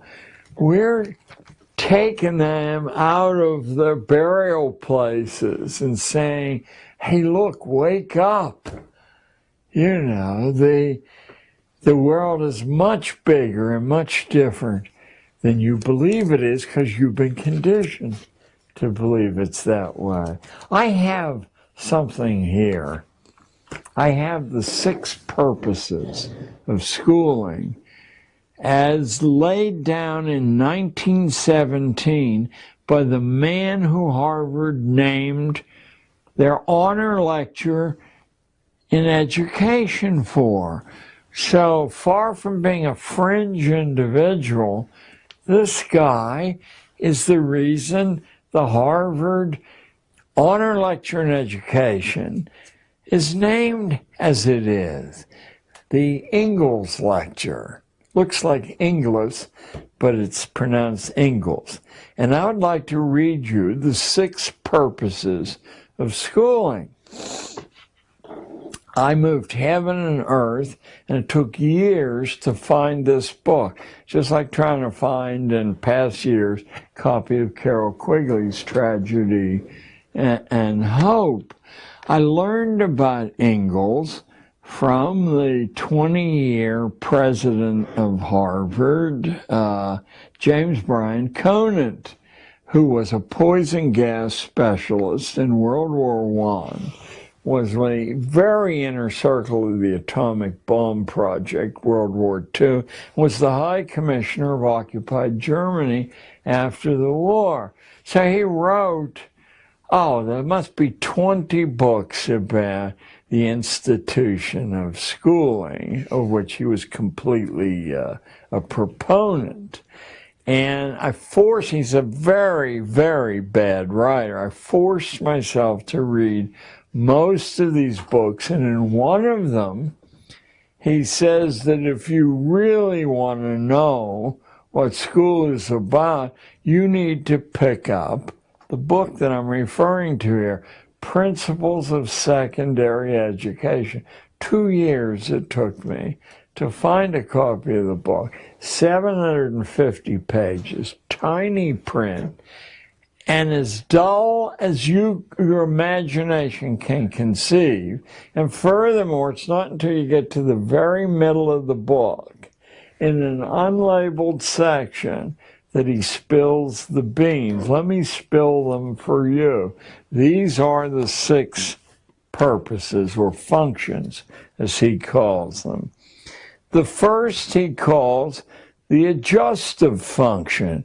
Schools are to establish fixed habits of reaction to authority. That's their main purpose, habits of reaction to authority. That's why school authorities don't tear their hair out when somebody exposes that that the atomic bomb wasn't dropped on Korea, as a history book in 1990s printed by Scott Forsman distributed, and why each of these books has hundreds of substantive errors. Learning isn't the reason the texts are distributed. So first is the adjustive function, fixed habits. Now, here comes the wonderful insight that being able to analyze a detail will give you. How can you establish whether someone has successfully developed this automatic reaction? Because people have a proclivity when they're given sensible orders to follow it. That's not what they want to reach. The only way you can measure this is to give stupid orders and people automatically follow those. Now you've achieved function 1. Have you ever wondered why some of the foolish things schools do are allowed to continue? Number 2, he calls it the integrating function, but it's easier to understand if you call it the conformity function. It's to make children as alike as possible, the gifted children and the stupid as alike as possible, because market research uses statistical sampling, and it only works if people react generally the same way. The third function he calls the directive function. School is to diagnose your proper social role and then to log the evidence that here's where you are in the Great Pyramid, so that future people won't allow you to escape that compartment. The fourth function is the differentiating function. Because once you've diagnosed kids in this layer, you do not want them to learn anything that the higher layers are learning. So you teach just as far as the requirements of that layer. Number 5 and 6 are the creepiest of all. Number 5 is the selective function. What that means is what Darwin meant by natural selection. You're assessing the breeding quality of each individual kid. You're doing it structurally because school teachers don't know this is happening. And you're trying to use ways to prevent the poorer stuff from breeding, and those ways are hanging labels, humiliating labels around their neck, encouraging the shallowness of thinking, you know. I often wondered, because I came from a very, very strict Scotch-Irish culture that never allowed you to leer at a girl. Well, when I got to New York City, the boys were pawing the girls openly, and there was really no redress for the girls at all, except not showing up in the classroom. You know, high absentee rates. Well, you're supposed to teach structurally that that sexual pleasure is what you withdraw from a relationship, and everything else is a waste of time and expensive. So the selective function is what Darwin meant by the favored races. The idea is to consciously improve the breeding stock. Schools are meant to tag the unfit with their inferiority by poor grades, remedial placement, humiliation, so that their peers will accept them as inferior. And the good breeding stock among the females will reject them as possible partners.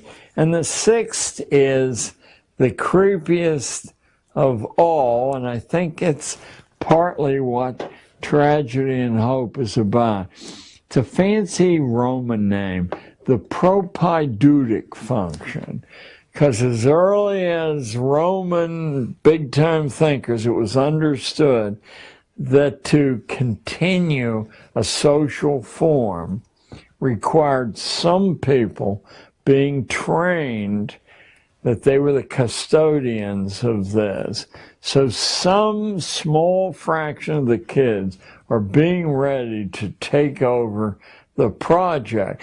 That's the guy, the honor lecturer, and it will not surprise you that his ancestors include the major general at the siege of Lucknow in India, famous for tying the mutineers on the muzzles of the cannons and blowing them apart, or somebody who was forced to flee New York City, a churchman, because at the beginning of the American Revolution, because he wrote a refutation of Thomas Paine's Common Sense. They were going to tar and feather him. He fled and was rewarded by the British by making him the Bishop of Nova Scotia. Those are Ingalls' ancestors. So Al Ingalls is certainly, when I learned of this and wrote to Harvard asking for access to the Ingalls lecture, strike me dead, Lord, if I'm exaggerating at all, I was told, well, there is no Ingalls lecture, hasn't been for years, and we have no records. It was the same thing that happened when I discovered that Elwood P. Cubberley, the most influential schoolman of the 20th century and the bionomics genius, had been the elementary school editor of Houghton Mifflin. And I wrote Houghton Mifflin, if there are any records, and they said, we have no record of anyone named Elwood P. Cubberley. Now Harvard's telling me there's no Ingalls lecture. A week passed, and I got a call from Harvard, from some obscure office at Harvard, saying, what is your interest in the Ingalls lecture? I knew that I was on thin ice. And I said, well, James Conant referred me in his books to the man the Ingalls lecture is named after. And I was wondering if I could get some background on this fellow and a list of the lectures. And in due time, I got a list of the lectures and instructions how to access the texts, but not easily. Enough hoops that someone who has to mow the lawn and burp the baby, wouldn't jump through those hoops. I was able to prove Harper's wouldn't publish when they did the cover essay I wrote, which Lou Latham named Against School, probably after Jeremiah's Against. But I had called the artificial extension of childhood, because I think that's the key mechanism at work here. So they wouldn't print the information about Cubberley because Mifflin denied it. It was only months afterward that I looked through my extensive library of incredibly dull books about schooling and opened, in the facing page said Elwood Coverley, editor-in-chief, elementary school,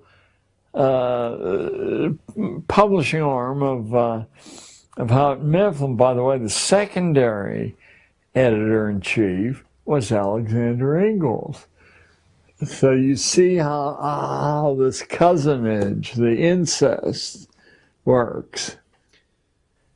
If Martin Luther's idea was to cut out the middleman and teachers read books, why can't students just read books instead of going to the middleman for their information? Well, the more highly placed the schooling is, the more likely it is that they do that. They go to primary documents.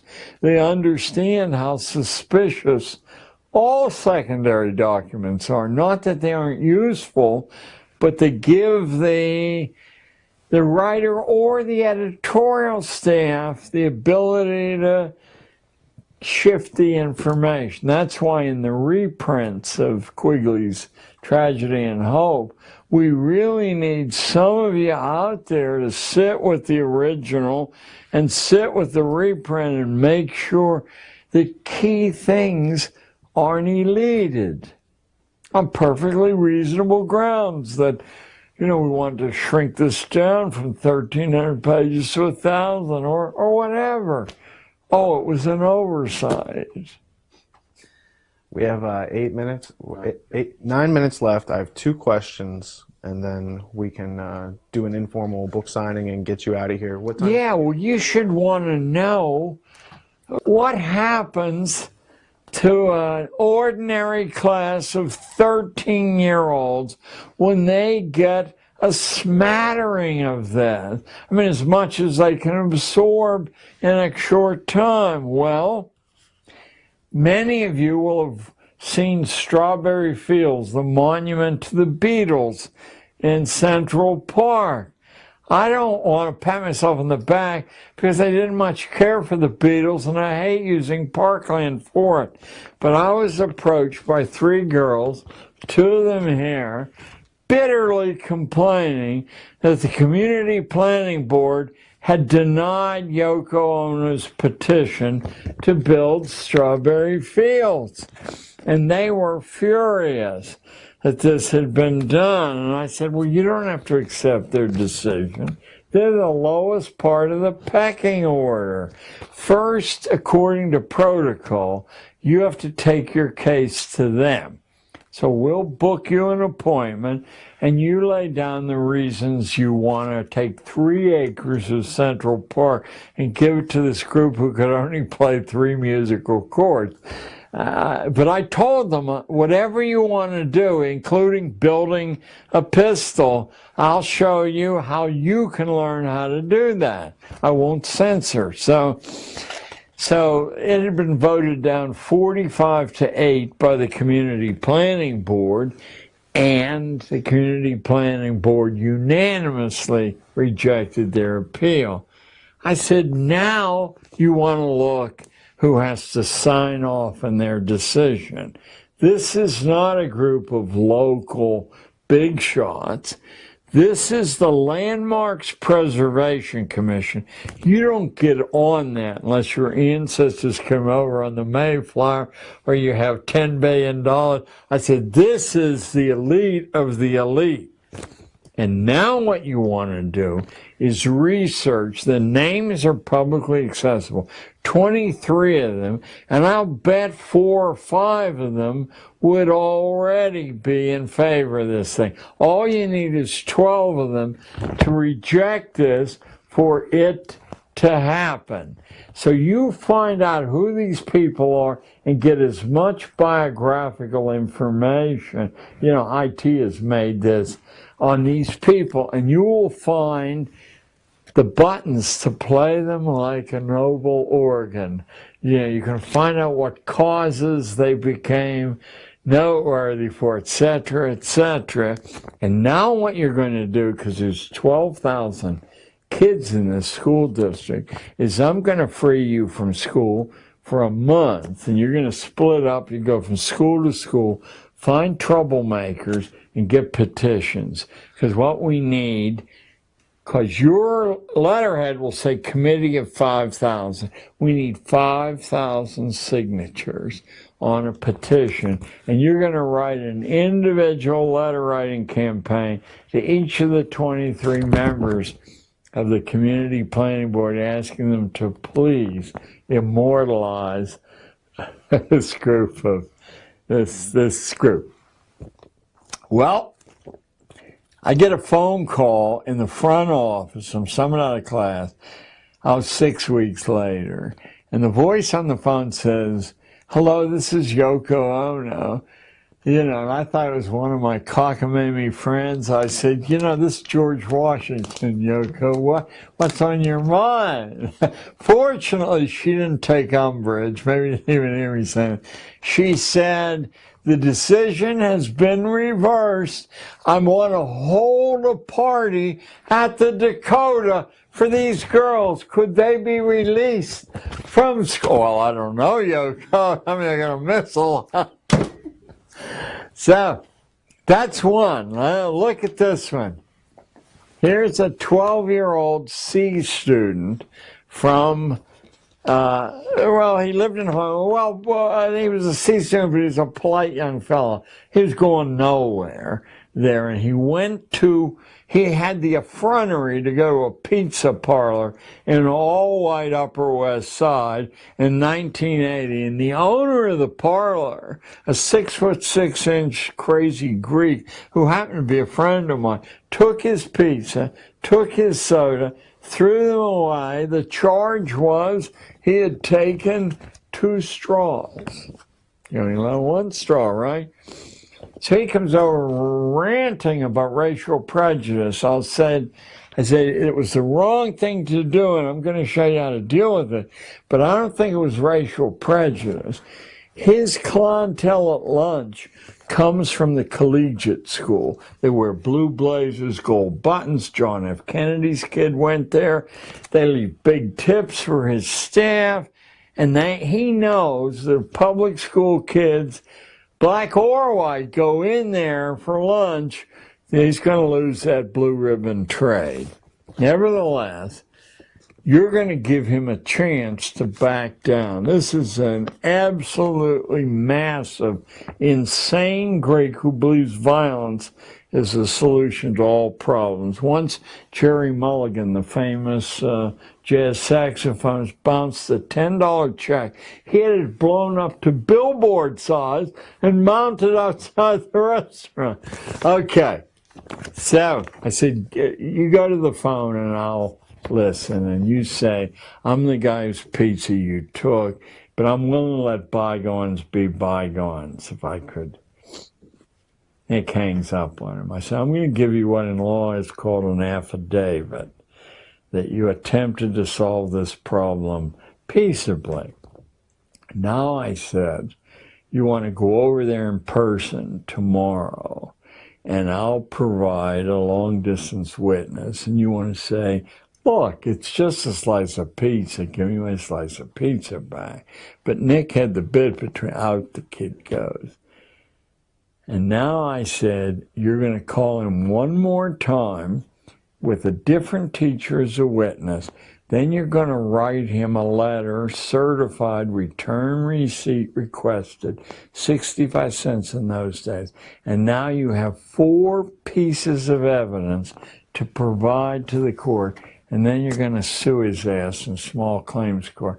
Only cost like $3 in those days. But it was 17 miles from the school. Kids can't sue. I said, anyone with $3 can sue. That doesn't mean you're going to win. But the way the referee in small claims court decides, since it's one person's, is who has evidence that they acted reasonably.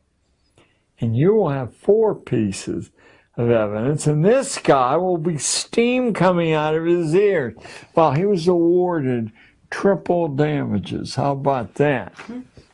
Now, what do you suppose the small claims court referee said when he got home that night to his friend, "You're not going to believe what I just adjudicated." So beginning about 4 days later, we get a call from the Brooklyn College Law School. Could he come over and lecture? Of course, he said no, and I said, "Listen, I'll ruin you if you don't. We'll work it out." Then Columbia Law School called. Then we got daily calls from judges to take him out to lunch, because isn't this a symbol that the system really, okay. He's the only kid in 30 years of teaching that took my advice not to waste your time in high school. I said, any number of very good colleges will take you in at the end of your sophomore year if you provide the documentation. You're ready. He went to Duke, full tuition scholarship, then Duke University Law School, and by the way, these two events, Strawberry Fields and Pizza Palace, are from the same term in a junior high school. Just a few more of these things. Here's a PhD from UCal. Here's a 13-year-old girl who came to me complaining that her mother was a liar, said she could go to Paris alone that summer if she could raise the money. She said, I just checked and nobody. I mean, she was a single-parent household. Mother was a secretary. She said, nobody. I said, well, you can't do it on a job, but there's not very much money if you have a little business. And she said, 13-year-old kids can't have businesses. I said, if you have something people want, they don't care how old you are. I mean, Sean Fanning almost ruined the music business with Napster. He was 17. So she takes a week out of school, figures out a really interesting exotic business that you can read my book and find out what it was, and raises enough money in a short time by cutting school for 6 consecutive weeks that she could afford to pay her mother's way to Paris. She came and said, I've got much more money than I need. I said, why don't you take your mother to Paris? She might appreciate it. On the basis of that, she went to what I believe is the finest college in the United States, Hampshire College, where you write your own curriculum and then you negotiate with the faculty. My granddaughter goes there, will be graduating next year. Hello, Christina. That's all I'll say. So, what phrase in Icelandic means writing of God? Yes. Well, her real name was, it's carried popularly as Gudrun, but she wasn't satisfied, so she went to court and changed it to Christina. So, hey, what are you going to do? If you could say something that would echo through time and each and every person from now until the end of humanity would hear it. Yeah. Sensible children do not wish to be incomplete human beings. And so when you impose a stage theory of human development upon them, you affect or tormenting them, you're limiting their opportunities. The whole world, for all history, knew that childhood is over about the age of 7, and if it persists beyond the age of 12, you've got some hopeless human being on your mind. Don't be your kid's enemy, because they're not a kid. That's a fellow human being, male or female. Be their partner and enlarge the opportunities. No homework, please.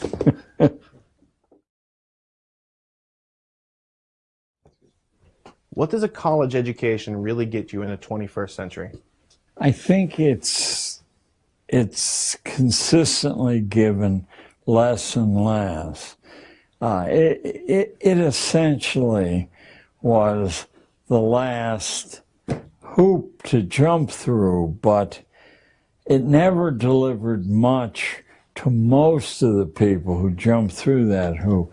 It is possible, if you understand that an education is something you have to take, to use the resources that are assembled there and actually stitch together an education for yourself and get some value. But most people, of course, follow a prescribed plan which has been put together by a committee somewhere, and in fact doesn't do much for most people. I went to Cornell, Columbia, and Reed College, and I can guarantee from Cornell and Columbia, I remember nothing except the babes, the alcohol, hangovers, etc. From Reed, I got a little bit out of a Plato seminar that I do remember, basically arguing with the professor who encouraged that. You know, it doesn't give you a bang for your buck unless you commit, which who does? Isn't it supposed to produce a certificate that certifies you as eligible? The funny thing is that IT has accidentally exploded a lot of that because so many people, I remember when my daughter graduated from MIT, and she used to bitterly complain that her classmates would vanish for months at a time doing jobs for various companies, then come back as if nothing had happened and nobody punished them.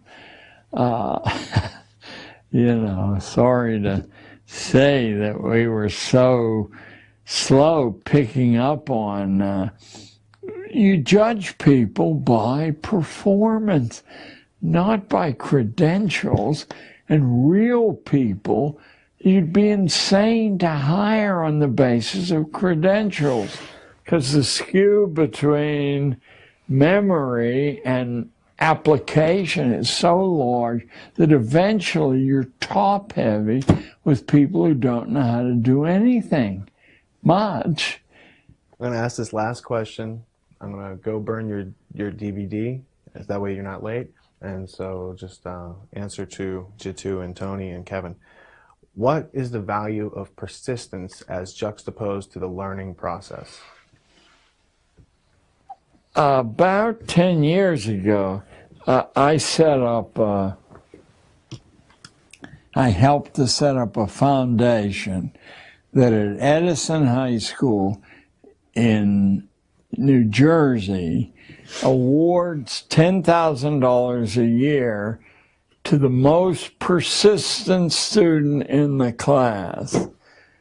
And persistence in the face of adversity is the final test. If you can stick to something, nothing is difficult to learn. I mean, nothing at all. But the natural selection process, operating on a low boredom quotient, on personal disrespect, I can't do that, and many other things, eliminates almost everyone except the persistent. Those are the ones who demonstrate merit. Now, obviously, a lot of the control mechanism is inherited or appointed, but the parts that aren't go to the persistent. And that includes the arts and the sciences as well as politics. I mean, who could imagine, for example, that an obviously inferior human being, I'm not speaking politically here, like George W. Bush, could pass through all the screens on the way up and then be elected not once but twice by the American population. He flunked his pilot's course 25 out of 100, and now he's supposed to be given a jet to fly in combat. But of course, he pulled strings. He didn't do that. He clearly was an imbecile. He looked like an imbecile. He talked like an imbecile. And you cannot believe that any decisions attributed to him were actually made by him. No one would be crazy enough to put him in charge and say, you mind the store and I'll go off. So, but he was persistent, and he did reject the negative assessments that occurred all through his life. What a rock is about, in my opinion, is showing Daddy that the people who embarrassed Daddy got their comeuppance, and who the hell cares that the carnage is one of the great mass murderers in history, but Daddy's reputation was saved from disgrace. What do you feel the role of UNESCO has been in the manipulation of the educational curriculum? Well, I'm bothered a little bit by the general mass of conspiracy literature attributes powers to the United Nations, which it simply doesn't have. That doesn't mean that it isn't filled with villainous intentions. I mean that it never succeeded in becoming, people say it's a respectable institution, but they don't behave. No one says, what does the UN say about, no one says that. You know, and they've almost given up trying. I mean, there's now a minority opinion that it's not worth spending the money to have it in the United States. You know, because it's as much anti-American as it carries out our subtler designs. I've noticed that UNESCO focuses a lot of their workings on the educational framework of nations, and you go to their website. But you and I would too. Pestalozzi and Herbart and Wundt are all listed. Yeah, of course. Well, wouldn't anyone say it's easier to deal with unformed minds with no experience, wean them away from, yeah. I mean, it's in an engineering sense what you would expect to happen, and so we wouldn't be surprised that that's what does happen. Who was Johann Pestalozzi, and what were some of his few ideas? The most intriguing thing about the followers of Pestalozzi are that they never count the fact that every single one of his projects quickly failed. Every single one of them. What he had that was intriguing to the Prussian hierarchy and really the global hierarchy was that his method of kindness, and it may have been sincere, his method of kindness was a new weapon in the arsenal of, instead of whipping the poor, threatening them, menacing them, tormenting them, you killed them with kindness. The written principles of the Fabians are Pestalozzian, you know, by extending this blanket of kindness to people. It's still effective in that, you know, lots of a big fraction of the American population expects charity and sees it as a blessing. Now, it's not hard to see why on this day or that day it could be a blessing, but overall, that you get weaker and weaker, like your arm gets weaker if it doesn't lift stuff above your head. I mean, it's such a fundamental principle of human physics, including mental physics, that to pull the wool over so many people's eyes I've got your disc. It's got all the transcripts from your Gnostic media interviews, Jan's definition of liberal, and some Gordon Wasson information for you. You also talked about the cruise to open up Asia. Excellent. And this is Excellent. This is Taft. Taft's on the. It's Roosevelt's daughter. Roosevelt's president. Taft goes with her, and they open up. They go back to Japan after. Who is the admiral that you mentioned that went over there? Not Dewey.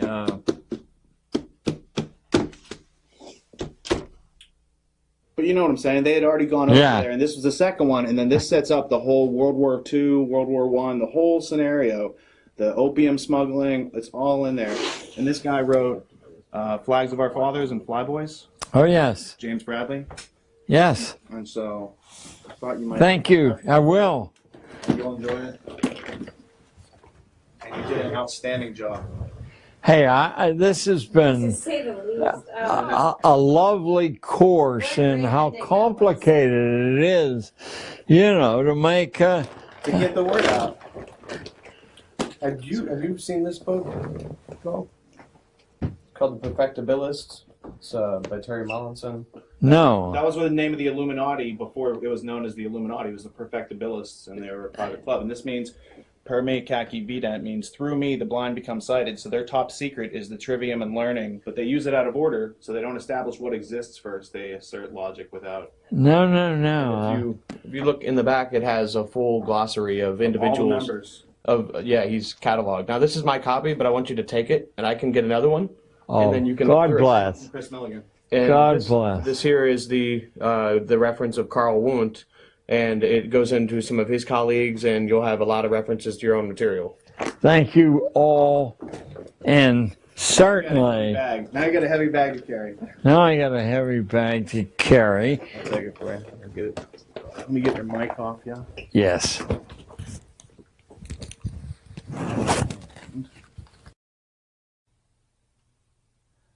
You've now experienced the first step of the ultimate history lesson. We've done the hard work of organizing the facts, and now it's up to you to think, learn, communicate, and take action among yourselves.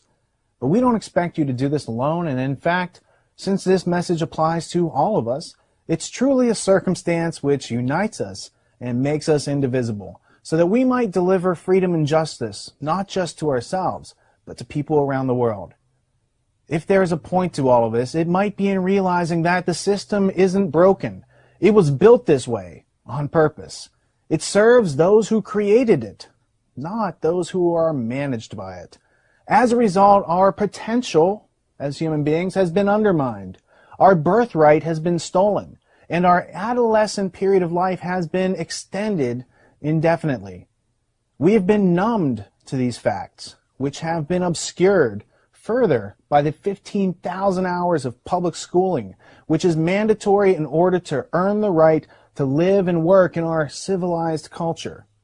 We have been under the impression that public schooling was about educating us as a measure to prepare us for life, but those assumptions were formed based upon information supplied to us by our natural predators, who may dress and speak like us, but in their minds, intentions, and actions, they hold us in contempt.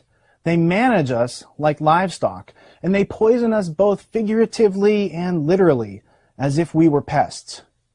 Each of us has a choice to make, and the question is, what is most important to us? Is it the products which money buys, or is it having a safe, happy, and healthy family? Unfortunately, it doesn't seem that we can have both in this culture. We must choose to either put our full support behind that which is most important to us, or face losing everything. I made that choice 8 years ago, and through the help of some friends, I transformed the materials around me into the resources which have delivered this message to you. In the minutes before, Patrick Henry spoke into existence the phrase, "Give me liberty," or "Give me death," in his speech to the Second Virginia Convention on March 23, 1775. He first addressed the convention's president, Peyton Randolph of Williamsburg. Quote, "For my own part, I consider it as nothing less than a question of freedom or slavery. and in proportion to the magnitude of the subject ought to be the freedom of debate. It is only in this way that we can hope to arrive at truth and to fulfill the great responsibility which we hold to God and country. Should I keep back my opinions at such a time, through fear of giving offense, I should consider myself guilty of treason towards my country, and an act of disloyalty toward the majesty of heaven, which I revere above all earthly kings. Mr. President, it is natural to man to indulge in the illusions of hope. We are apt to shut our eyes against painful truth and listen to the song of that siren until she transforms us into beasts. Is this the part of wise men, engaged in a great and arduous struggle for liberty? Are we disposed to being of the number of those having eyes, see not, and having ears, hear not, the things which so nearly concern their temporal salvation? For my part, whatever anguish of spirit it may cost, I am willing to know the whole truth, to know the worst, and to provide for it." End quote. So, if you realize that your family and or community was in danger, how would you make them aware of it as a measure to protect them from the peril? Well, once you meet and surmount the mental obstacles by employing your use of reason, it would then be logical to organize the facts, connect and communicate with your loved ones and community, to learn together how to dispel confusion, how to take informed constructive actions, and when you meet resistance, how to learn your way forward. It doesn't benefit anyone to continue to sanitize the world for our youth, as it prevents them from developing a strong immune system, and thereby undermines their chances of survival in this world. To that end, as I mentioned in the introduction, we've also created the ultimatehistorylesson.com, which specifically hosts the YouTube version of this interview in video form, as well as the MP3 versions for your downloading pleasure, as well as the transcript, references, notes, links, primary source materials, and every other piece of media associated with this interview set, all with the goal of helping you to understand. And while this all might sound like a good idea, most people need a little help outgrowing the habits which enable us to be so easily manipulated. In order to help each and every individual tap into their internal natural resources, we created tragedyandhope.com, which acts as a next step for those who seek to learn more after screening our productions. Now that you've heard John talk about the book, Tragedy and Hope, A History of the World in Our Time by Dr. Carol Quigley, you'll indeed appreciate the fact that we've created an international network of independent media producers, all of whom consistently provide educational films, podcasts, and video reports, commercial-free and free to the public. With over 1,400 people from all over the world posting videos, posting blogs, forming study and research groups, and learning the arts of intellectual self-defense and strategic problem solving, we have built a truly unique experience which has thus far been denied to the general public. And it is in every way designed to help you realize your birthright. In this last hour, I was surprised to learn about John's key role in helping Yoko Ono get approval to create Strawberry Fields, a section of Central Park in New York dedicated to John Lennon, across the street from where he was shot in front of the Dakota Hotel. We've done a lot since creating Tragedy and Hope in 2009, so let me share a bit of synchronicity about how all this began. These are the last few pages of the premiere issue of our interactive magazine before it evolved into an interactive community of critical thinkers. I'd say that not only have we come a long way, but we've also stayed on track, and I think that's reflected in the synchronicity of these full circle moments.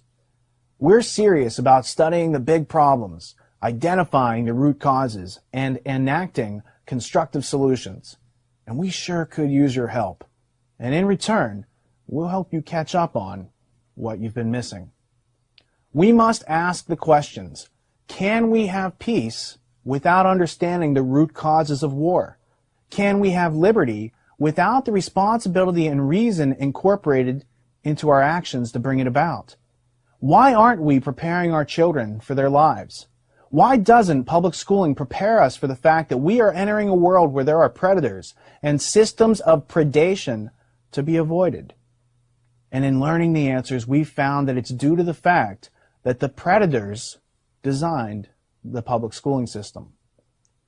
It's time to reclaim our birthright, and this interview is aimed at delivering it to you. What you do with it is your choice. Figure out how to teach yourself anything by asking substantial questions and identifying valid answers. Help us create a network of affiliates and continue to spread this message of self-liberation. By understanding the problems, the solutions become known. The truth is the future, and we want to see what the world looks like when you develop the habits which reveal your inner potential. Last but not least, learn how to use the active literacies to liberate yourself and share what you've learned with others. Because the world is made up of words, and if you know the right words, you can make of the world what you will. Go and do likewise. Be persistent. Refuse to give your consent to irrationality, and realize that in your heart and mind, that we are only victims until we mature and take responsibility for our thoughts and actions. And to that end, keep learning, keep moving forward. Thank you for tuning in and not dropping out.